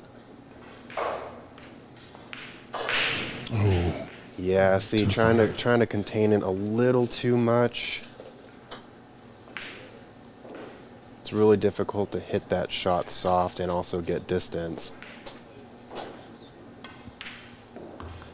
All right, so it gives Blake another opportunity here.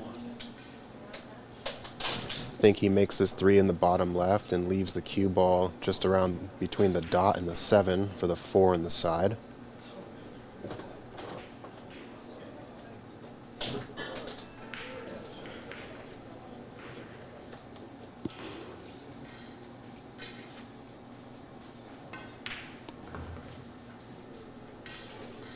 Yeah, really good position there. Yeah, I like the way the cushion gripped that cue ball there with the amount of spin Blake uses on his shots.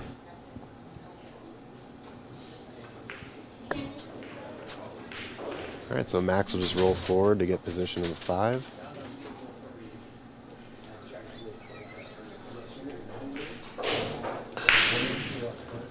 Looks like he has just enough angle to play off of the short rail and get position for the 6.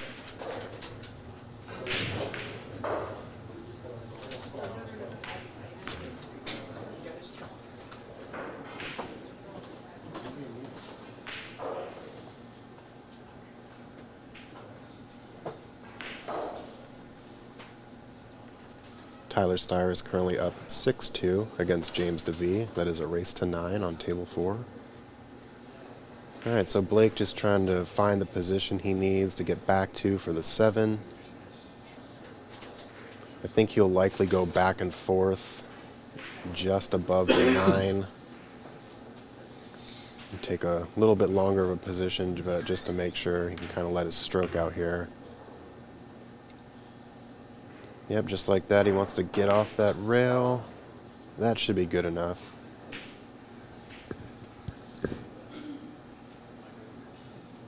Then yeah, all he has to do is follow this 7 slightly, position on the 8 for the top right corner.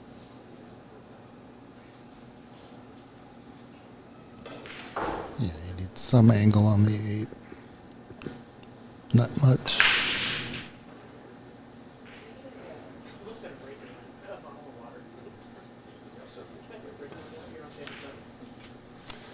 Ooh. I would have lost a bet there, I think. Well, yeah, whether he makes or misses it. I really liked him for that shot, yeah. Yeah, me too. Well, I think Max... Do you think Max takes on the combination here? Well, I'd say no because I would. I think the problem might be is, I mean, the table's empty enough that Sure. it doesn't matter if you control the 7 or not, but Yeah. with that distance, it's always like, how do you control the first ball on those doubles? I think he's going for it. Oh, got it. Oh, that was really great. That was well executed. Yeah, just leave the cue ball in the middle of the table and just see where the 7 lines up.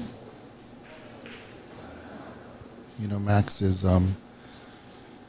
was educating Mason Koch yesterday about Dan Louie after the day was done. Mason was talking to me about Dan. He didn't really know much about Dan Louie, but he had interesting. a few minutes sitting with Max, and Max just Yeah. really educated him. And yeah, we love Dan Louie here, and it's good to know that Max is getting the win of that rack, and then also spreading the love for Dan Louie. Yeah. But, I think we're going to put Shu Chang in here, get me out of the hot seat. Okay, well, thank you for joining us and letting all the fans know about Ox Billiards. Yeah, everybody, really appreciate you all watching. Honestly, it means a lot and also helps us quite a bit. And very proud to have all the sponsorship and support that we have. Obviously, the World Nineball Tour. QTech is a big help, major sponsor, not just for this tournament, but since we've been open. Table Fitters, Zach is a gem. So glad we found him. Thanks to Glenn Hancock for sending him our way. And then, of course, Andy Cloth. It's always great to work with Molly. Really appreciate everybody from Andy. So kind. And then Sandro is a hard-working photographer. Does beautiful work. You can see him all over the social media. And then, of course, Litman Lights. Mike has done quite a bit for the pool world. So I will now get out of here, guys. Enjoy the rest of the tournament. All right, thank you.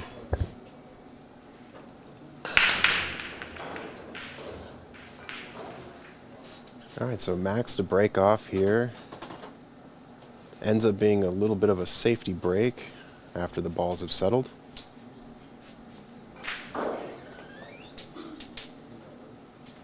Trying to surgically remove the rack there. Imagine Blake will be pushing, probably looking at the bottom left here for a push.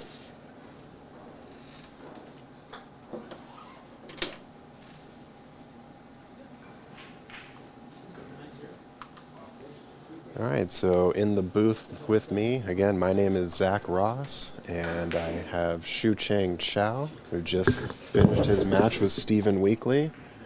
What up? R.I.P. Shu Chang. No. What a close match that was. Yeah, yeah. Talk us through a little bit of it.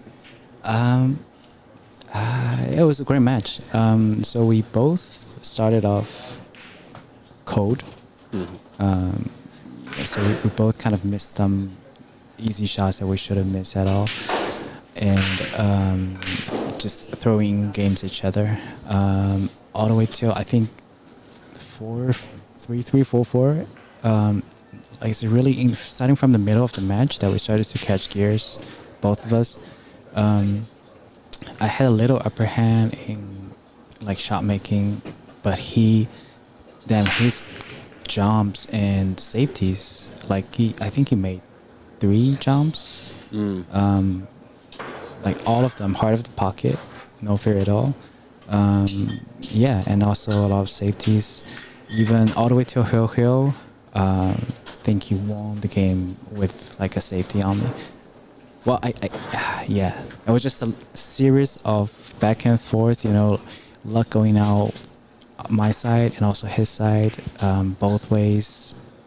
It's just a great battle in the end. Yeah, and the last one, instead of going for a cut on an 8, I chose to bank it and hope for like a slight hope of like a 2-way-ish shot, which I kind of regret now, but unfortunately I scratched on that one, which is the worst of the worst. Of course, yeah. So did the 8 also go down, or no? I was trying to kind of I see. bank and then make cue ball go 3 rail back onto the bottom rail. Gotcha. Yeah, but anyways, it's a great match, great tournament. I had so much fun. So yeah, you played really great. You've had some like 2 really close matches against some really solid players. Yeah. Yeah, you really showcased your up and up talent, man. Thanks. Yeah. I think that's that should be the goal for everyone playing. Like, not everyone can win, especially like for us in this big tournament. Like, I'm a 650 right now, but even for other folks, I talk to them all the time, like 500 players, even 400 players, when they're playing other like a little smaller match tournaments.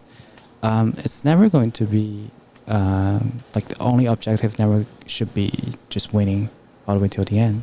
You just try to find out your weaknesses, test out what you practice, all those stuff will be very valuable experiences.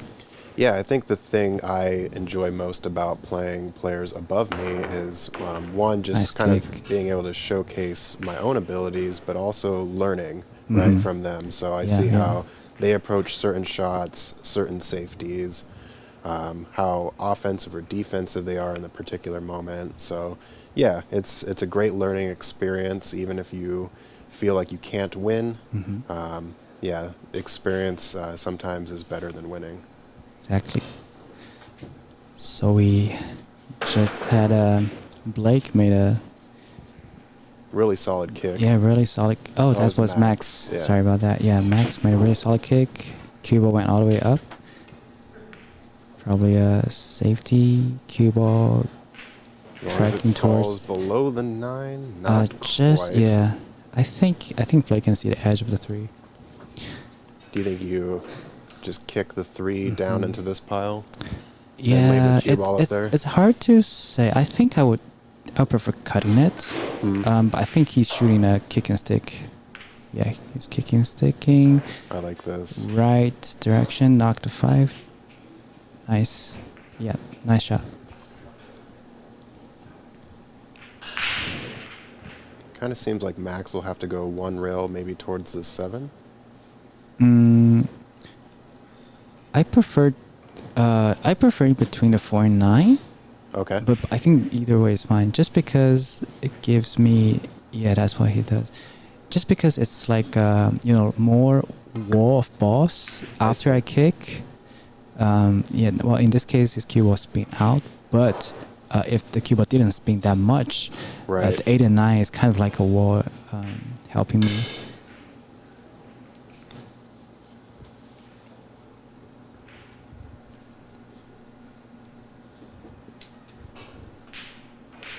Yeah, I can see folks just shouting out. They're liking the split screen, Triple G. Shout out to FNL Productions. Also, really great production in Seattle area, the PNW area. Have you been on FNL yet? Yeah, I've been there a couple of times. I think twice or 3 times. Okay. Yeah, I saw that you were on Chalkbox against Mike Deichmann. Yeah, I've been to Chalkbox I think twice as well. Nice. Yeah, both are really great productions. Ooh, Yeah, what Lee, a cut. Lee Baldwin puts on a really good production over at FNL, and Yep. Patrick Nix with Chalkbox. Mm-hmm. Like overcut that one, but the cue ball kind of stick to the 3 ball. Yeah, not a terrible outcome. I still think that Max can make this 3.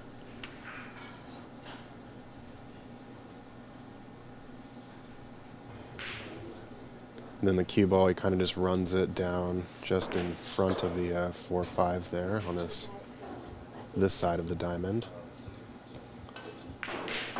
But it is going to be kind of touchy, right? It's really touchy. I would try to make it, but just with the speed that cue ball will stay down, probably going up towards the 4. Whether it will hit the 4 or not is not so sure, but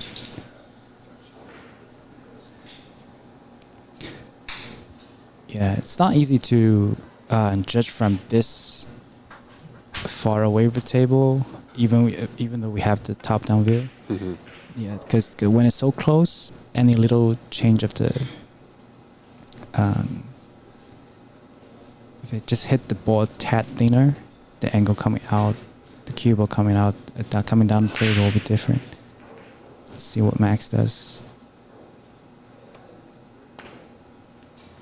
Okay, so he went for And he made it. the make, yeah, all in. It's a little unfortunate that hit the 8, and I don't think he has a shot on the 4. Yeah, not quite. Well, It could be deceiving, right? yeah, like Yeah, tilting it my could be head. deceiving, I don't think his body language shows that it's easy to make a ball.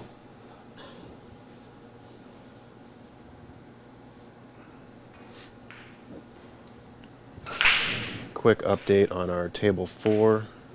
It looks like James DeVee just got his 3rd game against Tyler Steyer. Tyler Steyer is up now 7-3. 7-3, not bad. Georgie Georgia versus Simon Pickering seems to be a back and forth match. They're both tied 3-3. And then Mason Koch and Keith Yip. Mason is currently up 1-0. These are all A-side matches. Alright, so let's see what Max does here.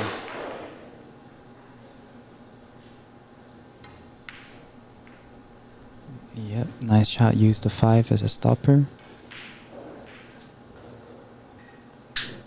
Left a full ball here for Blake.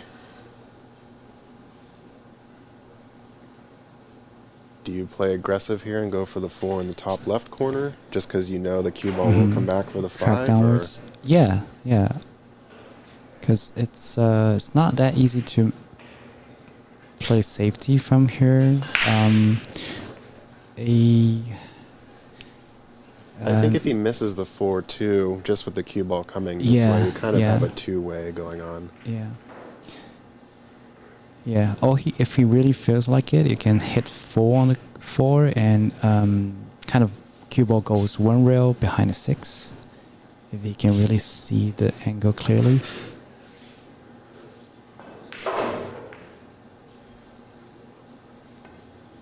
He's going for the make. Yeah, see, this You may see it on the pro side, but yeah, it's just so hard to control the cue ball speed. Looks like the 4 is not quite frozen.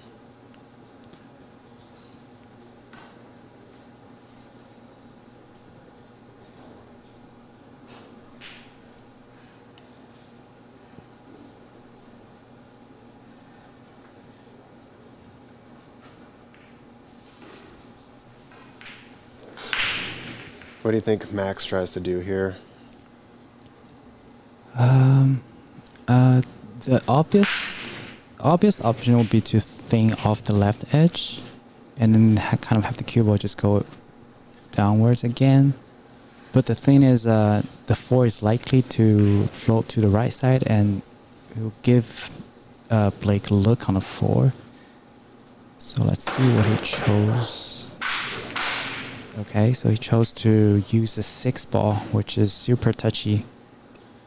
Yeah, But he controlled the speed of the 4, you know, almost almost perfect. perfect. Yeah, if that 4 would have gone to the rail. I think this is the dilemma. Like, you want to control the 4 just a tad harder. On the other hand, you want to hit the cue but just a tad softer. And when that's the case, usually, not usually, most of 60% of the time, you didn't achieve both. Okay. I think this will be okay. This will be okay, yeah.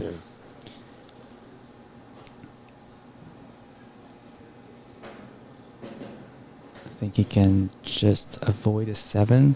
The question is, does he want to float it and then shoot a rather long shot on a 6 to the lower right corner, or does he want to add a tad of left spin to float the cue ball down to make it closer to 6?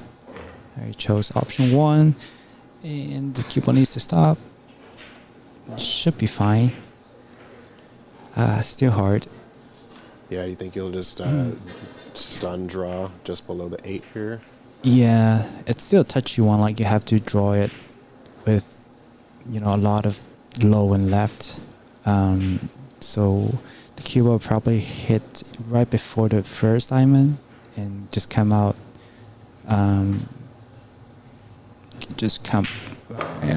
Okay, he chose to go 3 rails, which is very confident stroke. That's what, you know, pro level players will do. Is instead of just setting with the easier make, they will try to be more aggressive, so that they have a higher percentage of running everything out instead of just making this one. Alright, have to dodge the 9. Nice shot, smooth stroke.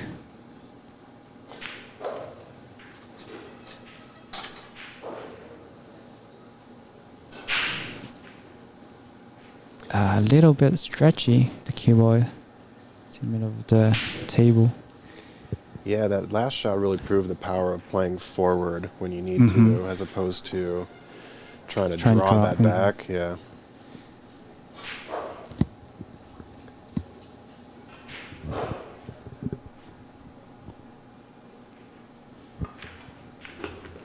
Played another forward for 3 rails. I think he's going to overrun it just a bit. Yeah. Or a lot of bit, actually. Yeah, this one is not that easy because you're going across the line of the 9. The last one, he overran it too, but since it was going towards the 8 ball or 7 ball, yeah. So it was just fine. Alright, this one choice again. Nice view. spoke too soon. Well, as soon as he moves out of the way. Yeah, exactly. Let's go back to the top for a second. This one, I almost wanted to, I think I almost want to bank it, maybe, depending on the angle. Let's see. Confidence stroke, yeah, banking it. Yeah. Just a bit short. Yeah, just a bit short. But it's like a two-way because you can, because with that angle, it's just natural that the cue ball will roll down towards the short rail. However, it's not completely frozen on the rail. And players at max abilities level. Let's see how he feels right now.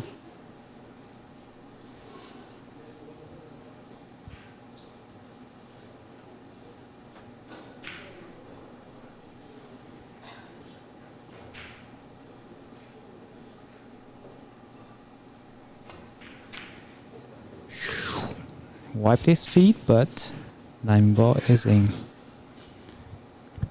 Yeah, kind of dusted his shoes off before it walked into that pocket. Yep. The new cloth helped in this case.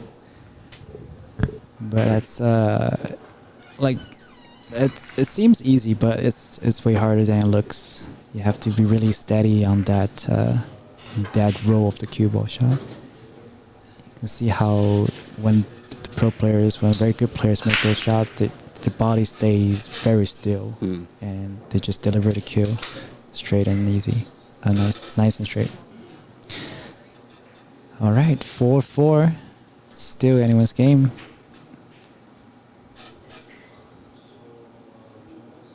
Leo and San asked in the Matchroom chat, are the pockets 4.5? That is correct. These pockets are 4.5 inches.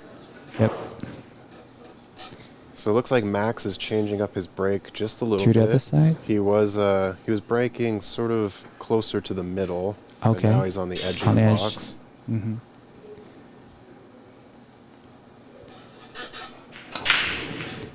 Nice break. Yes, I think this break worked better for him, with the exception of the 7 and 8 getting in the way.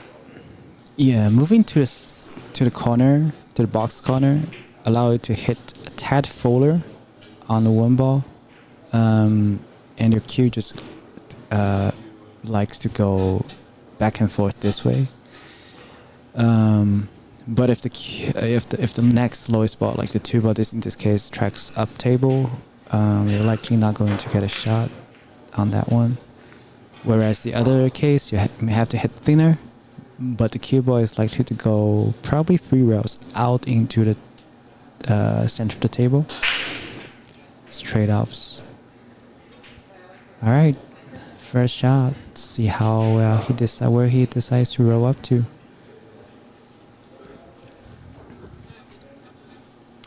Yeah, so do you think on this push you try to tie up a ball or just rather move into position with the cue? Yeah, tying up a ball is like a I don't want to say no brain choice, but it's definitely a choice that you can just make. In this case, since the 2 ball is just out there, not out there in the wild, but just up there on the bottom rail, I wouldn't mind just rolling the cue ball down to the bottom rail here, and have a look at the 2 ball.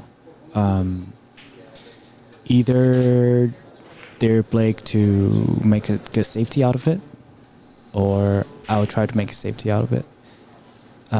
Simply because the 2 ball is not. The 2 ball is not easy to make from anywhere at the table. Yeah, so Max did in between. So he rolled up the 5 onto the rail, which makes the shot of the 5 ball a little bit harder, potentially. But at the same time, he did give Blake a look at the 2 ball. Oh, wow. Yep. That's so that was the risk of rolling to the left side of the table, because then he really had a chance to actually make it. That was great. Oh wow! Oh, I did. I missed it. I totally missed it. I did too. That's why I totally was like, missed we it. need to Wow. see this replay. Yeah. Yep. Glad we have the replay. I was looking at the chat. Got the double luck on that one. Yeah. And the position. Yeah. Jeez. Yeah. Still need to. There's that 9-ball luck love that comes into play every now and then. Yep. Still need to be composed and figure out the path. It's not easy because you need a pretty good angle to get from 4 to the 5. I think he would go just kind of top, squeeze by the 9-ball a little bit too far away. Oh, he's fine. Can just stun over to the short side of the 5, shooting 5 up table.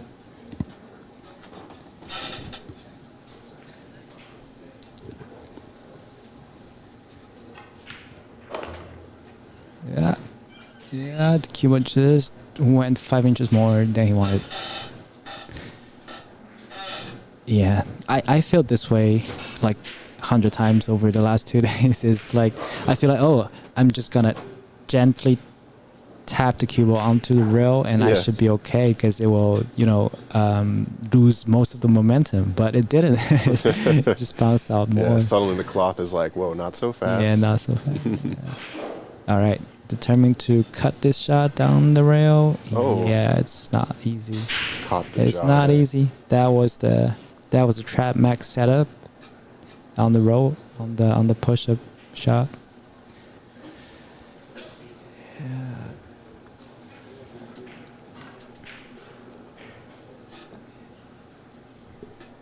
Yeah, Blake is struggling getting into the line. It's not easy with this new cloth. A lot of players, it's. I think for a lot of players, it's still just the third match or even the second match. Yeah, today is the third match, so they really haven't had too much table time getting used to it yet. Yeah, this is both Blake and Max's third match. Mm-hmm. Both have played very similarly in terms of score lines. Yeah, and Blake is like Blake's style. He likes to shoot it hard with stroke. He's not like a finesse stroke guy. Looks like the Tyler Steyer James DeVee match has ended on table 4, and Right. Tyler Steyer defeated James DeVee. And now we have Jonas Sauto versus Daniel Sardoncillo. What a match that will be. Yep. So keep your eyes peeled to that other page. There won't be constant commentary there, but you can still watch a phenomenal match. Yeah, check out the second stream on Ox Billiards YouTube channel and also Facebook page. You will see 4 tables at the same time, set up by Christian Youngers. So I'm not sure what's happening on table 1, if Max needed to Yeah, it looks like he went take a to quick take a quick break. restroom break. Don't typically see that in the middle of a rack, but Yeah. maybe the bathroom was held up or something. Yeah, I mean, if you see the room got empty, Yeah. and it is a turn. Now's your- you'd rather now's your get the chance. yeah. He might be thinking about it for 3 times for the last 3 racks, but so every time he wanted to do that, it's not available. All right, I think he's back. Just trying to see.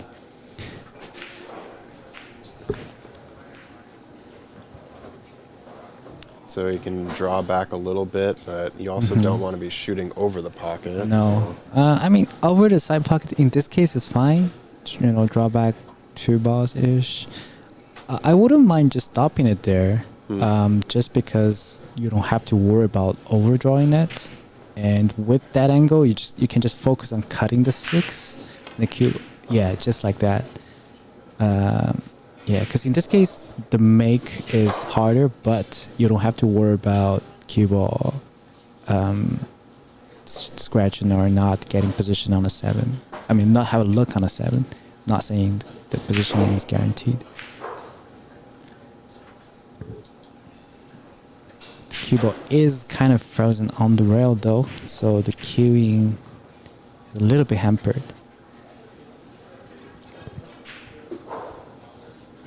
So this is one of the rare cases that the tables might affect the shot depending on different tables. Like for Rason Ox table, the pockets are kind of flush with the rails, so you can see he's cueing right over that rubber part of the pocket. But for other tables like Brunswick, those rubber part will be a little bit above the table surface. Nice shot. Need to stop. I think it's just in time. Yeah, I think so too. He can just stun over to the left now and get position for the 8 in that same bottom right corner.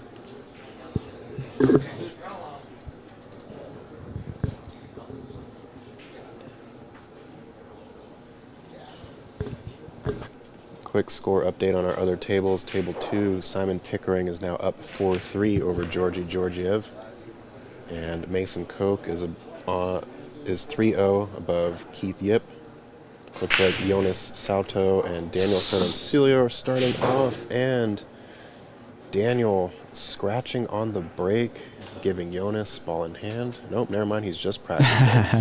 Fake out, folks. They're still warming up. Still warming up. Yeah, if you want to check out a Jonas match, go to the second stream on Ox channel. Yeah, so looks like Max ended almost on the 50-yard line here, but should be able to get the 8 in the corner still. Yeah, may have to nudge the 9 and get some luck out of it. Unless... Yes. Ooh. Wow. Wow. Hit that one a little too hard. Yeah, but it's just hard to estimate because if you hit it softer, then if the 9 stays on the the third diamond on the left long rail, then again a hard shot. You will wish you hit it harder. So it's really hard to estimate that way. I think he's looking at the bank line. So really going to the angle lies nice that you can kind of bank it full and stay the cue ball up table. Nice bank. Shot. Nice recovery. Bank. Yep, you need that once in a while.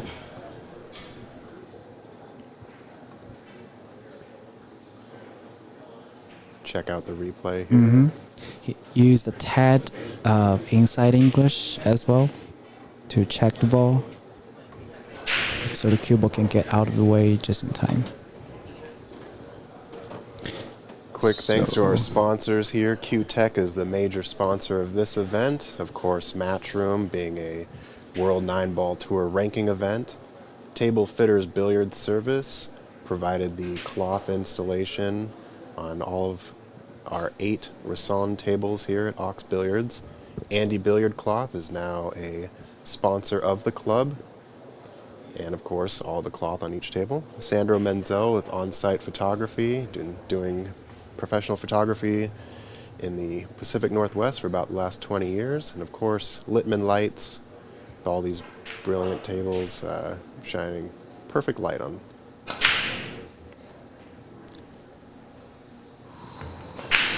The wind ball just get frozen onto the... Yeah, it looks like he made the 4. Yeah. Interesting. If the 3 is not there, I believe he might be able to just squeeze it one ball in. But the 3 is there, so if you jump over it, it's not easy to. Yeah, he's looking at.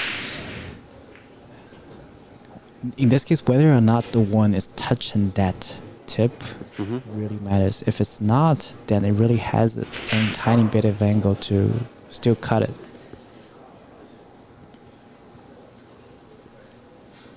Yeah, I think in this case he's sort of looking to see maybe where he can push, unless he does feel confident with a jump. No, I think he's looking at where to push. Yeah. Up table, so it's not easy to make the one ball. Still maybe kickable. I think he might maybe just send the cue up between the 5 and 8. Trying to be as parallel to the 1 as possible, but... Yeah, just towards the first diamond up table and kind of freeze it there if possible. A little too hard, but it's fine. Yeah, so now Blake will just have to thin the 1 and send the cue ball back behind this Orion's belt of balls here. So, for the Matchroom channel, the final score between Steyer and Devi, 9-3 was the final score. You can check out the bracket on Digital Pool. Just search Seattle 9-Ball Open, WNT Seattle 9-Ball Open. Should be able to just find that on the Digital Pool. If you're on a YouTube Ox channel or Ox Facebook page, there should be the link in the description as well. Some other updates. It looks like earlier today, Sam Henderson defeated Sergio Rivas 9-3. That was a nice win. So now we have Tyler Steyer versus Sam Henderson for the winners qualification round.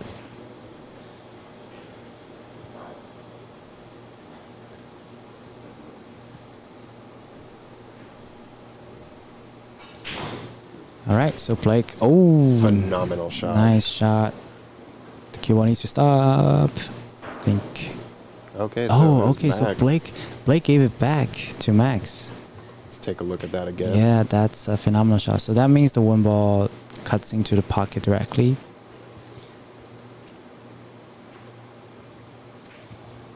And yeah, the confidence to just hit it with authority was phenomenal. All right. Good on Max for seeing that potential with that push-out shot. Yeah, I mean, it's almost like a do or dare shot because Blake knows that it's the possibility to kick it one rail, two rail, but it's just a matter of whether you dare to do it at a point or not. Just overran a cue a little bit more than perfect. Might have to go past the side pocket and around in this case. Control the cue ball onto the... Oh, he can do that. The cue ball needs to stop. I don't think it is. Yeah. It's just tough. And it's a little far out on the table for a jump at this point, right? Well, it's 50-50. So it depends on your jumping technique, I would say. Mm-hmm. If it's sidearm or upper arm, yeah, just like that. It's doable. Or Marseille like that. I think it's Marseille. Ooh. Ooh. Oh, wow. Marseille just tiny bit too much.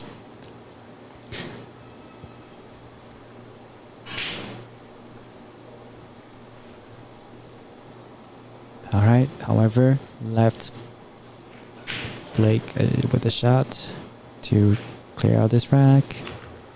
Oh, nice shot.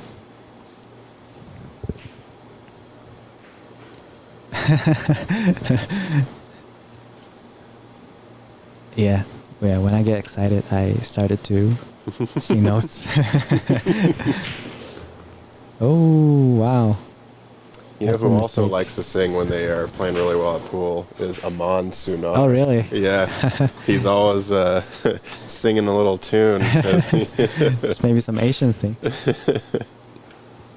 Well, Blake just hit a tad too much draw than the stun he wanted.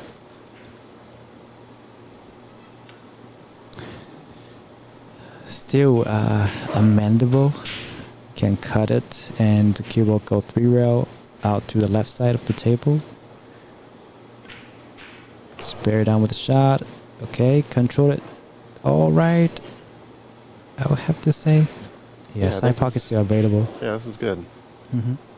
Yeah, I always kind of forget that the 9 is on the spot right now, because if the 9 was a little bit lower, it makes more sense to spin around for the corner pocket. All right, we've got ourselves a tie game here. Yeah, This has been 5-5, a really exciting. great match. Race to 4 between Max Aberley and our Washington. I think Blake is the highest vertical player in Washington. I believe so. Yeah. Yep. It's been on the Northwest Cup team for a few times. A couple of times, yeah.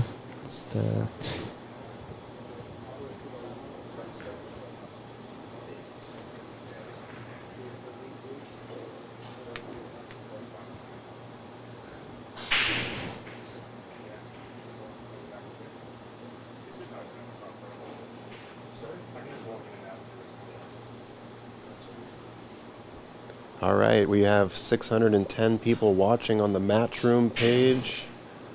Hello, everyone over there, and of course our own Ox YouTube and Facebook and Twitch pages. Thank you all so much for joining us. This has been such a wonderful event, and we love having this type of game here in the Northwest. This is the inaugural Seattle Nineball Open, and definitely looking forward to having this event here again for years to come. Exactly. It's the inaugural Seattle Nineball Open. First year of the event, and we're excited to be able to hold a WNT event here in Seattle. Looks like players are taking a quick break again. Gonna see if we can pan over to table 4 really quick. Yeah, let's do that. Just to see Jonas Sauto break for against Daniel Sardoncilio here. Yeah, I don't think they're using the live score to keep the score, unfortunately. Yeah, we might be able to have someone go check with them. Yeah, do a quick update on scores, and we can manually help them with it. But I think this is probably the second or perhaps the third rack. Okay, Oh, okay. might So, actually be the... yeah. Yep. Okay, 3-0. 2-0. 2-0.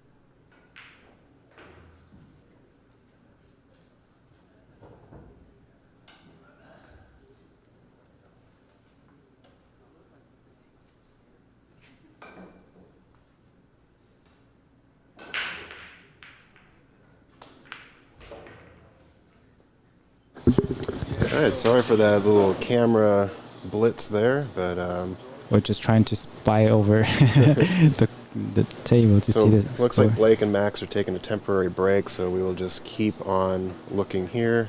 Yeah. I might be able to update this score. Yep.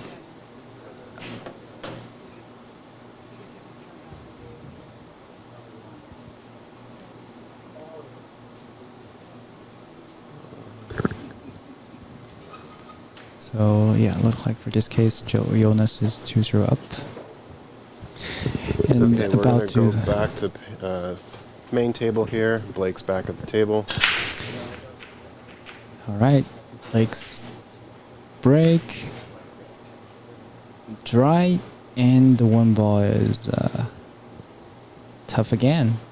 It's almost like symmetrical to the last match, last rack, but this time, for sure, the one is not makeable. Yes. I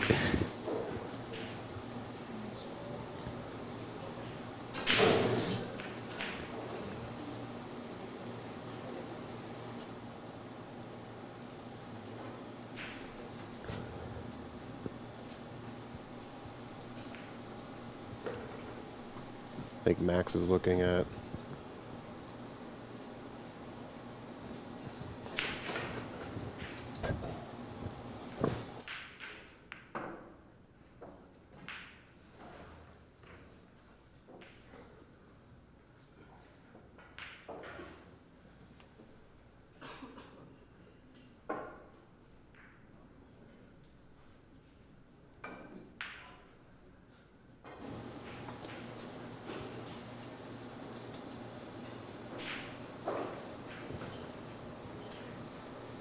Alright, so it looks like Jonas took another rack there over Daniel.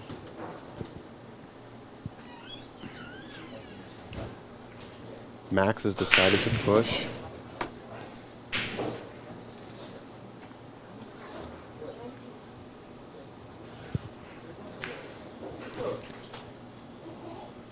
Looks like Blake is going to use the titty. Oh, we can see it. Ooh, Oh, what a wow. What a shot. What a shot. See it again. Have to really compress the rail hard. Nice shot. Alright, still tough. Side pocket, 3 rails. Find a gap between the 4 and 7. Nice shot. If he can run out from here, that would really boost his confidence. Yeah, especially with the match narrowing down here. Yep.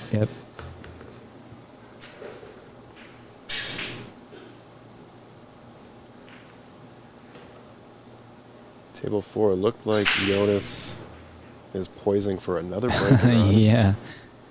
He's unstoppable. Like a machine.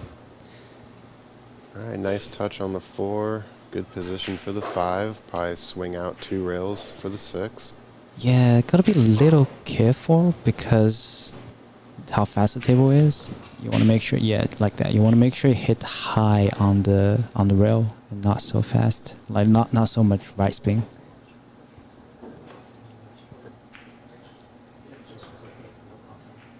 Ooh. Jonas with a combination shot in the bottom right corner. And yeah. Yeah, we eyeing over the other table as well so that we can update the score accordingly. But guys, if you're interested in Jonas, the match for Jonas, check out the second stream. Also on Ox Billiards YouTube channel, Facebook channel as well. Alright. Blake left himself with an angle going up table and down table, which is fine.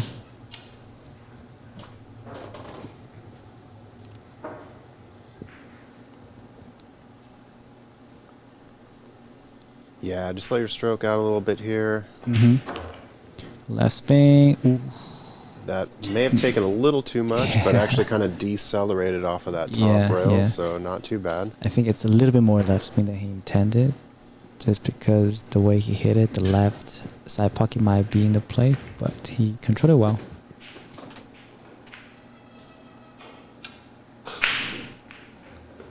Also, hello, Christian. Thank you for updating us on the Jonas match. Great run out from Blake Baker. Banked one ball from the push out from Max and ran out from there. Looks like Jonas scratched on the break over on that match, and so Daniel now has ball in hand. Opportunity to get on the board, even though it looks like there was a 6-7 problem.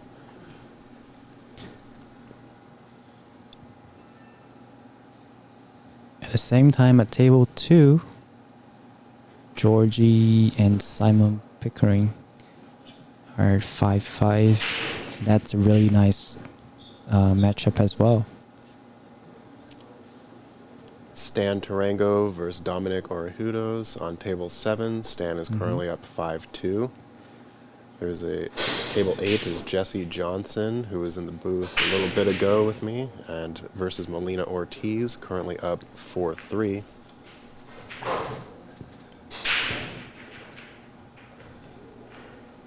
Lucas Fracasso Werner on table 6 versus Sean Lewis, an A-side match. Lucas is currently up 2-0. And Oscar Dominguez versus Jeremy Long on table 3. Oscar is up 5-3.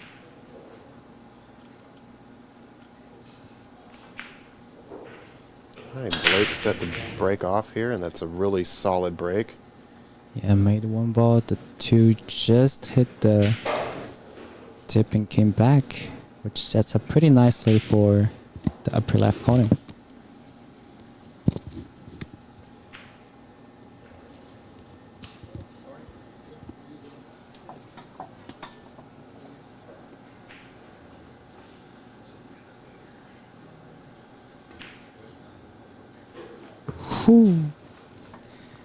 Use the full pocket this time, but he did get, I think, ideal on the 3 ball with a tiny bit of angle coming to the right. Yeah, now he can let his stroke out.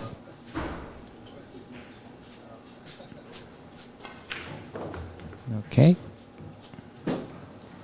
Then draw back a little bit off this rail to get for the 5 on the bottom left. The angle, I don't know. The angle just looks a tad larger than perfect. Oh, I see what you're saying, yeah. So I'm not too sure if he can hold it there.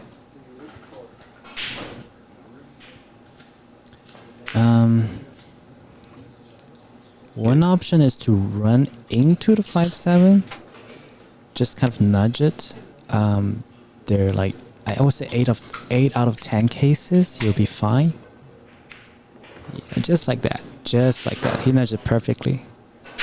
But I think, yeah, as I said, about 80% of the time, either you have a shot like this, which is perfect, or you can, do a safety from there. You just have to take the medicine from that situation. I think he probably just rolls onto the other side of the 6-9 and goes 6 on the side here. Yeah, depending on the angle. It looks pretty straight, but he can cheat a tiny bit. He likes to draw, probably. Yeah, draw it out. Just rolled a little bit too far. Yeah, on that one, you really want to, I think, keep the cube on the other side of the shot line.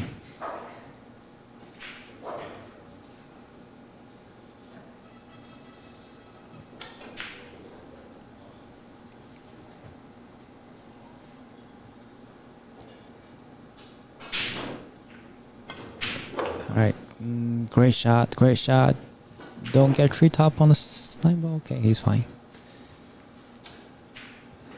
Not completely out of the woods yet. He still have to, yeah. You want to spin it softly so it just get past the side pocket.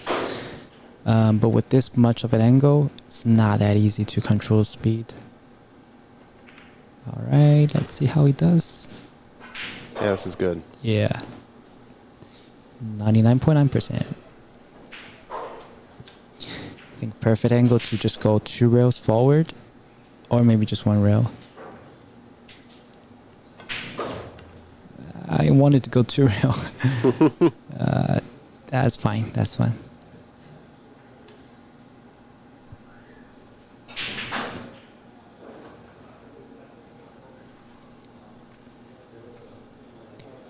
Nineball shot to give him 2 rack lead over Max Eberly. Nice shot. Let's do a quick swing over to table 4. Yep.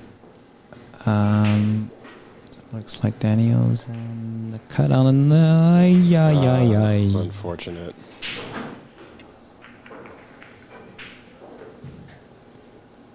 That'll put Jonas Salto up 5-0 over Daniel.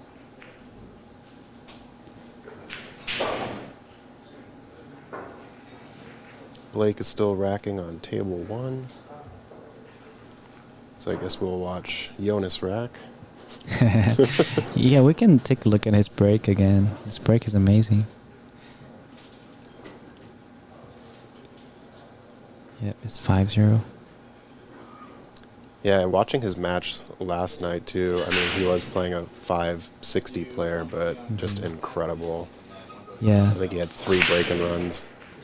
Oh, this didn't make 1 ball this time.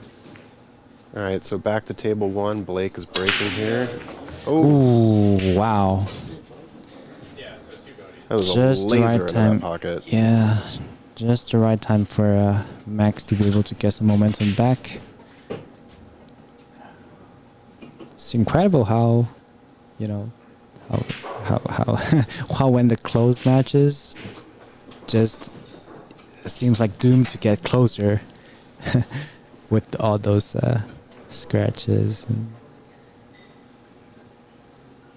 Well, the 8-9 tied up, do you think he uses either a shot on the 1 or the 2 to kind of break into that, since the 3 is in the open? Yeah. Yeah, it looks like the 1 and the 2 are the only 2 candidates, if you really want to do that. Yeah, 1 ball to the right side pocket with forward to nudge the 9 ball is not a bad choice.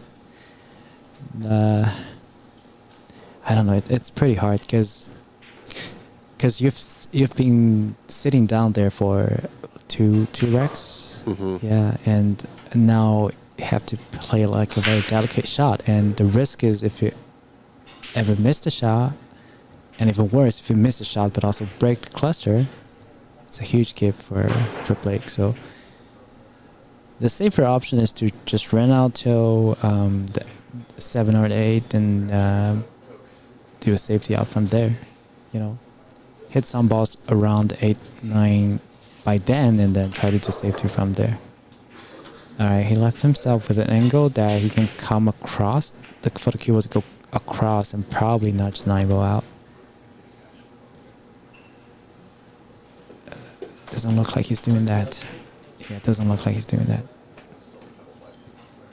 So just running out, let's see what he decided to do in the end.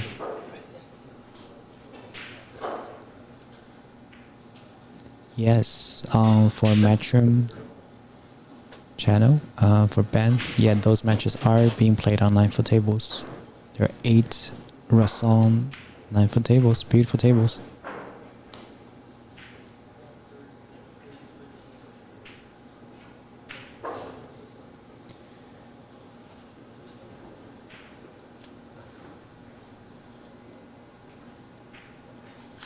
Alright, I think Max is eyeing on the angle. If he doesn't have to shoot a 4-ball, and like on this shot, if he's shooting the 5-ball, the purple 5, then it will be a good opportunity. Yeah, I think he was trying to achieve that, but That rolled a little too far. yeah. Alright, then plan B.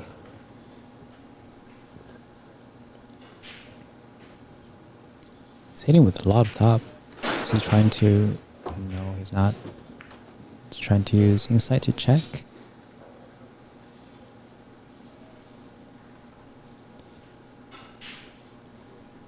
I think Blake and Max, they just played last weekend at the Spokane Open. Max beat Blaker in the... I think in the... I want to say hot seat. Oh no, they didn't. No, Blake played a Stan. Because I think Blake finished third. Yeah. Yeah, Blake played a Stan in the B-side final. All right, looks like Daniel's on the board Nice. over on the Jonas match.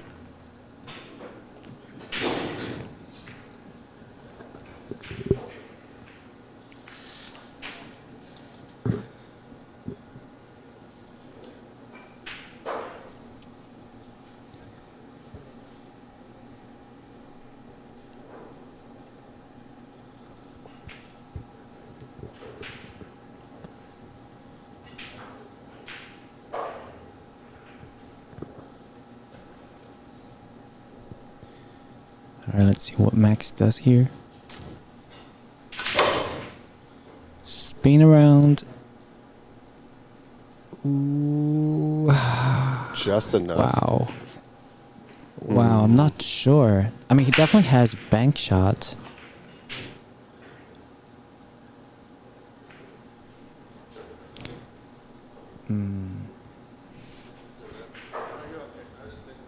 Almost feels like he has to go for it, the bank. Yeah, I think so, because even then he can send the cue ball back down table, and if he perchance makes the 8, he'll have a look on the 9, but if the 8 misses, the 9 could come into play as a blocker.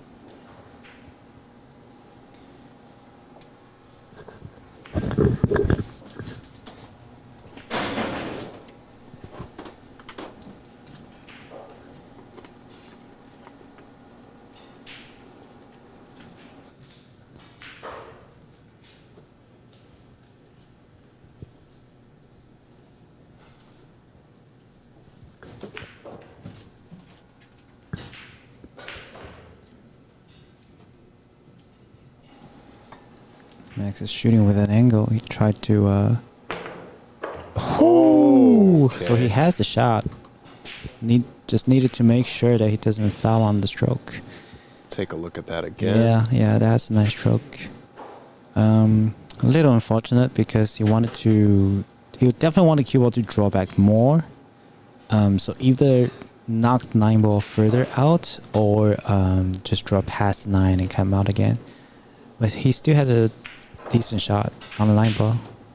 Need to do the same shot again.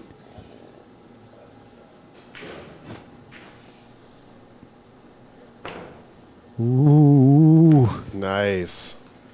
What a good recovery. 7-6 is the score.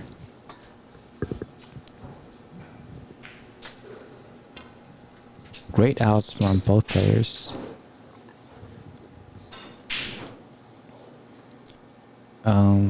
Table 4, I think Jonas is on another of running out. Overran that shot and Ooh, he's and the scratch. scratching. Ooh, wow. And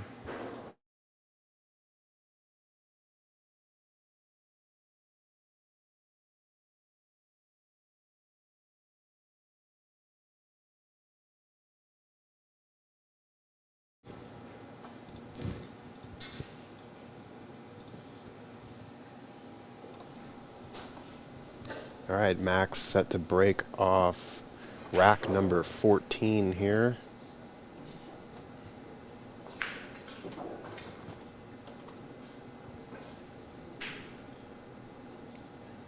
Yeah, I agree. Matchroom chat, that was an incredible out by Max. the one ball just missed the side pocket. 2 ball is down, but cue ball rolled into a favorable position for the 1. Yeah, he can kind of just stop it there for 3 ball. Everything's out.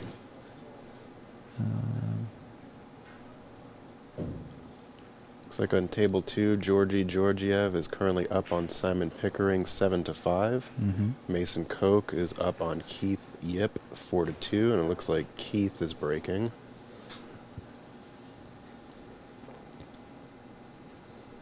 And then the Jonas Sauto match versus Daniel Sardoncillo. Jonas is getting ball in hand and currently up 5-2. Nice shot. I think he is straight on the 3, which is not so ideal, but you know, he can take that. Yeah, you think you can kind of just stop shot or draw a little bit back and run the 4 up the rail? Yeah, I think just stop there will be fine as long as his, you know, the cue ball doesn't drift towards the 7 ball.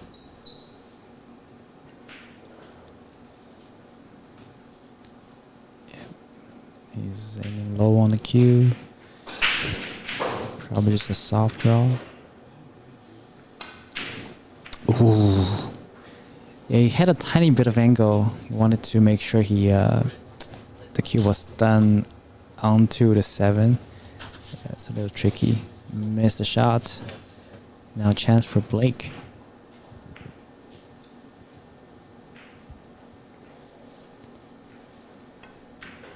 Yep, 9 ball can be used as a helper.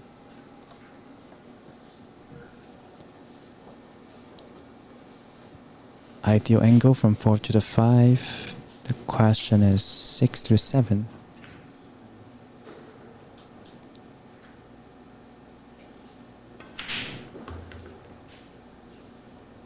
Top spin, straight is fine. Yeah, really good spin on that shot. Yeah, I think it's a little short this time. This angle, you may have to stun over to the other side. It feels like, or you can just make it and then take longer shots on the 6. Yeah, because I don't think force follow really gets you to the position you'd need, right? Actually, that's an option too. The cue ball could get in between the 8 and 9, and then to the other side of 6. Looks like he's drawing it. Okay, yeah, he's doing forward and getting above the 9 ball, which is even better. Stop. Wow, on the rail. Wow, it's unbelievable. Fortunately, he still has an angle, I think, so it's still he can still just force follow it to out. Yeah, Chris, I agree. 6 to 7 is tough. Yeah, so let's see. He kind of needs to fall almost between the 2nd and 3rd diamond on this lower half of the table, right? If he's going to go 7 up. Yeah, let's see. Okay, he's going. I'm not too sure whether it's just a bad miss or he was trying to do safety out of that. I don't believe he could miss that bad. Probably he was straighter than we thought, so he was trying to do just a safety, leave the cue ball on the top rail. Thank you, Jessica. Thank you. Looks like Daniel is closing in on Jonas. Yeah, yeah. Wild combo bank on the 9, according to Christian here. Yeah, Jonas gave Daniel with some easy racks, and Daniel's Daniel's on track. I think if he can figure out the break, I believe Daniel scratched on the break maybe once for sure, maybe twice. But looks like this one just ends up being dry. That 7 looks right on the rail. Very likely.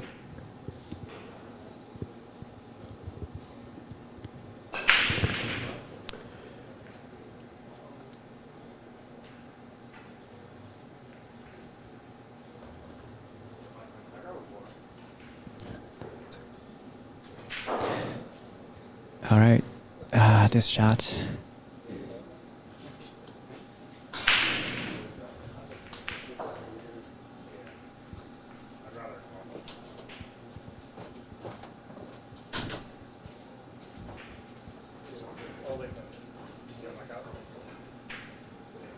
Let's see. Max really needs to put top left, I think, in this case, and dodge the 8-ball. Okay, he just used top to ensure the make of the ball. Alright, left himself with I think he wanted to be 5 inches more down table, so he has a bank angle. I think Max just indicated that 7 is not frozen on the rail. That there's a little gap.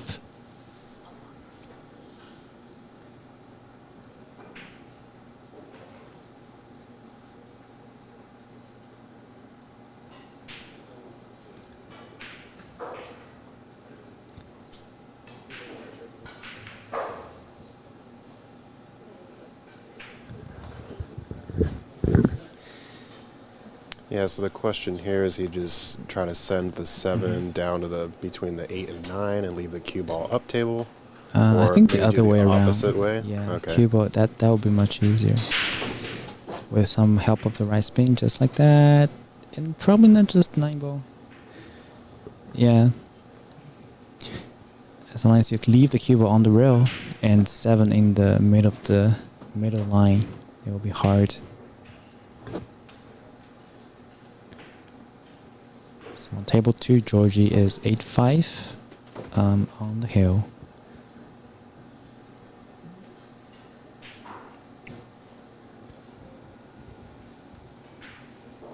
Looks like we have a mostly full audience in attendance here this afternoon.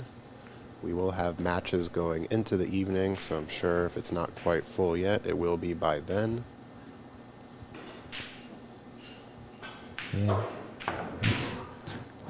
To the other side. Right How's for the it. cue ball? Oh, wow. Got nudged like 4 times and Incredibly lucky. well, you can call it a reward Sure. of taking a swing at it. Mm.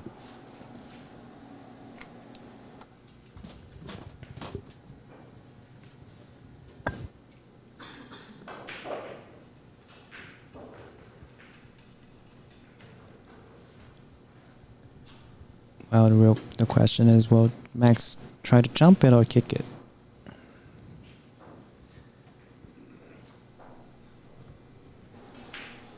Yeah, it looks like he has the short stick, but just doing a double check here to see if it's the right choice. Yeah, it's not an easy decision because it just has an angle to go to the right side even after you make the jump. So it'll be hard to get good position. I hit a thing. How are the balls going to line up? Okay, not too bad. Can take that.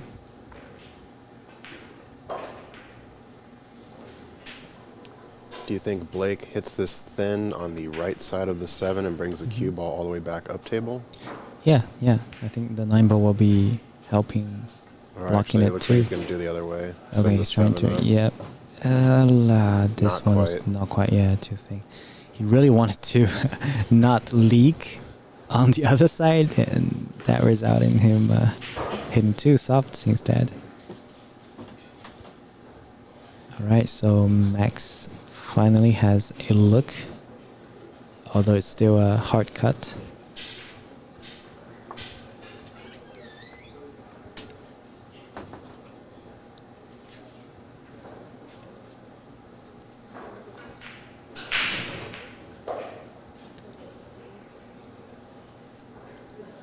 On table 4, Daniel just made a really nice hard cut into the top right corner for the 8-ball, and he's positioned on the 9, bringing that game to 4-5 in favor of Jonas.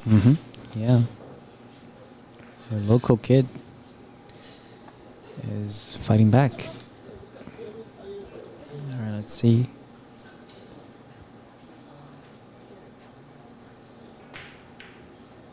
Overcut it. Yep. Yeah. Pat is asking in the chat, are any cameras on table 6? Unfortunately, no. Now, who's Might playing be able on- to do a pan over there here in just a moment. Can also try to find out. Who's playing there, right? Yeah, let's see here.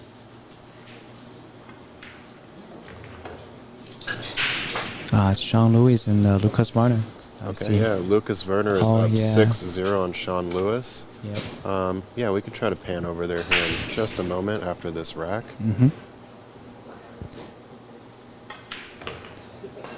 All right, so Nice. Blake Baker looking to go on the hill here.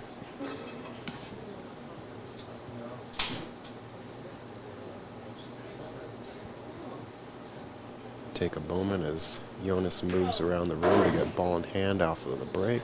Yeah. And Blake will sink this to bring it 8-6.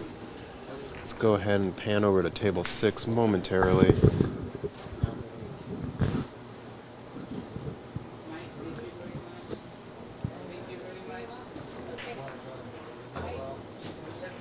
Okay, it looks like Sean Lewis is at the table.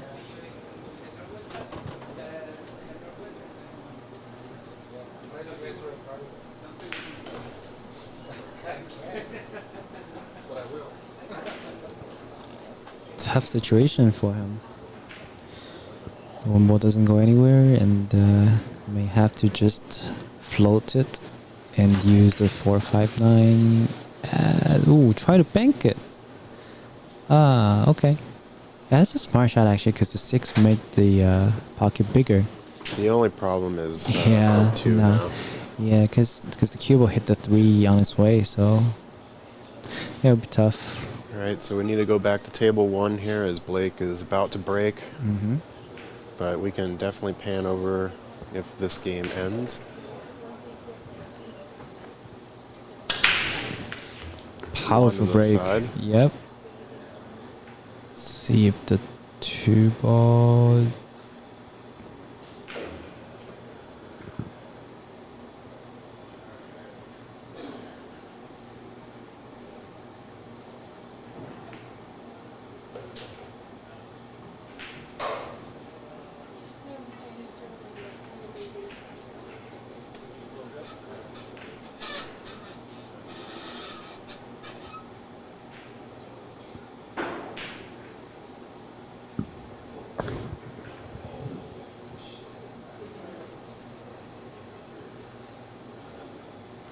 All right, so Blake taking a look at this 2 here.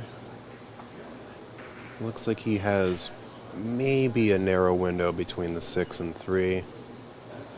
Not sure if he can get the potting angle. Don't think this is going to end up favorably for him. Max with an opportunity here to close the gap. Yeah.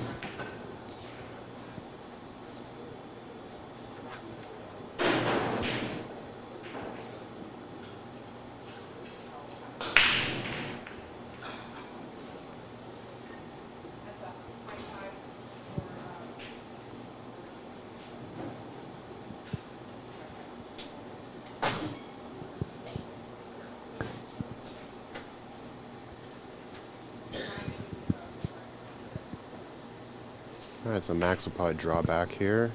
I think the 3 does go by the 7.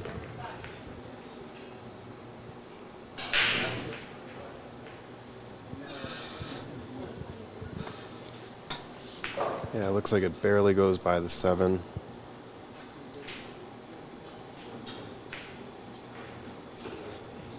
Really have to be accurate on this shot. Let's see, nice stroke.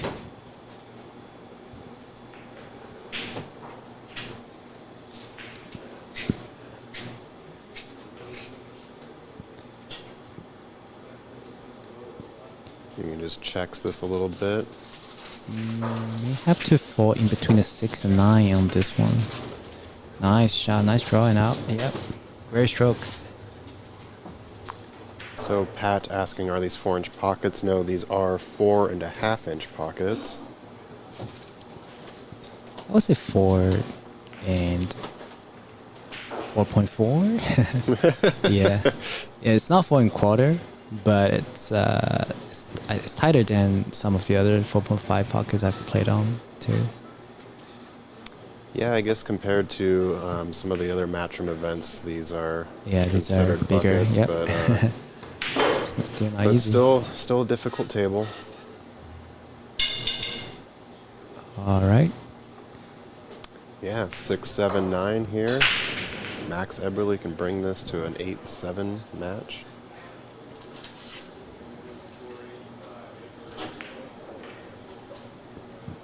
Meanwhile, looks like Jonas Sato is about to be up 7-4.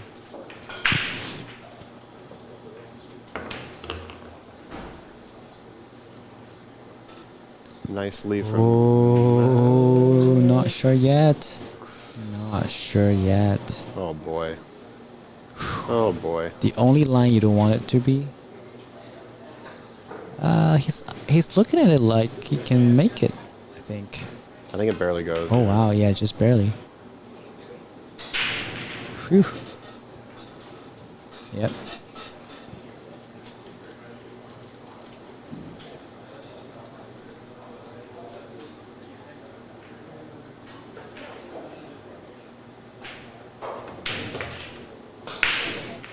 All right, 8-7 match.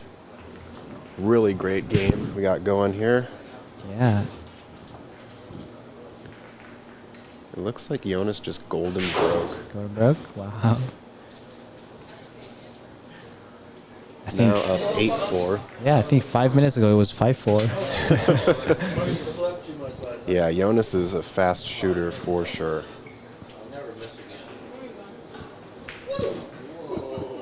Robert, for brackets, since you're on since you're on Facebook, check out the description part of the Docs channel, and then we just paste the link in the channel in the chat as well. Move over when you're camping in the left lane. Yeah, Chris, indeed. We did say we wanted this type of match, and as we progress through the day, we definitely want to see some close matches. The more pool action we get, the more entertainment us as fans get as well. So thank you so much for joining us.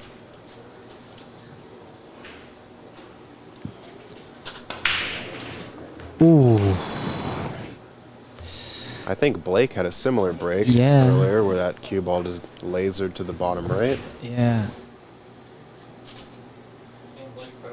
And I think the 9-ball just deflected off the rack too. Yeah, that cue ball went uninhibited. And in then that when it corner. comes back, oh no, it just rolled over it. Okay. All right. Chance for Blake Baker to close it out. Yeah, Triple G's made 2-9 on the snaps. I also believe that Jonas last night against Dominic had a golden break as well. So could be mistaken, but his break is definitely dialed in this tournament.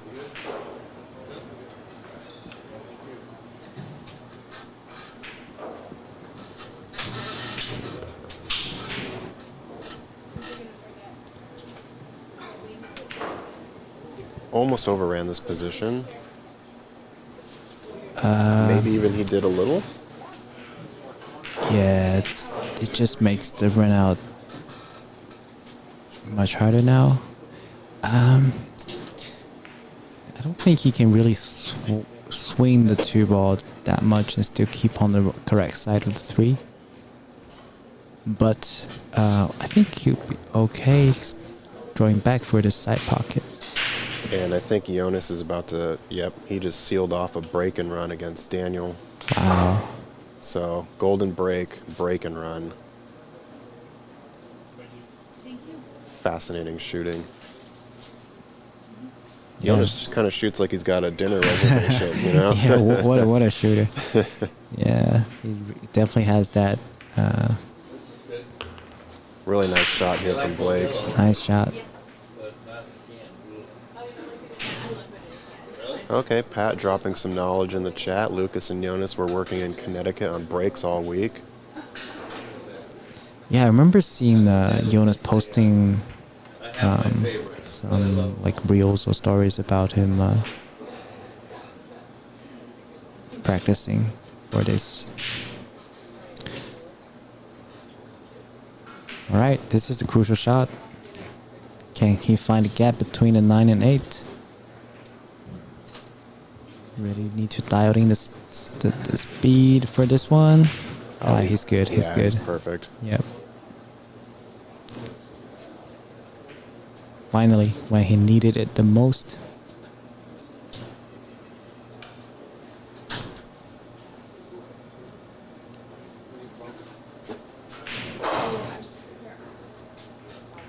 Just float it. Nice angle.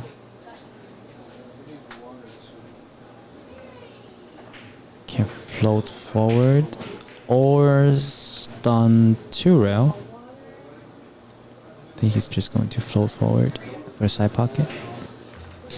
2-rail, okay. Nice shot.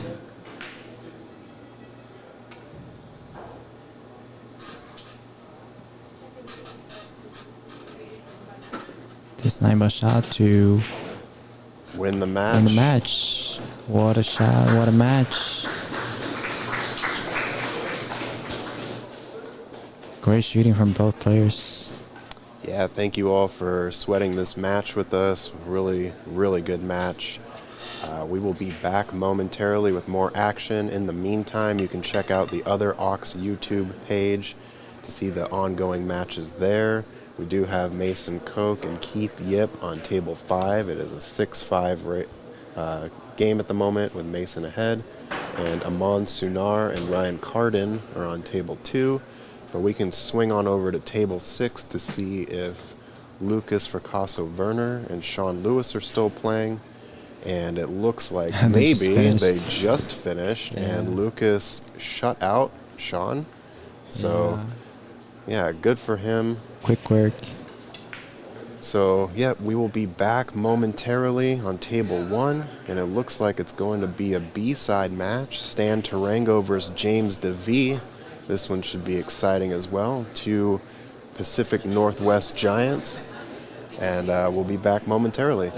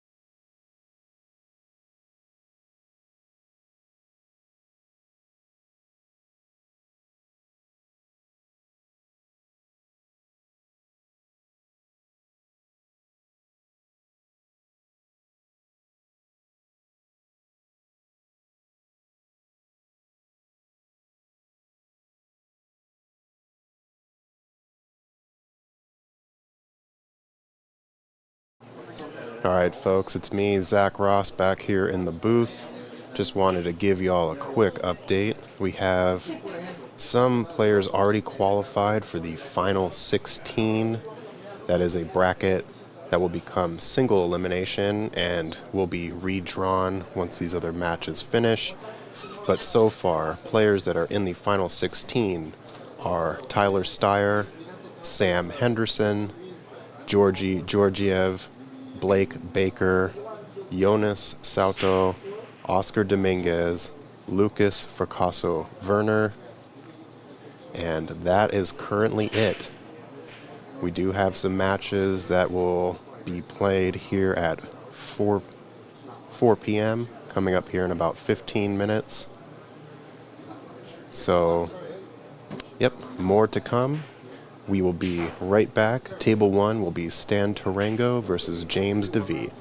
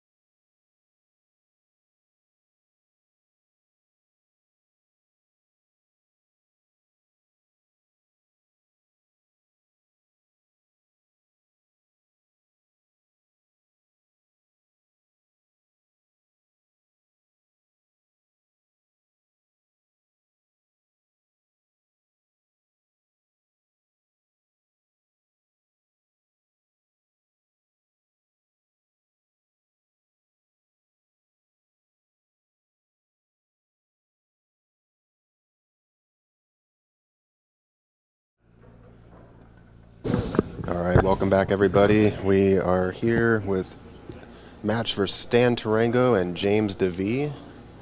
This is a B-side match, so one of these players will be eliminated. Whoever wins here will be going into the final 16.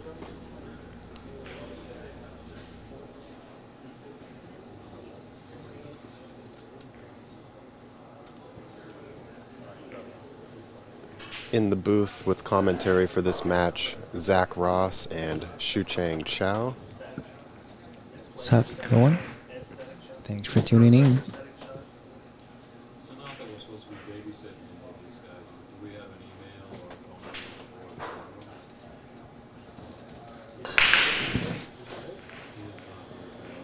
for lost a leg and lost 2 years. He's scheduled at 2:30 and 12 past that. We didn't start till we had a table available, which was about 3:10 or so, 3:15, whatever.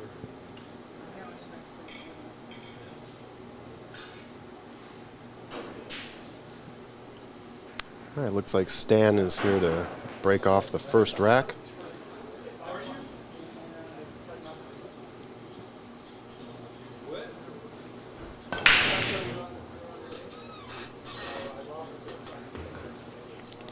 Ooh, a scratch on the break from Stan, giving James an opportunity here.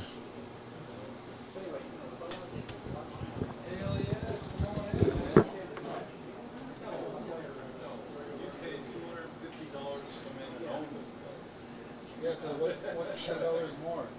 How about I get a couple of beers? No, you're good. Just keep it this. Yeah, I've got one now. Yeah. So you okay? Where are you? I'll see you guys. Good, sounds good. Send me a message. This is Geronimo, right? Morales? Everything okay? Not sure he wanted to bump into the 3 like that, but Shoot. Well, I hate to hear that. I'm very sorry. I like the inflammatory, I apologize for seeing your message. You okay? good separation safety here on James's part. He had an emergency at home. Oh, no.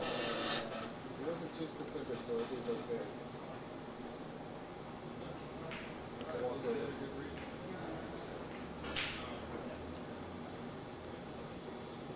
All right, so I think Stan will probably just try containing safety here.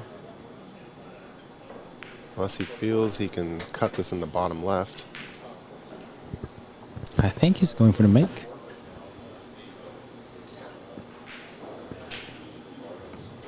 Oh, you're right. How's the speed? The worst. Yeah, sitting over the side pocket now. James can do a half ball jump over this 9. And as far as I know, James is pretty good at jumping. Well, actually, looks like he might be able to swerve here. Yeah, just make it directly, probably. Yep. Uh-oh. Ooh, yeah.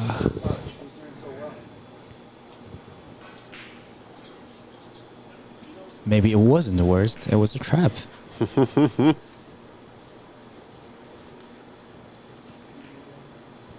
Yeah, Stan's out here with the galaxy brain.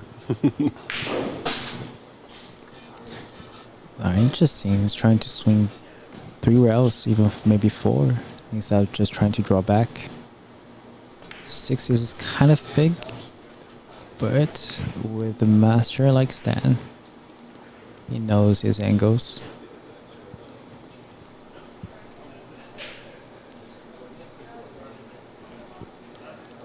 Alright. So, probably some top runner left. Yep.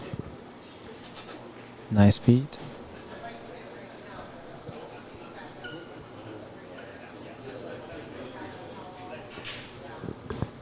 Yes. You can have beer to take it. It's true.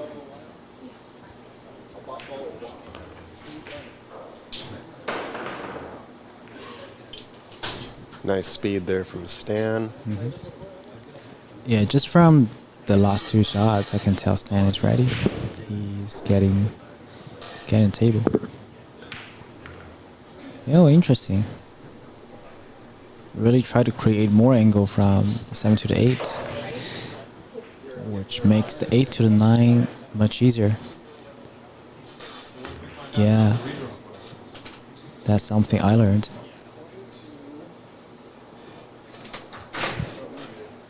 Desiree runs these WNT events. I don't want to say the wrong thing, so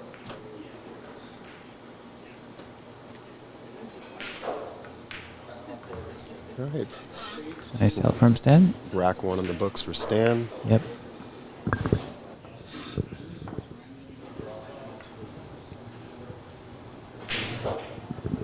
Thank you to all our sponsors for this event. Q Tech is our major sponsor. Of course, Matchroom, this being a World 9-Ball Tour ranking event. Table Fitters Billiards Service. Zach, not me, other Zach, went ahead and installed all of the Andy cloth on these fine Rasson tables about 2 weeks before the tournament. Andy Billiard Cloth is now a sponsor of the Ox Billiards Club. Sandro Menzel on site for all of the professional photography at this event. And of course, Littman Lights, the best lights in the business. Stan set to break here in rack 2.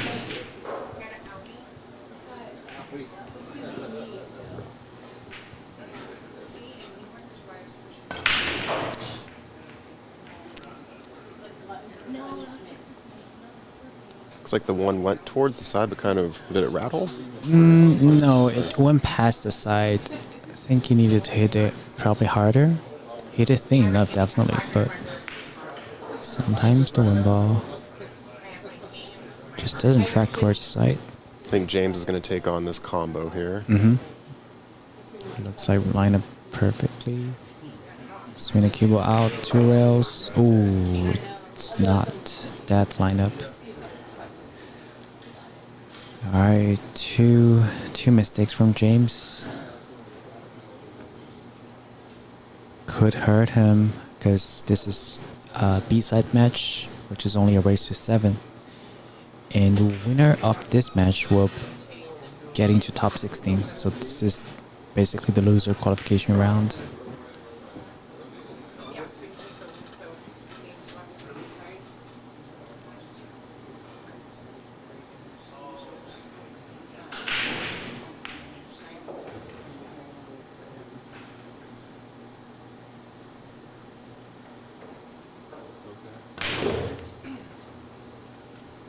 Little stun. 2, 3. Almost overrun, but he's fine. Need a little stretch. Just scoop the cube a little forward, like maybe 3 inches more. Yeah, I think he's going to grab an extension here. Just wants to be safe. Exactly. We don't want to take it for granted. I mean, making it is not that hard, but if you overran it or you land it super straight, it'll be awkward. Suddenly from easy run out to awkward run out. Yeah, keep the angle. Nice shot.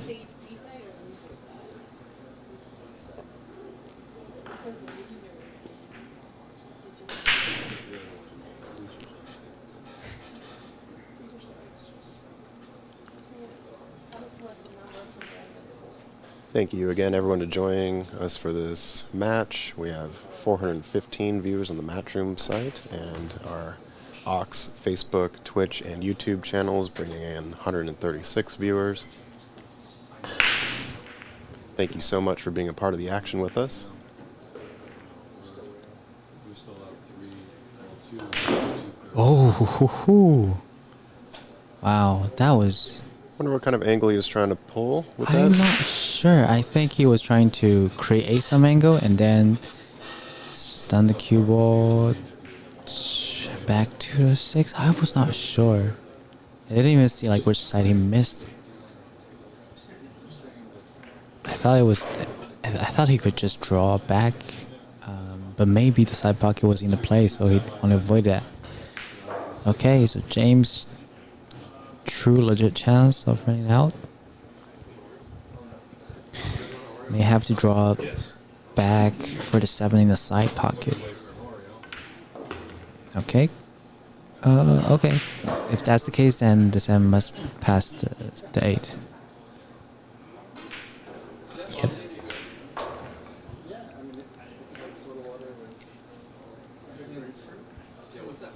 Pure top, or with a tiny bit of left swing.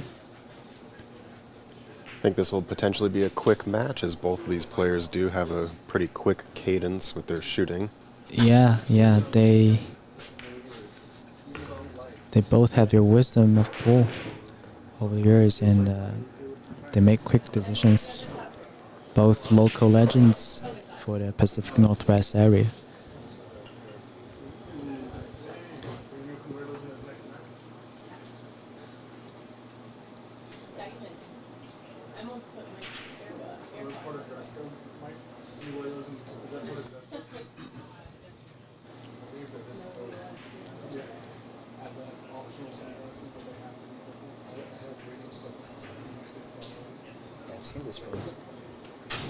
I've seen this room. They do some good productions too. Mm.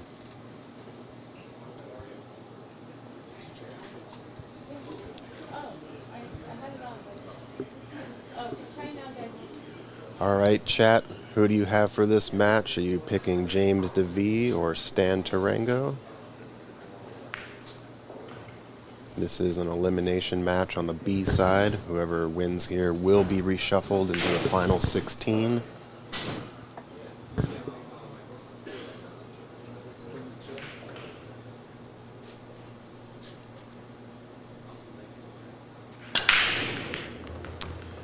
Cue ball got away from James there. Just What a break, though. Laser into the bottom right corner. Stacy, yeah. It's hard to not be a Stan fan.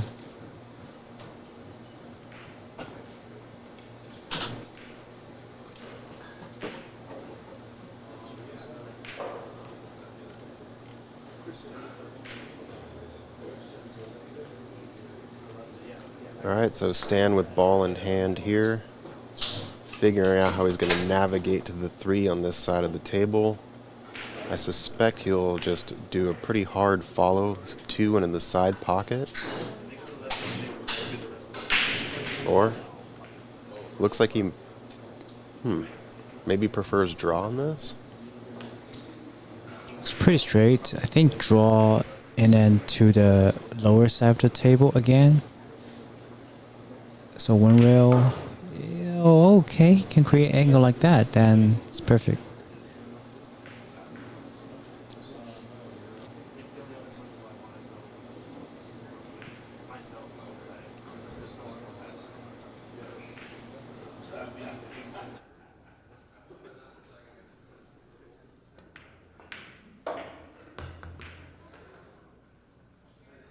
No wonder.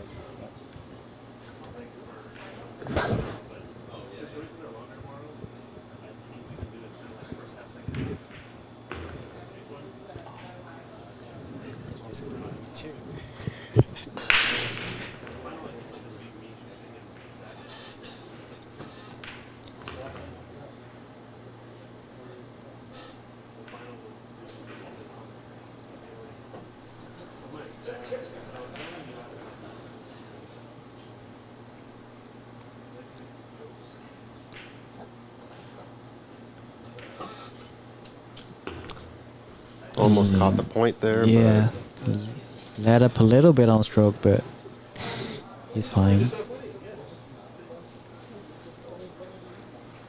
Just a tiny bit of drawback. Yep. Yeah, I like Stan's style. It's calm and intentional with the cue ball. Try to be efficient.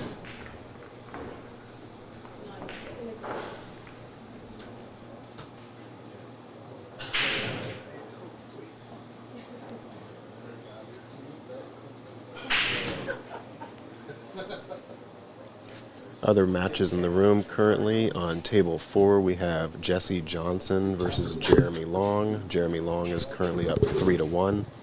Amon Sunar versus Ryan Carden. Amon is up 4-2. And it looks like Max Eberly and Jack Kiske are in their second rack, and Max is currently up 1-0.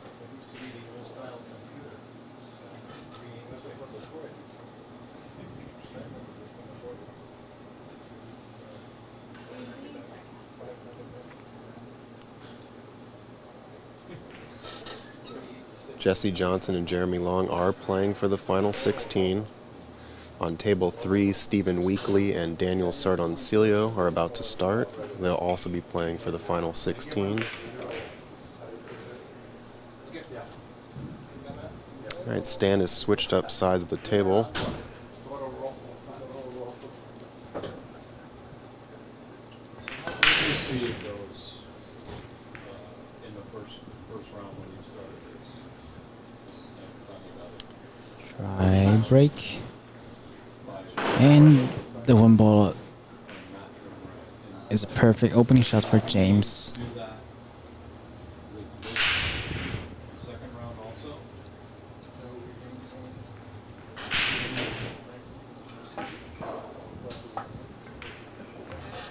Okay, interesting stroke.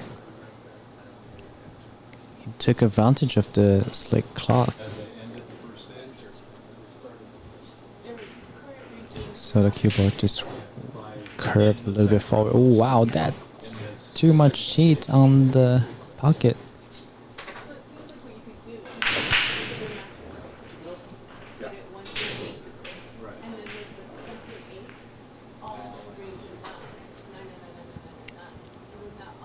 Fortunate to not leave a look on table.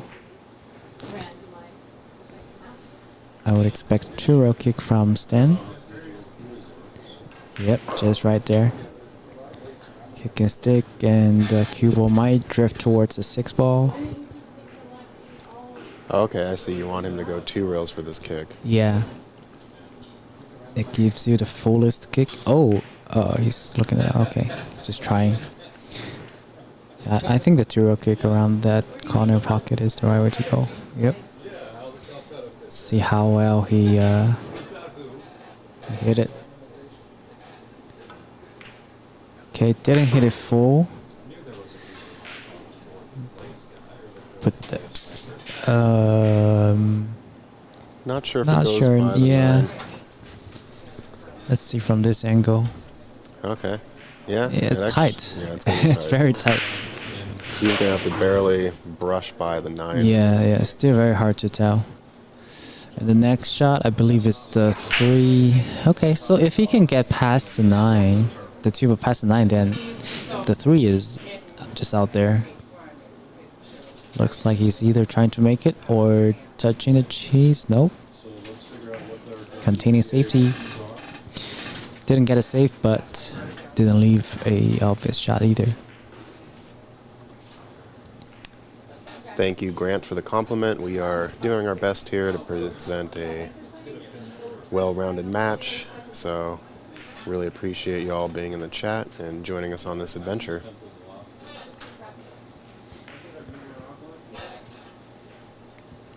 Yep, Yeah. Ox Billiards has really strived to put on these awesome camera angles. We do have multiple cameras throughout the building.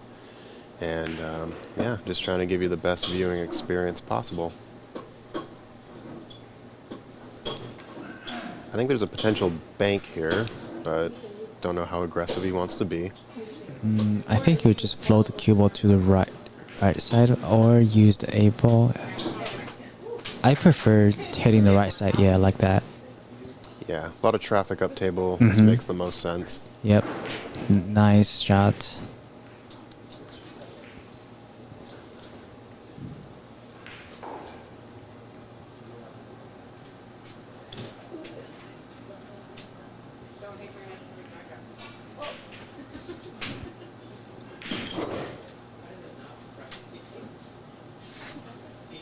Yeah, James, tall guy, very good at jumping. May opt to jump over the 3 balls. Okay, he's looking at one rail kick. Not easy. 9 balls in the way. You could hit 8 first. This is really a nice safety.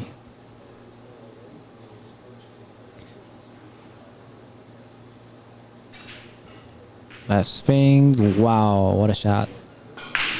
Oh, unfortunate outcome, but what a hit. Yeah, that was the power of freezing the object ball to another ball as well in safeties, because you really limit a lot of options and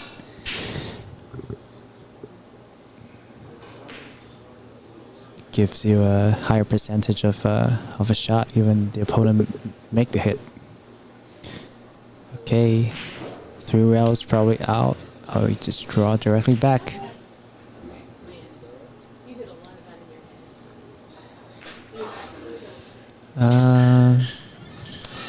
Again, the runout is not obvious.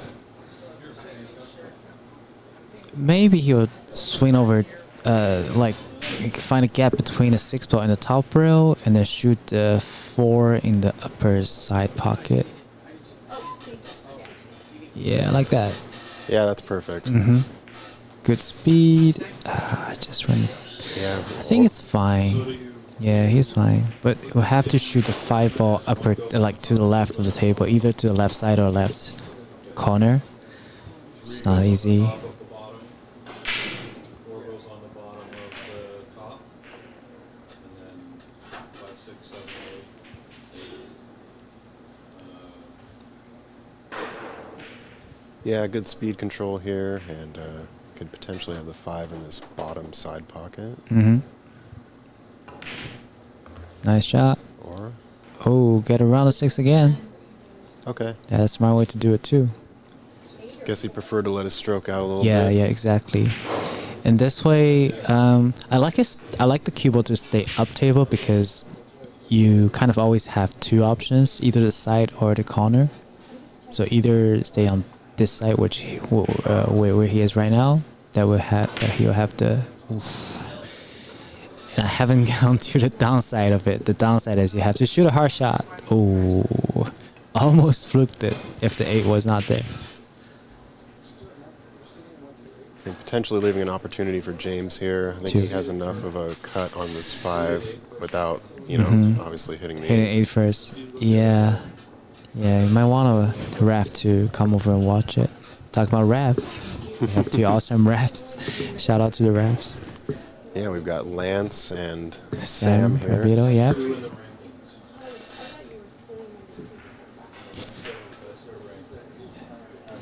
Yeah, the thing of cutting it is that the cue ball is doomed to run into the 8 kind of full, so it's hard to get back up table for the 6 ball.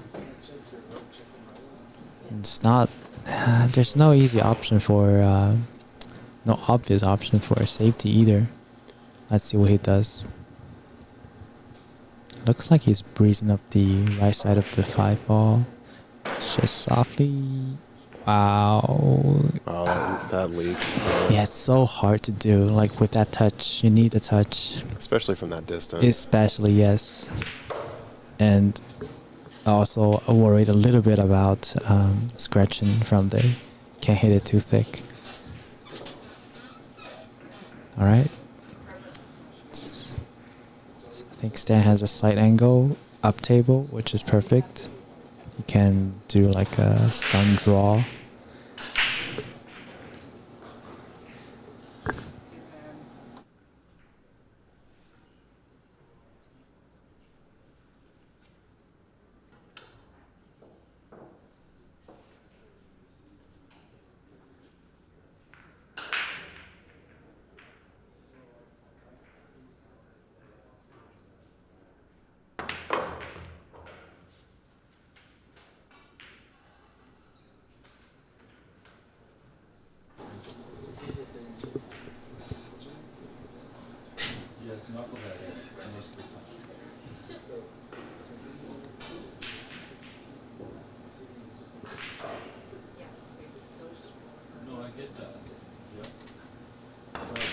Stun back.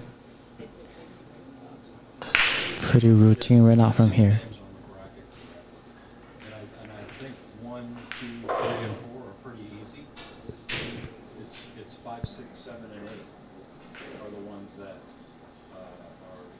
Alright, so he's just going to roll forward a little bit here. Good position and angle for the 8. Yes, I think we all need Eating you momentarily because Disguised as a if I'm allowed to, yeah. Ask the boss.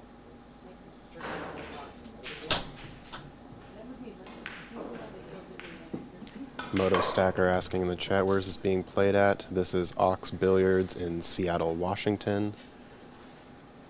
This venue has 8 9-foot rissones. Looks like Stan has positioned himself well to sink this 9, bringing it 3-1 in favor of Stan. This is a B-side match. The winner of this match will go on to the final 16. Quick sponsor shout out. Q-Tech is the major sponsor of this event. We have Matchroom World 9-Ball Tour as well. This is a ranking event. Table Fitters Billiards Service provided the Andy cloth installation about 2 weeks ago here at the club. Andy cloth is also a club sponsor of Ox Billiards. Sandro Menzel with the on-site photography. And of course, Littman Lights, the best lights in the business for your pool table, and ours as well.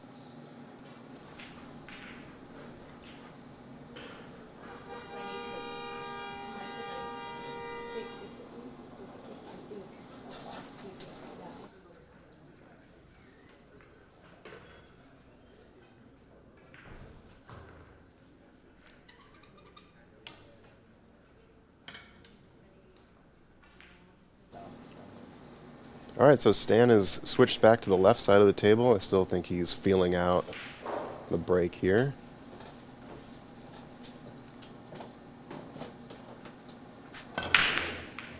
Triple G asking on the score of Nick versus Sergio.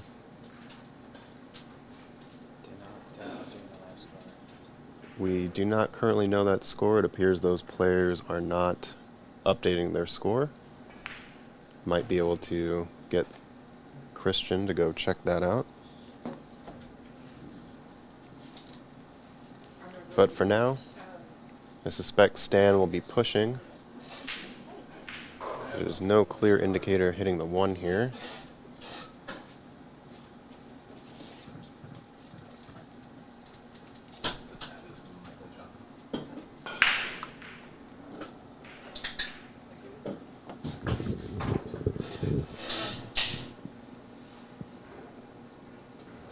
All right, so what push-out do you think would be good here? Yeah, where he's pointing at is not bad. I mean, generally for push out, you just want to push to some place that there's no obvious shot. Mm-hmm. Or even if there's an obvious shot, then it's like a low percentage shot.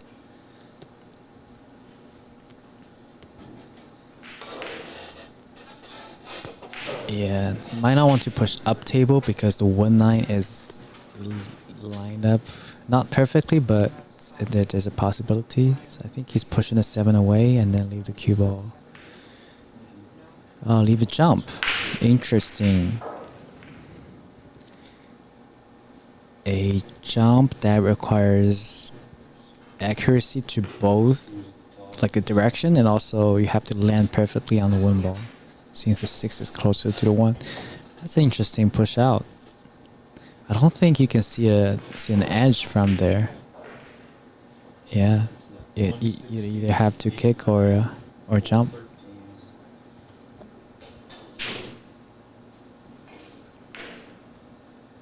All right, so James gave it back to Stan. 215, 710, 314, 611. He's eyeing it, staying it. Okay.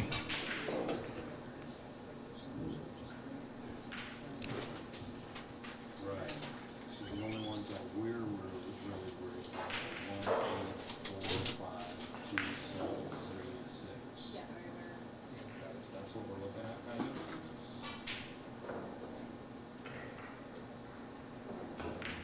And the only All right, he could see the edge. Wow.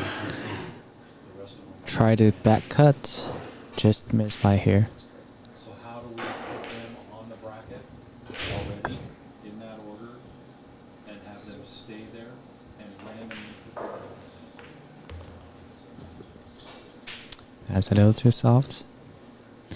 Yeah, James still trying to find the rhythm of this table. Yeah, yeah. But he's fine. I mean, he definitely wanted the angle to swing to left side. Yeah, nice soft control.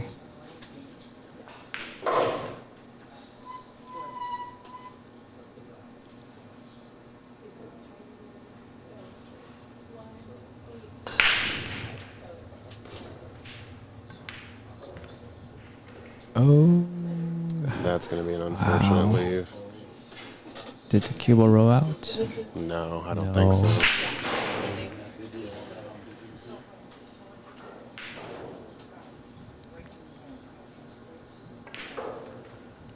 Yeah, it seems like he sort of decelerated on that shot, maybe. Yeah. Didn't quite get as much speed out of that top rail as he wanted. Oh, so, yep, we got our little. We got words back from Christian that Nick DeLeon just won his B-side qualification against Sergio Rivas. So, you guys will be able to see Nick DeLeon in the single elimination stage. And just a reminder that we are going to play one round of the single elimination tonight. After the B-side qualification is done, the tournament directors are doing the draw, and we will do one more round of the match tonight. So stay tuned, guys. I like this defense from Stan. Yeah, really very good nice control. separation. Yep.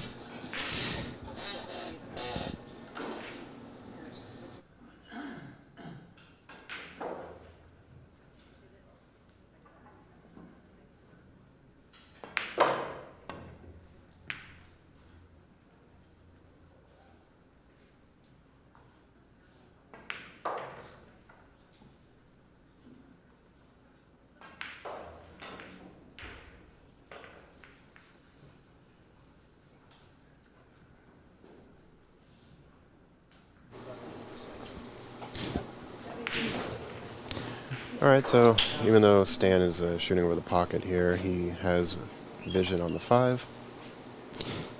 Yeah, 6 ball though, because the 9 is blocking the obvious pocket. Really have to control it. Wow, nice shot. Nice shot. Great speed. At least gives him a chance to still maintaining the attacking tempo.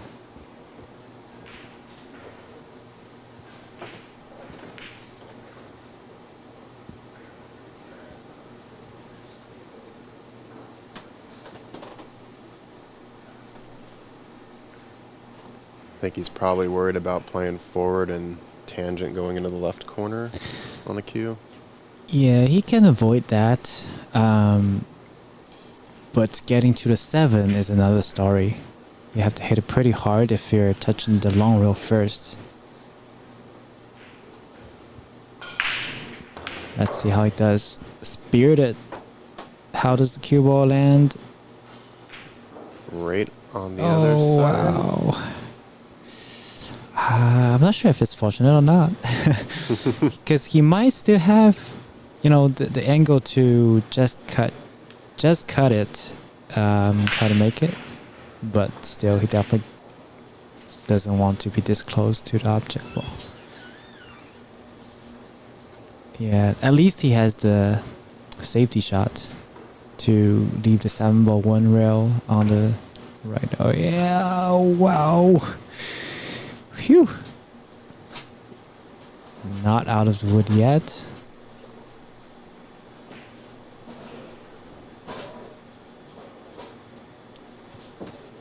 Just can't seem to get a roll.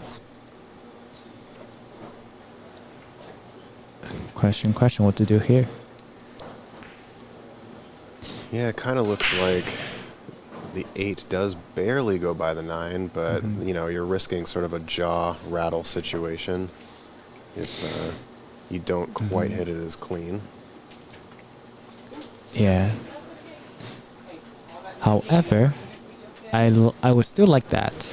Try to bank in it. I don't mind the idea because you can control. Yeah, just like that. Whew. That was a nice shot. Nice shot. Yeah, I was just about to say, with the speed he hit it, even if he miss, the 8-ball is likely going to be sitting on like the left tip of the center pocket. So it's almost like a Let's go back to freeze that spin it. replay real quick. Yeah, let's see that. Yeah, with the speed he hit it, if the 8 hits a 9, either it hits 9 or 8-ball hit too wide. Either way, since the cue ball is on the other long rail, it'll be hard shot for James. Yeah, nice decision.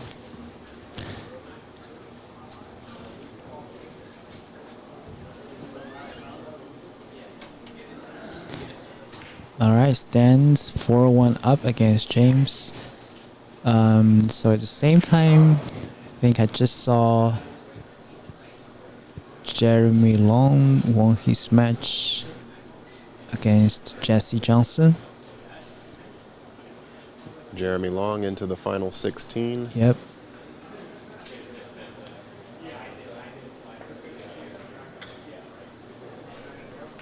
Max Eberly currently up over Jack Kiske, Kiske 5-1. Yeah. Yeah, Jack has been shooting out pretty well this tournament too. Another of our local. And we've got player. a Golden break. golden hanger. Oh wow. Golden hanger. Oof. Oof. You're gonna breathe and that thing's gonna fall in. Yeah, have to have the countdown. I think he can make the one directly. It's not obvious for the combo yet. The 1 to the 2 seems natural. 2 to the 3. Oh, he's going for the 2-9 combo directly. Nice. Gambled a little bit because it's very likely to run into the 6 or the 4, but most likely you'll have a look on the 2-9 combo. Great shot by David. This Nice job. Yeah, this might as well be the way to take be advantage in of that time. hanger. Mm-hmm.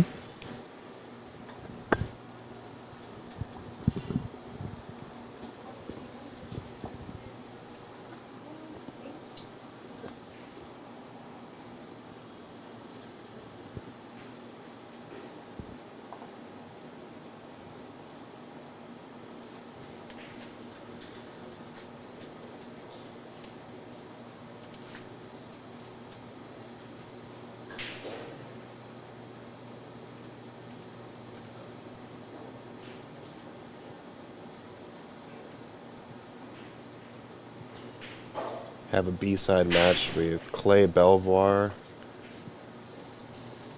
and Todd Hargrove. Currently, Clay is up 5-3. Mm-hmm. Whoever wins that will be playing Keith Yip for And the final 16 spot. Yep. And then Aman Sunar is playing against Ryan Carden. Ryan Carden currently up 5-4. Whoever wins that will be playing Sean Lewis for another 16 spot.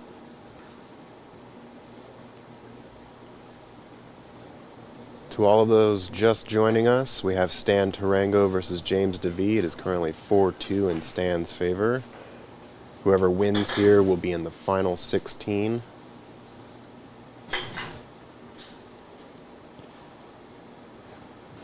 Hard opening shot on a 1-ball, but the pattern is open if you can make it. Whee! Oh wow, Oh, boy. that was brutal. Yeah. Daniel asking, what is the race to? This is a race to 7 since it is a B-side match. Mm-hmm. Once we get to the final 16, it'll be a race to 11, single elimination. the final match will be a race to 13.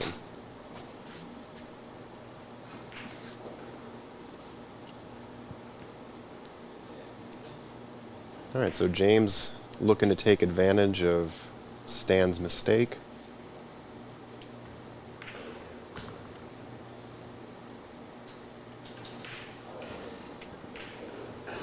Looks like he's getting more comfortable. It's hard to say. This shot is still nervy. I'm always nervous shooting this kind of shot with the inside spin. Try to hold a cue ball.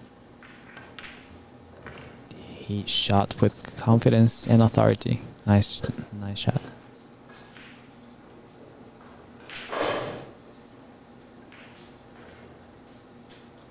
We're out into the... Oof, wow! That was surprising. Yeah, try to swing 2-rail into the position. Yeah, I'm curious if he's either popping up or something with his stroke, because that's the second time that's happened. Yeah, he popped a little bit. Let's overcut the ball. Tyson is asking, at what Fargo rating are you considered pro? I believe typically most pros are about 745, 750 plus. I guess it kind of depends, though. Yeah, it depends. It's hard to... Like, a lot of players are pro-level players, but...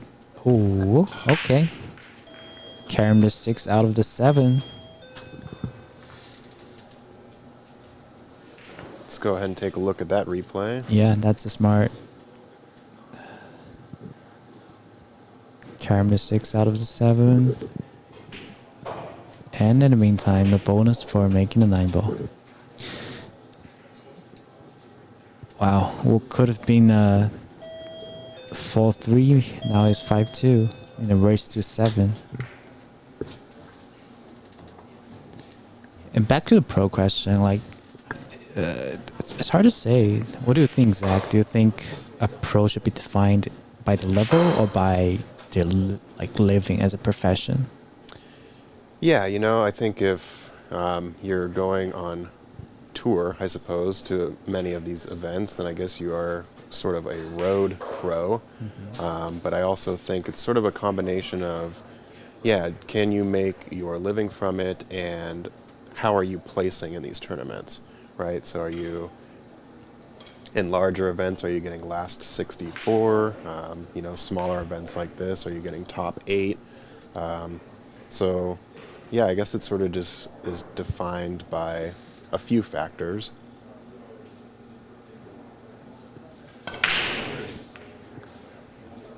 Oh, the cue ball. Wow. A couple times the cue ball's gotten away on the break here. Yeah, James really is still getting chances. He really have to get something going from here.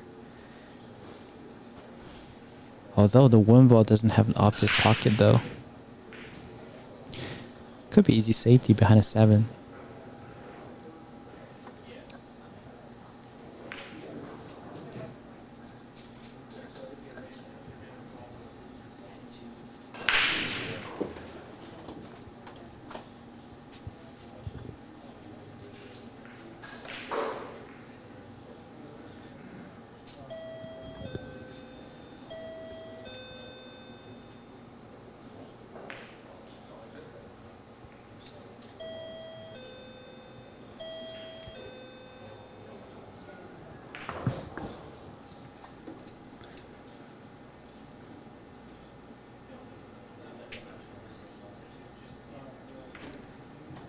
Oh, okay.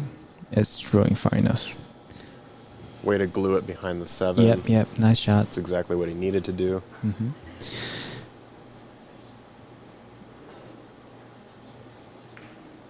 All right, so Stan will be on his second foul here if he cannot make contact. Exactly. Good contact with the 1. Yeah, it's important to glue it to the 7, so at least you take away one side, or even better, both sides of the 1-rail kick. I think he almost got him, like, for both sides. Now Stan can spin the cue ball around, although the side pocket is kind of in a way. May have to swerve it back or check it a little bit for the win ball. Nice shot. Wow, he almost made it. About the luck. Wow. It's not looking good for James.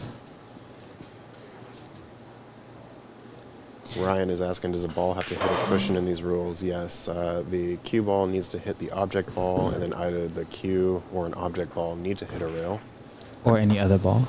Correct. Yeah. Thing the edge. Wow, that's the thing hit. Oh, use the point as well. It's great safety battles.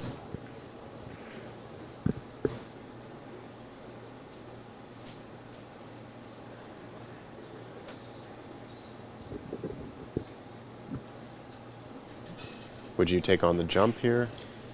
I would, yeah. Simply because the kick is harder. But I think Stan is pretty good at those, true rail Z-shot kicks. He knows the angles. Yep, just like that. And the benefit of that is that if you can control which side of the object ball you're hitting, you're definitely splitting the ball better than jumping. It's a little unfortunate that he left a shot, but still, distance is your friend. Nice shot from James. Perfect. Onto the two ball.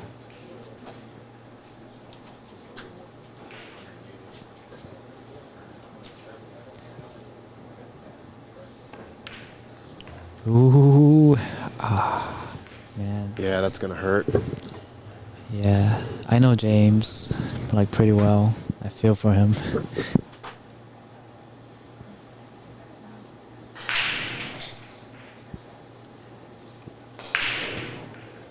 All right. Yeah, still slightly getting out of position here. Mm-hmm.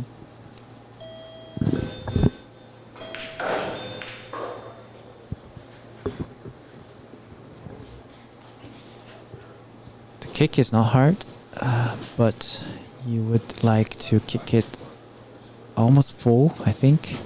So the three ball is going 2 to 3 rails up table, to the right of the table, and cue ball sink to the left, short rail. Hit a thing this time. How's the luck? Not too bad actually. I don't think you can make the 3-9 combo from there. Or I may be wrong. Let's see from here. Wow. It's pretty tough. Tough to tell. Yeah, it really depends how much he can thin the 3. He is looking at it. Yeah, he's looking at it, yeah. Just need to just avoid 8 ball.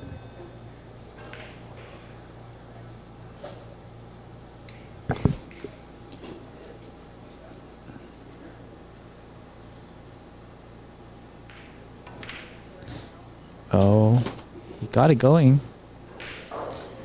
How's the cue ball? Okay. Pretty decent outcome. He's giving James a long look on this 3.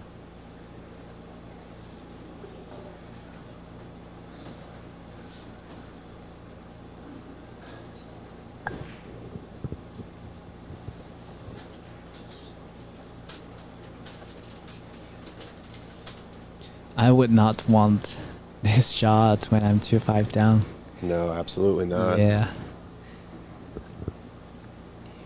Just all those negative thoughts coming to you, feeling like, oh, what if I miss? What if I miss? If I miss this, I'm giving this guy another game. Yeah, start and he'll rolling be on the it. hill. Yeah, so either you're dedicated to shoot at it, or you just find another route. And he executed it. Let's see if he can get the window. Again, yeah, just not Can't get quite it going. finding the line. Yeah, really unfortunate. it would be too much to ask on the last shot. For sure. Yeah. And that is exactly when we can appreciate, when we see the pros play, how they make the game look much easier than it actually is. Because we're taking it for granted that, if they can have a look at it, they can make it and, 90% of time they should be able to get position 2. All right, James on a jump. Spirited in, nice shot. That could be a lifesaver there. Let's take a look at that replay. Exactly. It's landed perfectly right before the 5 with a little bit of draw. And the 9 helped it to hold the position as well.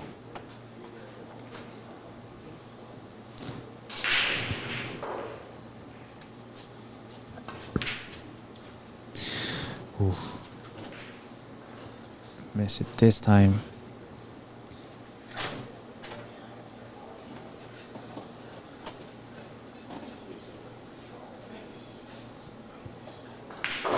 So quick clarification in the chat here. What is WNT rules? So World 9-Ball Tour rules dictate that when the rack is set up, the 9-ball actually has to be on the spot. Typically the 1 ball is on the spot. And then the cue ball, you have to break within that middle box at the top of the table. Aside from that, that's really the only difference between regular set of rules in 9-ball. There is 3 foul rule in effect, but that's typical. All right, so 2 chances at the 6 ball. James is going to get back to the table.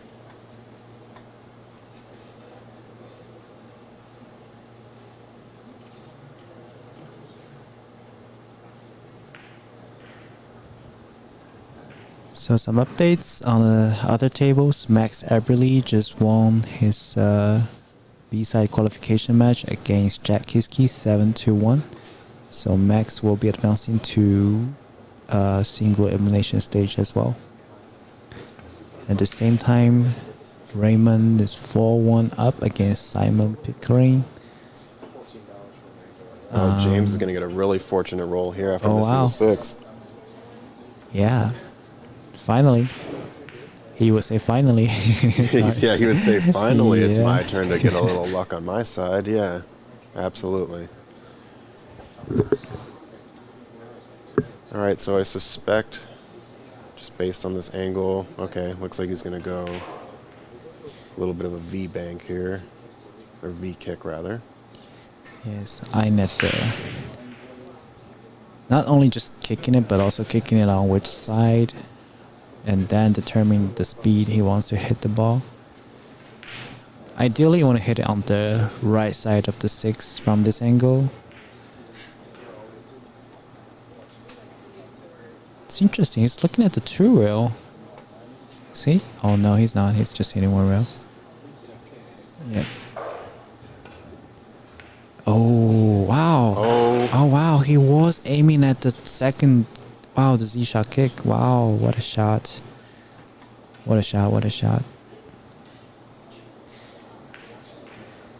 So the fact that 7 got in between was part of luck, but just the fact that he figured out the path and he executed to hit on the right side of the 6. Made it much more possible to happen.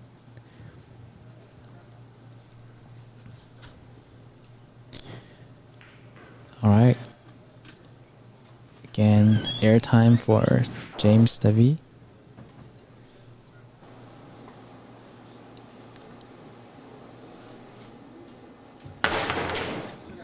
Ooh. Wow. Okay, that nudge is not too bad for him. Wow, that was a nice jump. Yeah, there was quite a bit of distance he had to clear.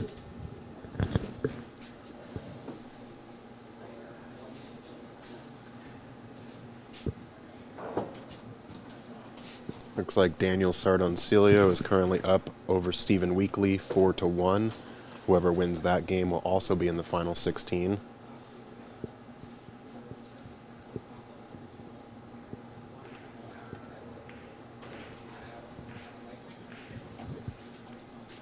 All right, so Stan opted for a defense here.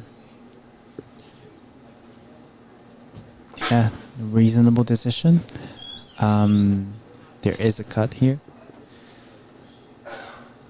And I think the route is natural, 4 rails. So the cue ball, let's see if we can. So the cue ball goes 1, 2, 3, 4, back to center. He was. I'm not sure he was trying to make it, or I think this is more of a safety. Try to hide behind an eye.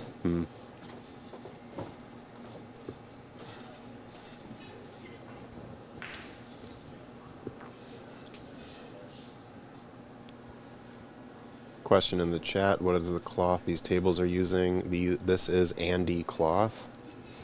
And the premium, their highest, most premium line, I think, for tournament This level 6 ball cloth. just does not want to go in. Really doesn't want to go. Okay, now this one will go. Now, yeah. Knock on wood.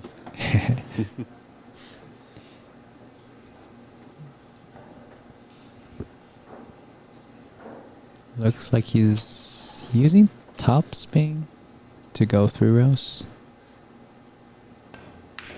Oh, drawing back. That was deceiving. Perfect. A little bit more angle than I thought, but I think this is one of his best look at the table for the past probably 3 racks. Stop. I think That's this will be okay. fine. Yeah, it's pretty He's natural. gonna stun to that top rail there. Yeah, stun. More follow than stun. A little bit of stun. Oh yeah, he is stun. Okay. I was thinking about 1 rail to the side, but yeah, this is perfectly fine. Good call, Zach. Good opportunity for James here. Yep. Bringing this match 5-3.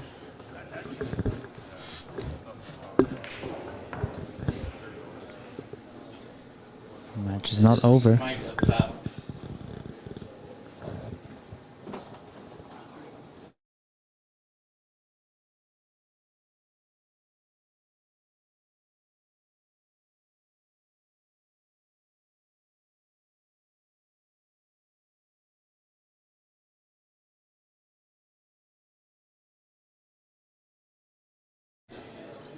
Looks like the players might be taking a quick break here, so let's check out some action on the other tables. We have Aman Sunar versus Ryan Carden, and Ryan Carden just finalized that victory, so he will be moving on to a match versus Sean Lewis. Right. And whoever wins that match will be in the final 16. Mm-hmm. Unfortunate for Aman, very close. Aman is a really great local player here in the Pacific Northwest.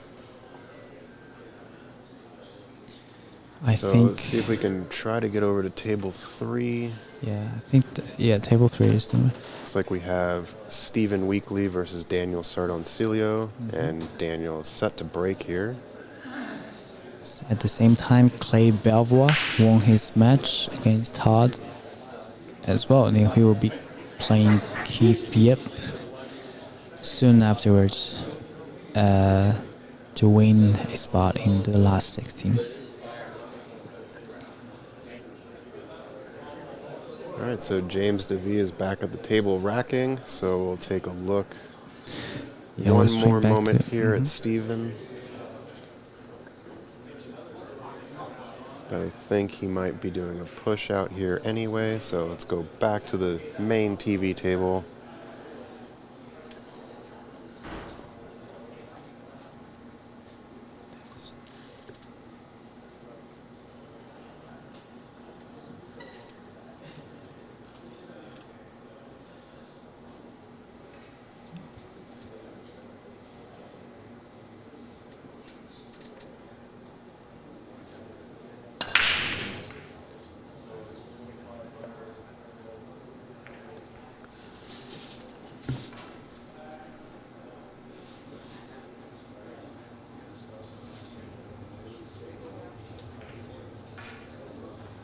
All right, so a dry break from James. Looks like the 1-3 combo is potentially in play here.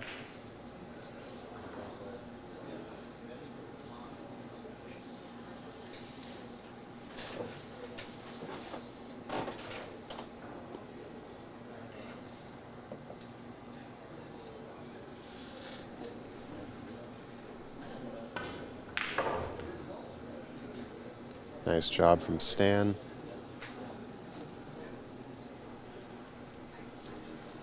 All right, so I think he can back cut this. Send the cue ball possibly between the 4 and the 9.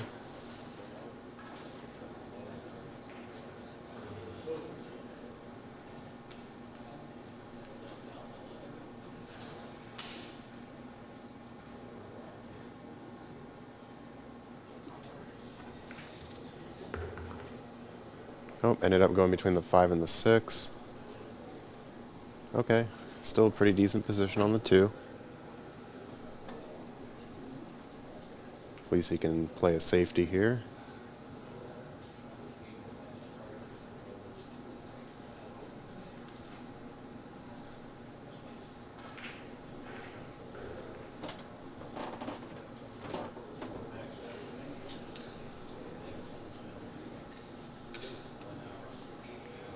All right, for all those on the Aux YouTube second page, we have updated some of the 4-screen channels here.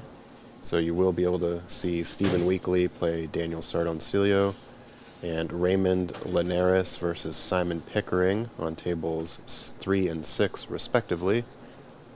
If you want to check out that action. Yep, so those will be the last 4 matches going on in the double elimination stage. After all those 4 matches end, we'll do the redraw and get players ready to start a single elimination stage.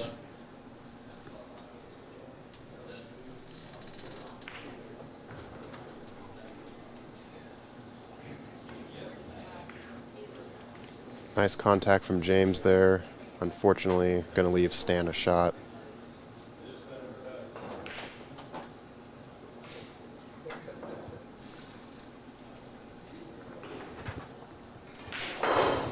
Thanks again for everyone being in our Aux YouTube, Facebook, and Twitch channels, as well as the Matchroom Pool YouTube, checking out these matches with us.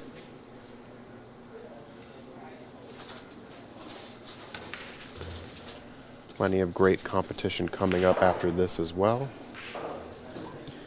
But for now, Stan's got to navigate this rack. How do you think he gets good position on the 5 here? He got straight on the fall, which means the obvious only way to get it to there is to draw all the way up table and then, for a combo on 5-6. But I don't think he fancy that. Yeah, he's looking from the lower right hand side corner. Yeah, he's trying to see which will be easier. I don't mind banking the 5 either from bottom rail ish, because it's a good kind of 2-way. You're sending the 5 ball up table, creating distance, so I wouldn't mind that. Looks like he's drawing though. Going for the gap. Yeah, he didn't like that because the 8 is kind of in a way. Yeah, he's going to have to sort of do a high bridge now over this 8. Yeah. And this combo requires a lot of precision on aiming.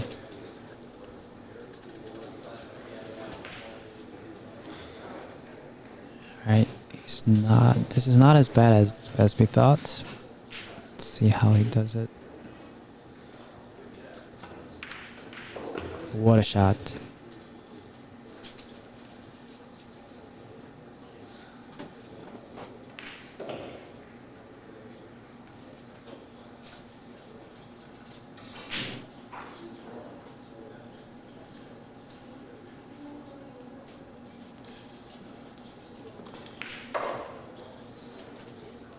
All right, Stan just sort of figuring out how best to get on the 7. Think he can draw straight back, maybe a little bit further behind than he's currently at, but with this stretching out, he may prefer to just go forward. No, I No, think he's- he would just draw back a tiny bit. Okay. For either the corner or the side, yeah. Yeah, this looks good. Just one more rotation than ideal, but I think he can handle it.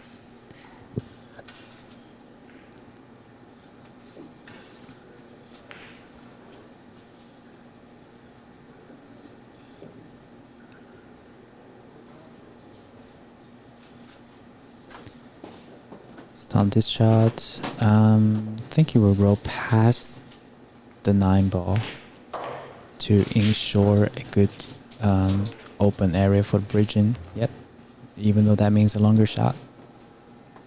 I think this angle is pretty ideal for a small drawback. Doesn't even have to use the rail. Be mindful not to overdraw this. It's okay to shoot even from the 8-ball there. Nice long bridge. Ooh, made it okay. It was straighter than I thought, but he did it well.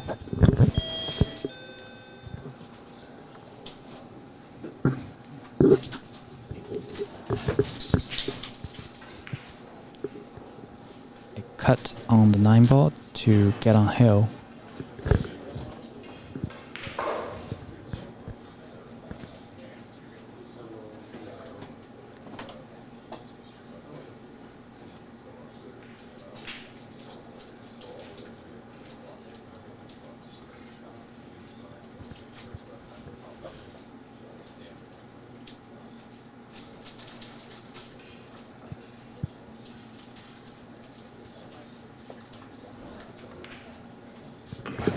Heart of the pocket. What a shot. All right, Stan is now on the hill, 6-3 up over James DeVee. Quick shout out to our sponsors. Q-Tech is the major sponsor of this event. Of course, Matchroom, with it being a World 9-Ball Tour ranking event. Table Fitters Billiards Service provided all the Andy cloth for our 8 9-foot Rasson tables here at Ox Billiards. Andy Billiard Cloth is also a sponsor of the club. Sandro Menzel Photography, providing great pool photography for the past 20 years in the Pacific Northwest. And of course, Littman Lights, the best lights for your pool table and commercial tables.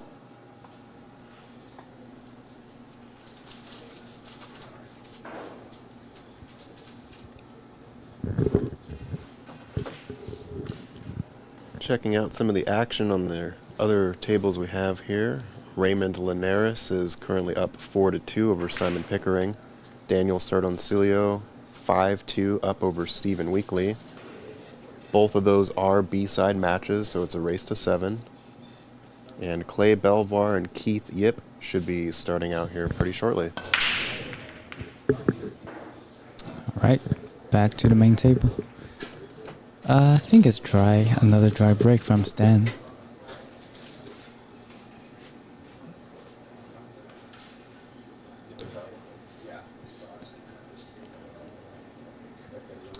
Yeah, I think James will just try to hide the cue ball behind the 2 and 8 and bring the 1 ball back up this way a little bit.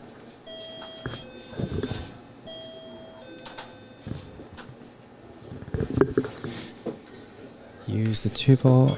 Yeah, I would do it this way. Yeah, he knew it. Leaked again. He knew it the moment he hit it. But it's not easy. The 3 is kind of surrounded by balls and doesn't have an obvious pocket. Even this first shot from 1 to 2, it's not easy to execute either.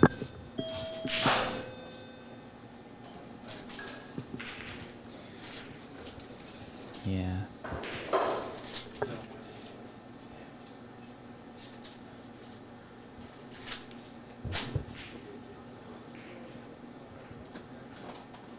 or Luke on Matchroom YouTube channel. Yeah, I agree. I love Stan's game too. Really efficient and clever cue ball controls and decisions.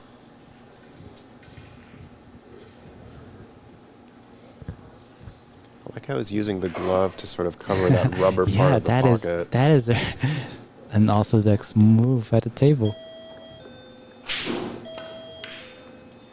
Oh, Wow. jeez. And I think James James can really see the full ball. understanding the opportunity he has here Yeah, now. exactly. Need to swing, yeah, thinking between the 3 and 5 and up table. Need to go more. Oh, it'll get there for sure. Yeah, but the problem is 2 to 3. The fact that he's on the rail and straight makes it super hard.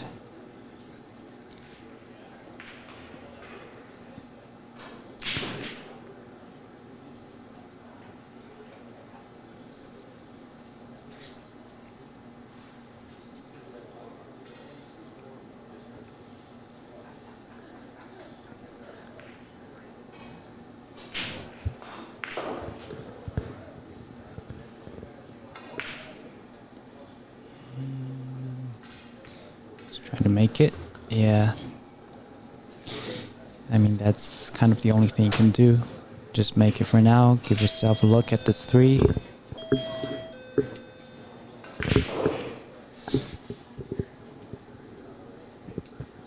Five can kind of help you stop the cue ball down table while hitting the 3 up table. I'm not sure if he will use that. Oh, he's going for the attack route. Either try to make the 3 or 3 or 5 combo, probably. Okay, I think the row's going his way now.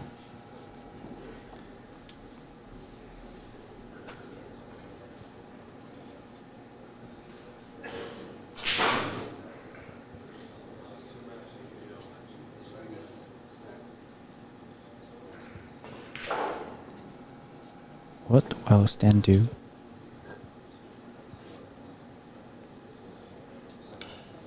He's coming back. Looks like he might be picking up the short stick. No, I said go back.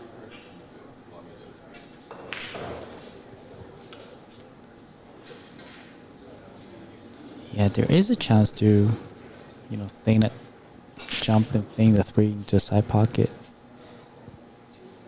But it's risky. Every time you try to jump, like a cut shot, you risk not hitting it at all.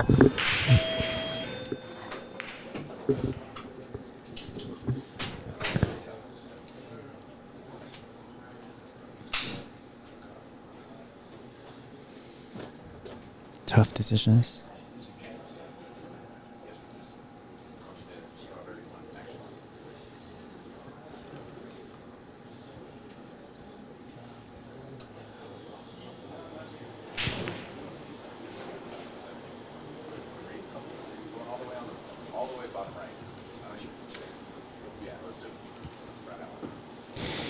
Use the 7 to hold it. Anthony from YouTube.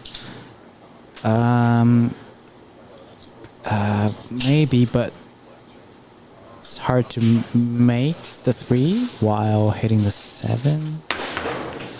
Oh, yeah. That's the risk.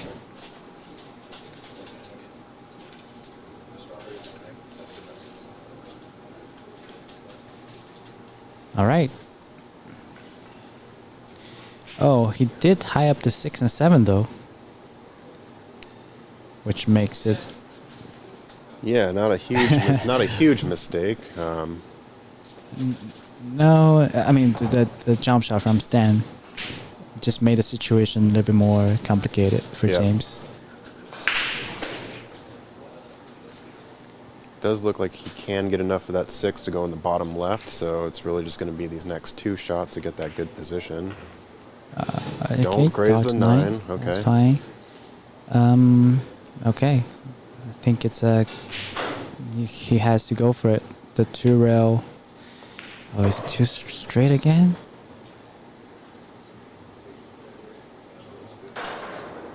What do you think of a power draw here? Let's see. I like it. Let's Yeah. go around the 9. There Yep. we go. He really needs. Not a fan of this either. I mean, that's as good as you can get for cue ball, but still from here, it's not tic-tac-toe yet. Okay, yeah, I'm gonna say it's gonna hit the 7 on its way back. So,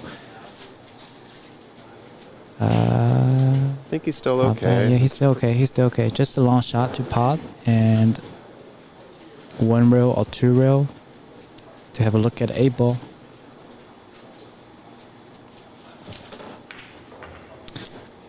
Okay, added a little more left spin. Nice control.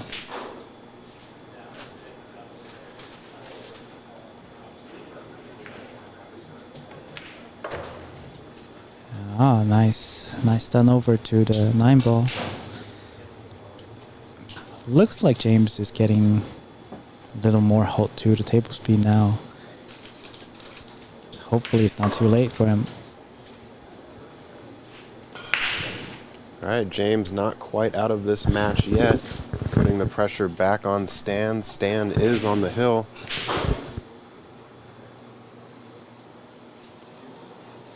Meanwhile, in our other matches, want to give an update, Shu Chang? Yeah, on the other matches, Stephen Weekly and Daniel Sardoncillo are playing.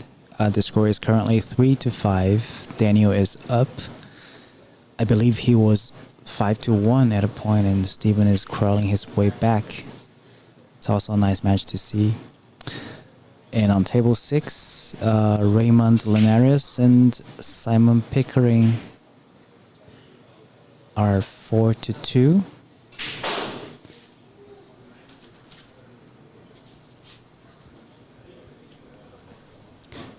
All great matches. I agree. Thick Eagle, Hill would be exciting. Always good to see more pool. Is it also dry? Okay, he got one down. Yeah, 5 was made on the break. Yep. It looks like a pretty good layout here. Yeah, the first shot seemed to be the hardest.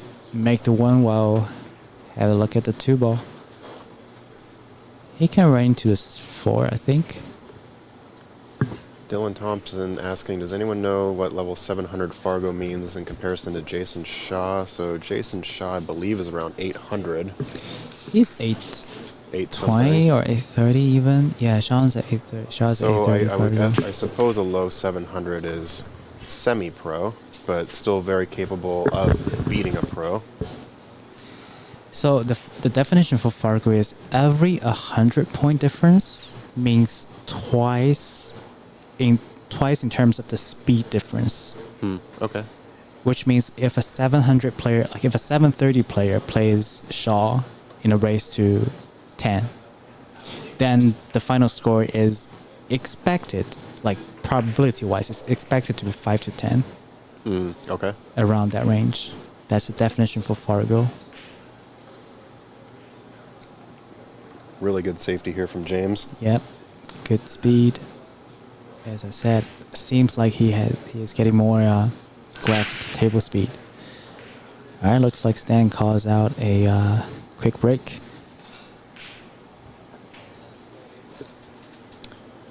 All right, while they are taking a break, we can pan over to table 3 on mainstream here. Daniel Sardoncillo is currently at the table versus Stephen Weekly.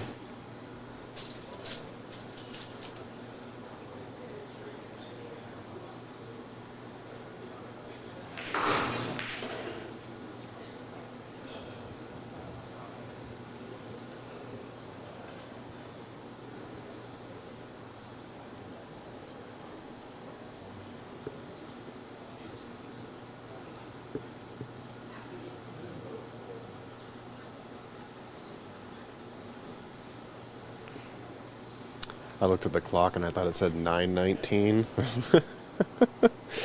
Nope. 5:20 5:20, p.m. yeah. It feels like we've been down here for Oh no, Daniel 12 hours. Oh wow. didn't Got the catch that one sixth right. ball. Give Steven more chances.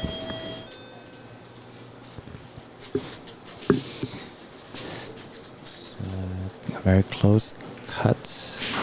Nice hit. The cue ball's lining up nicely for the 7 to the 8 to the 9. Brandon Pearson just got home from a tournament and wishing I didn't. Dog my brains out. Yeah, it be like that sometimes. When you go to a tournament, you can prep for weeks, and then suddenly your game is just off. I think we've all been there. Definitely feel your sympathy, or I sympathize with you in that regard. All right, so it looks like Steven is going to take advantage of Daniel's mistake here.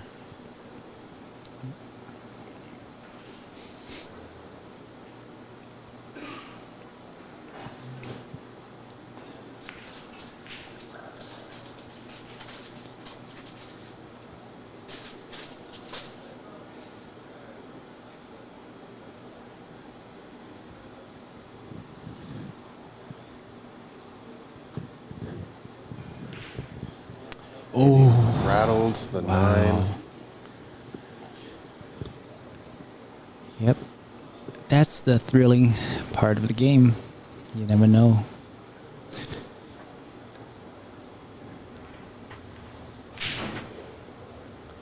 All right, well, Daniel knows he caught a lucky break there. Yeah. Score is going to be 6-3 now. Daniel is on a hill. That's huge.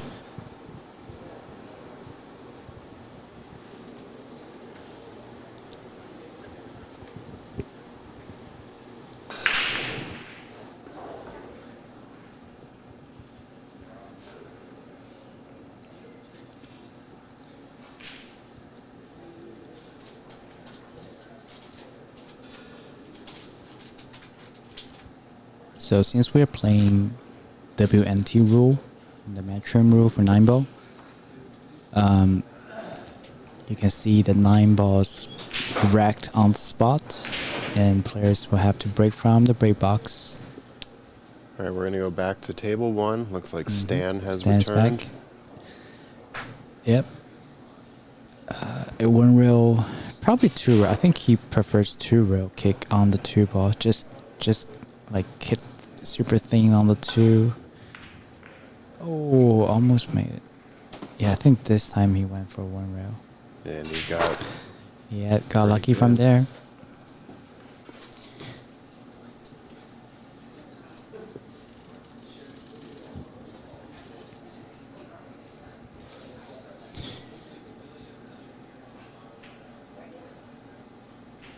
James looking to jump this one. Interesting. Yeah, if you can jump it, like if you can hit it full, I guess you can create separations. Or if you're determined to thin it and then put draw on the cue ball on a jump, that probably will work too. But it's risky because 2 is just at the rail. Yeah. Awkward.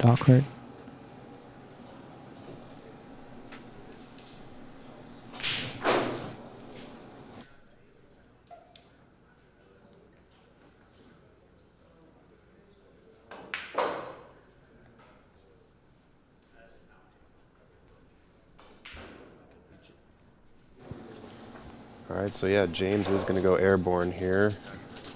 Just going to find a position or comfortable position. I guess he's probably concerned about the cue ball possibly jumping off the table just because it's so close to that side rail. Yeah. It's like you want to hit it hard to create separation, but at the same time you can't hit it too hard because the cue ball will be likely flying off the table. Oh, good job. Let's see that shot. Let's take a look at that replay again. What a shot from James. after all those care for lining up, I think it really pays off.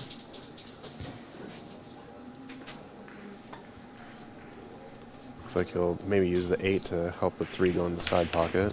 Yep. Okay, cue ball. Okay, 8. Yeah, okay. Yeah. Nothing too bad. 7 still go past the 8. And just stun out a tiny bit. I don't like drawing back. I just like to stun out. Yeah, he's looking at the side pocket. I don't like that route just because in those nervous situations it's hard to control the speed. Yeah, just like that. But he made sure that he overdrew that one, so can still work the cue ball around the table.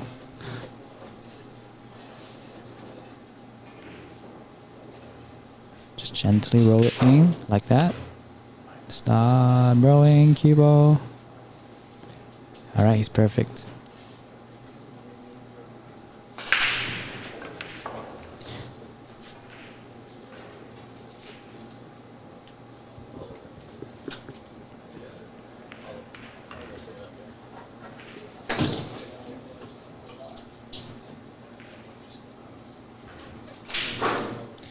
Little far away on the 9. But yeah, probably just wanted to make extra sure he could Yeah. have good visibility on it. yeah. Alright, the cube pops up a tiny bit, but he got the job down. 6-5. The hill is on the way. Actually going to pan over to our other table here, table 3. Oh, Steven wow. Stephen Weekly. Unfortunately missed another 9 ball. Yeah, that was... yeah. Daniel just advanced to the single elimination stage. It's tough. Sometimes after all those days of playing, what happened to the scoreboard?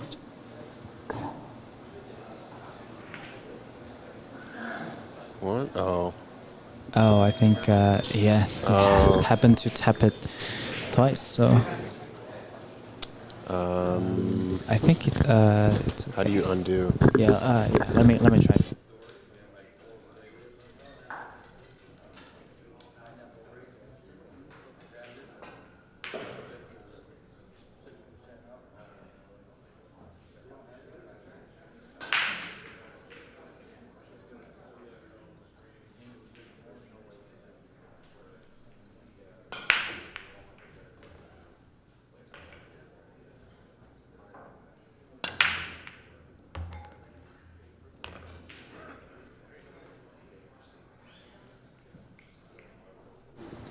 Alright, a little hiccup, but I think we're back.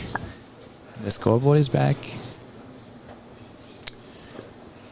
Yeah, I think the players on table 1 forgot that we are actually doing this in the booth, which is okay because they're so used to doing it on the other tables. So anyway, really great break from James here.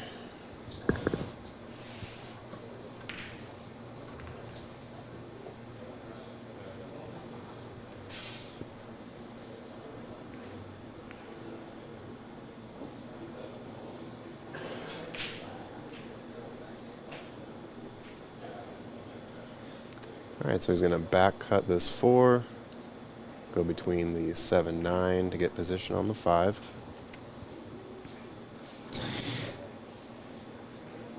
Yeah, probably want to go one rail out, back to the middle table.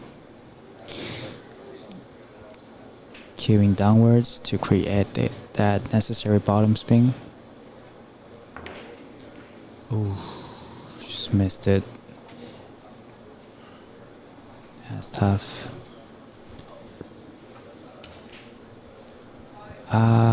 Yeah, I'm not sure if 4 go past the 5. I don't think so. So some the lucky roll still favors James right now.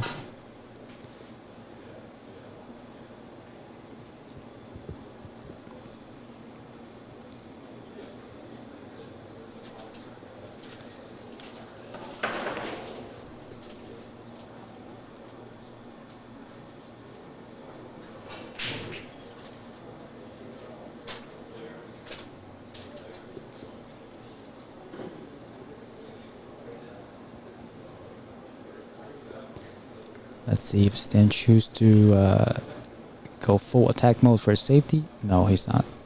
He's trying to hide the cue ball. Probably try to glue the cue ball on a 7. 2 rail. Just a little short on that. Yeah, James can see the 4.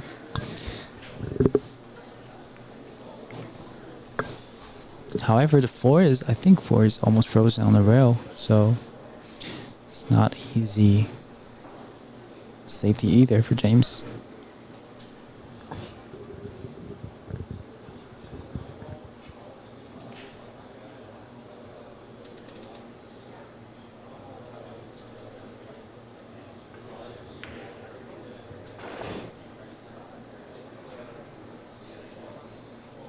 Turned out to be a pretty good save on James's part here. Yep, controlling the speed of the object ball to be on the top rail for sure.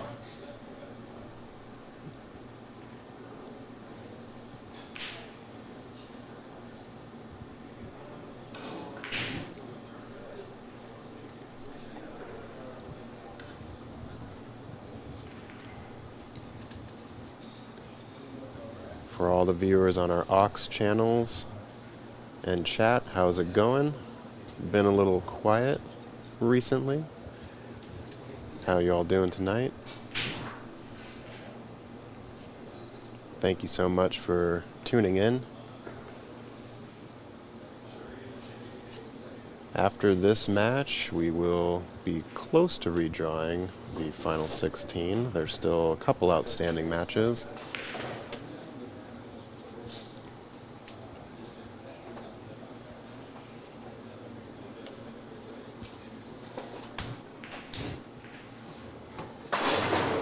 Yeah, I think Stan here is just really trying to figure out what the good position for the safe is. I think if he can bring the 4, maybe to that second diamond just on the right, and send the cue ball over towards the 6. I think he's controlling the cue ball. Yeah, Only that's safety. really Wow. good. He should be happy with that. What a shot. That's precise cue ball speed control. And also thickness of how you hit this 4 ball. How is Oscar doing? Yes, he is. He has already advanced to the single elimination stage from the A side. So you will be able to see him later in the top 16 matches.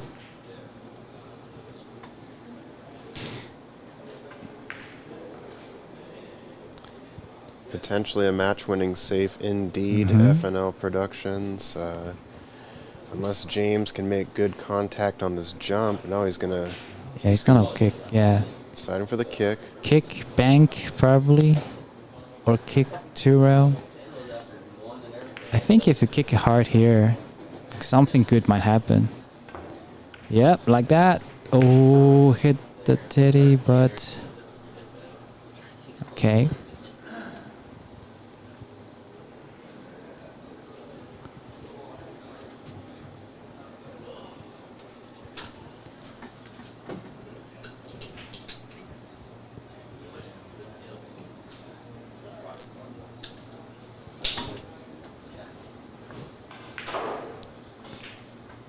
Alright, chance for Stan. He earned it with his safety. Now he has to clear the table out.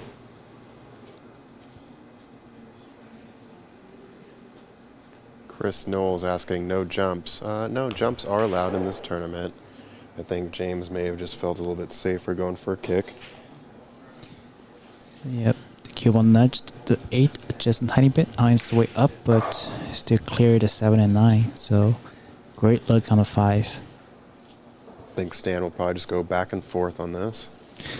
Yeah. I don't mind just rolling it 1 rail 2. Just keep the cue ball in the center area of the table. It's just in between 1 rail or 2 rail, I think. I think the only concern I would maybe have is if you end up middle table. Mm-hmm. Well, then I guess you could just also do another like half back and forth on the 6 Yeah. to get a look on the 7. So Yeah. It's all about making the ball, prioritizing making the ball for now.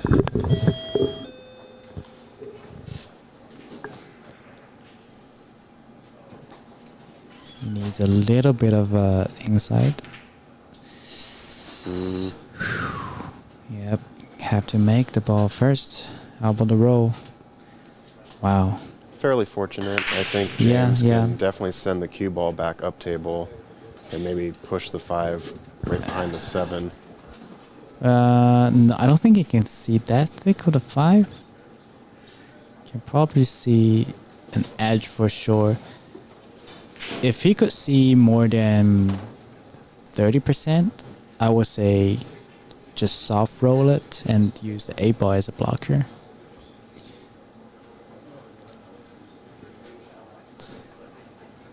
Yeah, looks like you can see more portion of the ball. Yeah, it's real soft, use the 8. It's easy but efficient.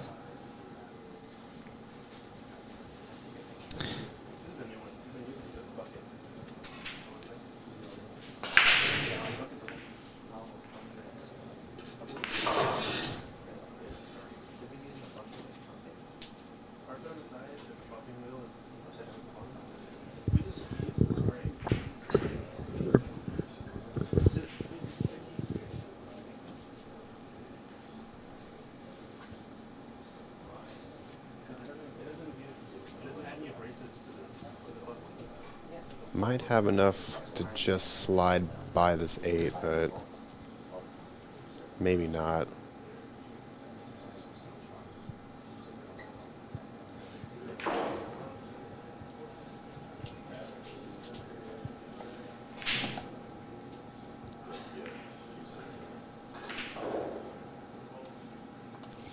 Alright, Stan is jumping it.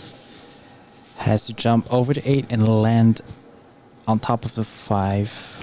Oh, just can't make the decision. So hard.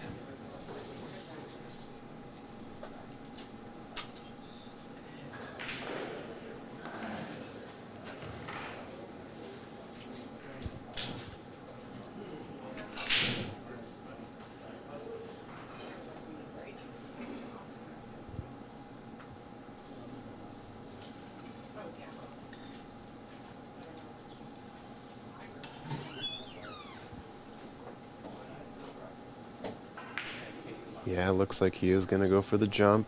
Mm-hmm. Just figure- Practice the stroke. Put the gloves back on again for jumps. Yeah, you have to make sure it's smooth and fast. Let's see.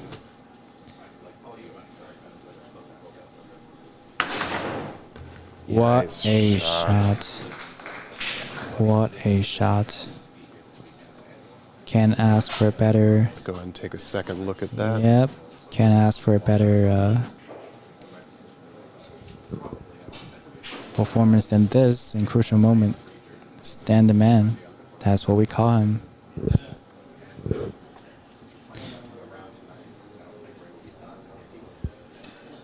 Still need another great bang probably. Yep. I don't mind soft spinning it and then, leave the cue ball, swing the cue ball to the left either. It's based on how you feel.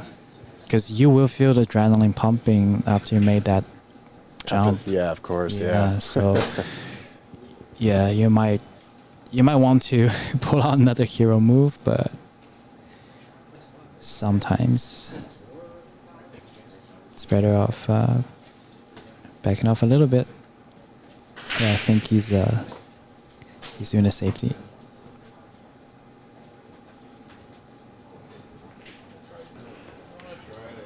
Yeah, 2 rail. Wow. No. Oh no. Yeah, I feel for him. That's the worst. And this gives you not even this gives the opponent ball in hand. It also lets you question your decisions because you had a chance to take a swing at it, and to bank it. Mm-hmm. But instead, you choose to do safety, and now the cue ball's in the drain. So it's really tough mentally as well. All right. So you can't ask for a better gift than this, James. Have to run out from here. Line it up so it goes 1 row into the 7. Make sure it's going into the line. Don't get too close to the 9 ball. Do you think it's fine? Oh my. Don't know. Wow. Wow, that really backfired on him. Yeah, I think he's going to have to jump like a quarter of this ball. He tried to go 1 rail into the 7 so that he doesn't have to worry too much about speed control. But the drift downwards just got him. Wow. It's okay. He's still favored to make the jump here, I would say.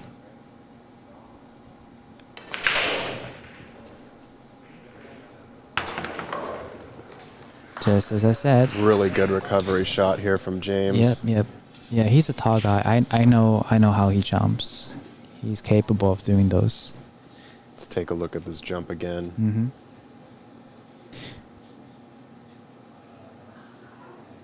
Nice shot. Yeah, both players. Oh wow, this one. I should be fine. Slight cut, but it's a good angle to allow him to let some stroke out if you choose to.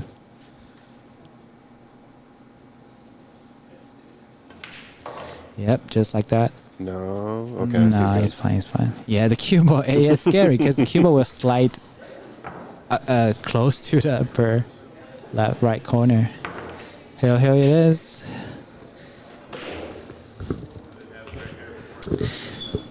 Well, meanwhile, on the other tables, Raymond Linares and Simon Pickering, there's 5-5 in a race to 7. Also, very close match. That is on table 6. You can check that out on the second stream on Ox Billiards YouTube channel. Whereas the last 2 B-side qualification match going on, Clay Belvoir 2 against Keith Yep 2, and Ryan Carden 3 against Sean Lewis 1.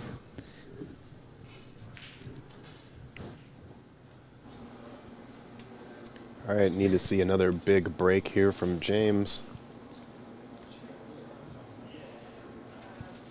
Yeah, neither players have really got the break shot going for the entire match.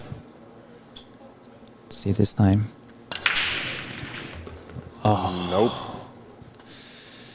Wow, it's just so dramatic. It's never going to be smooth. Okay. Can't ask for Stan just lined up the 2-9. Wouldn't that be a cheeky way to have this? Yeah. I mean, I would say 30% of him may actually want to do it. Just get it done and for good. But the layout is not too bad because the hardest shot is probably 3 to the 4, which the 4 does go on the top. Right. Yeah, and it is pretty nice pathway to go from the right long rail all the way up. Yeah, he just needs to stay focused here. really find the lines to each shot. Yep. Just a soft roll, one rail. Oh, don't get too much. Think that'll Okay. be fine. Yeah, that'll be fine. That'll be fine.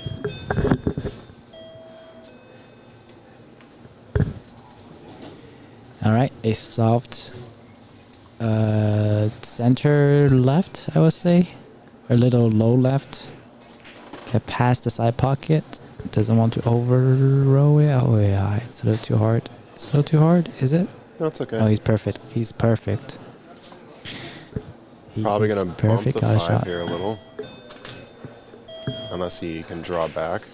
Yes, it's a little deceiving of the angle. I think he's straight. He can just draw back if he needs to. Yeah, just draw back. And the angle to the 6, pretty nice. I think we can go back to main view. Yeah, he's good.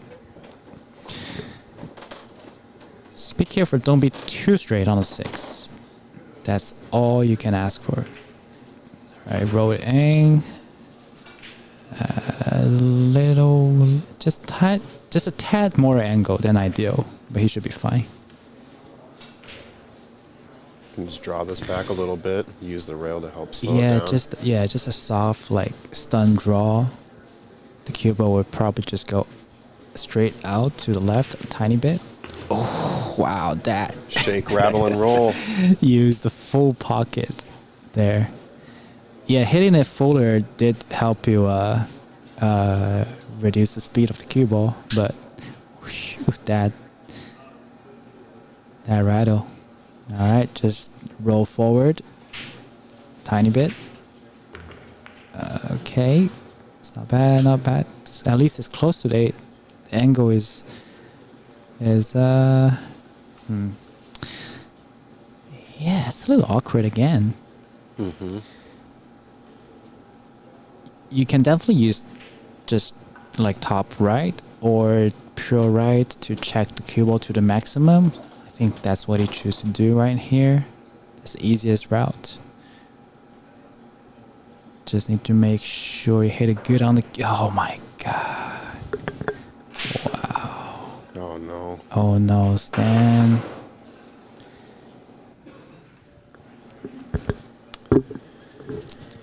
Well, James definitely sees the opportunity here and just, yeah, take his time. Yep, still need to get it done.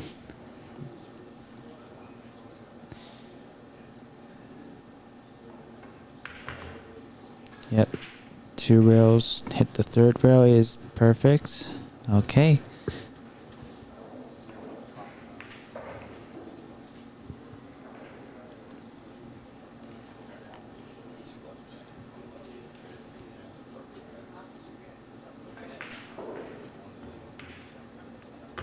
And Hard James pocket. proves victorious over this one. Brutal, brutal. What a match that was, yeah. Jeez. Yeah, losing either player is such a pity. All right, folks. Well, thank you for joining us on this match. You can pop over to our other Ox YouTube page if you want to see the current matches in play. Don't think we'll have a TV table match in the immediate future, but we will stay live for just a moment. Actually, for our Facebook and YouTube channels, we will have to momentarily reset the stream here, so you may need to refresh your page. But yes, we will be back, and thanks again for joining us.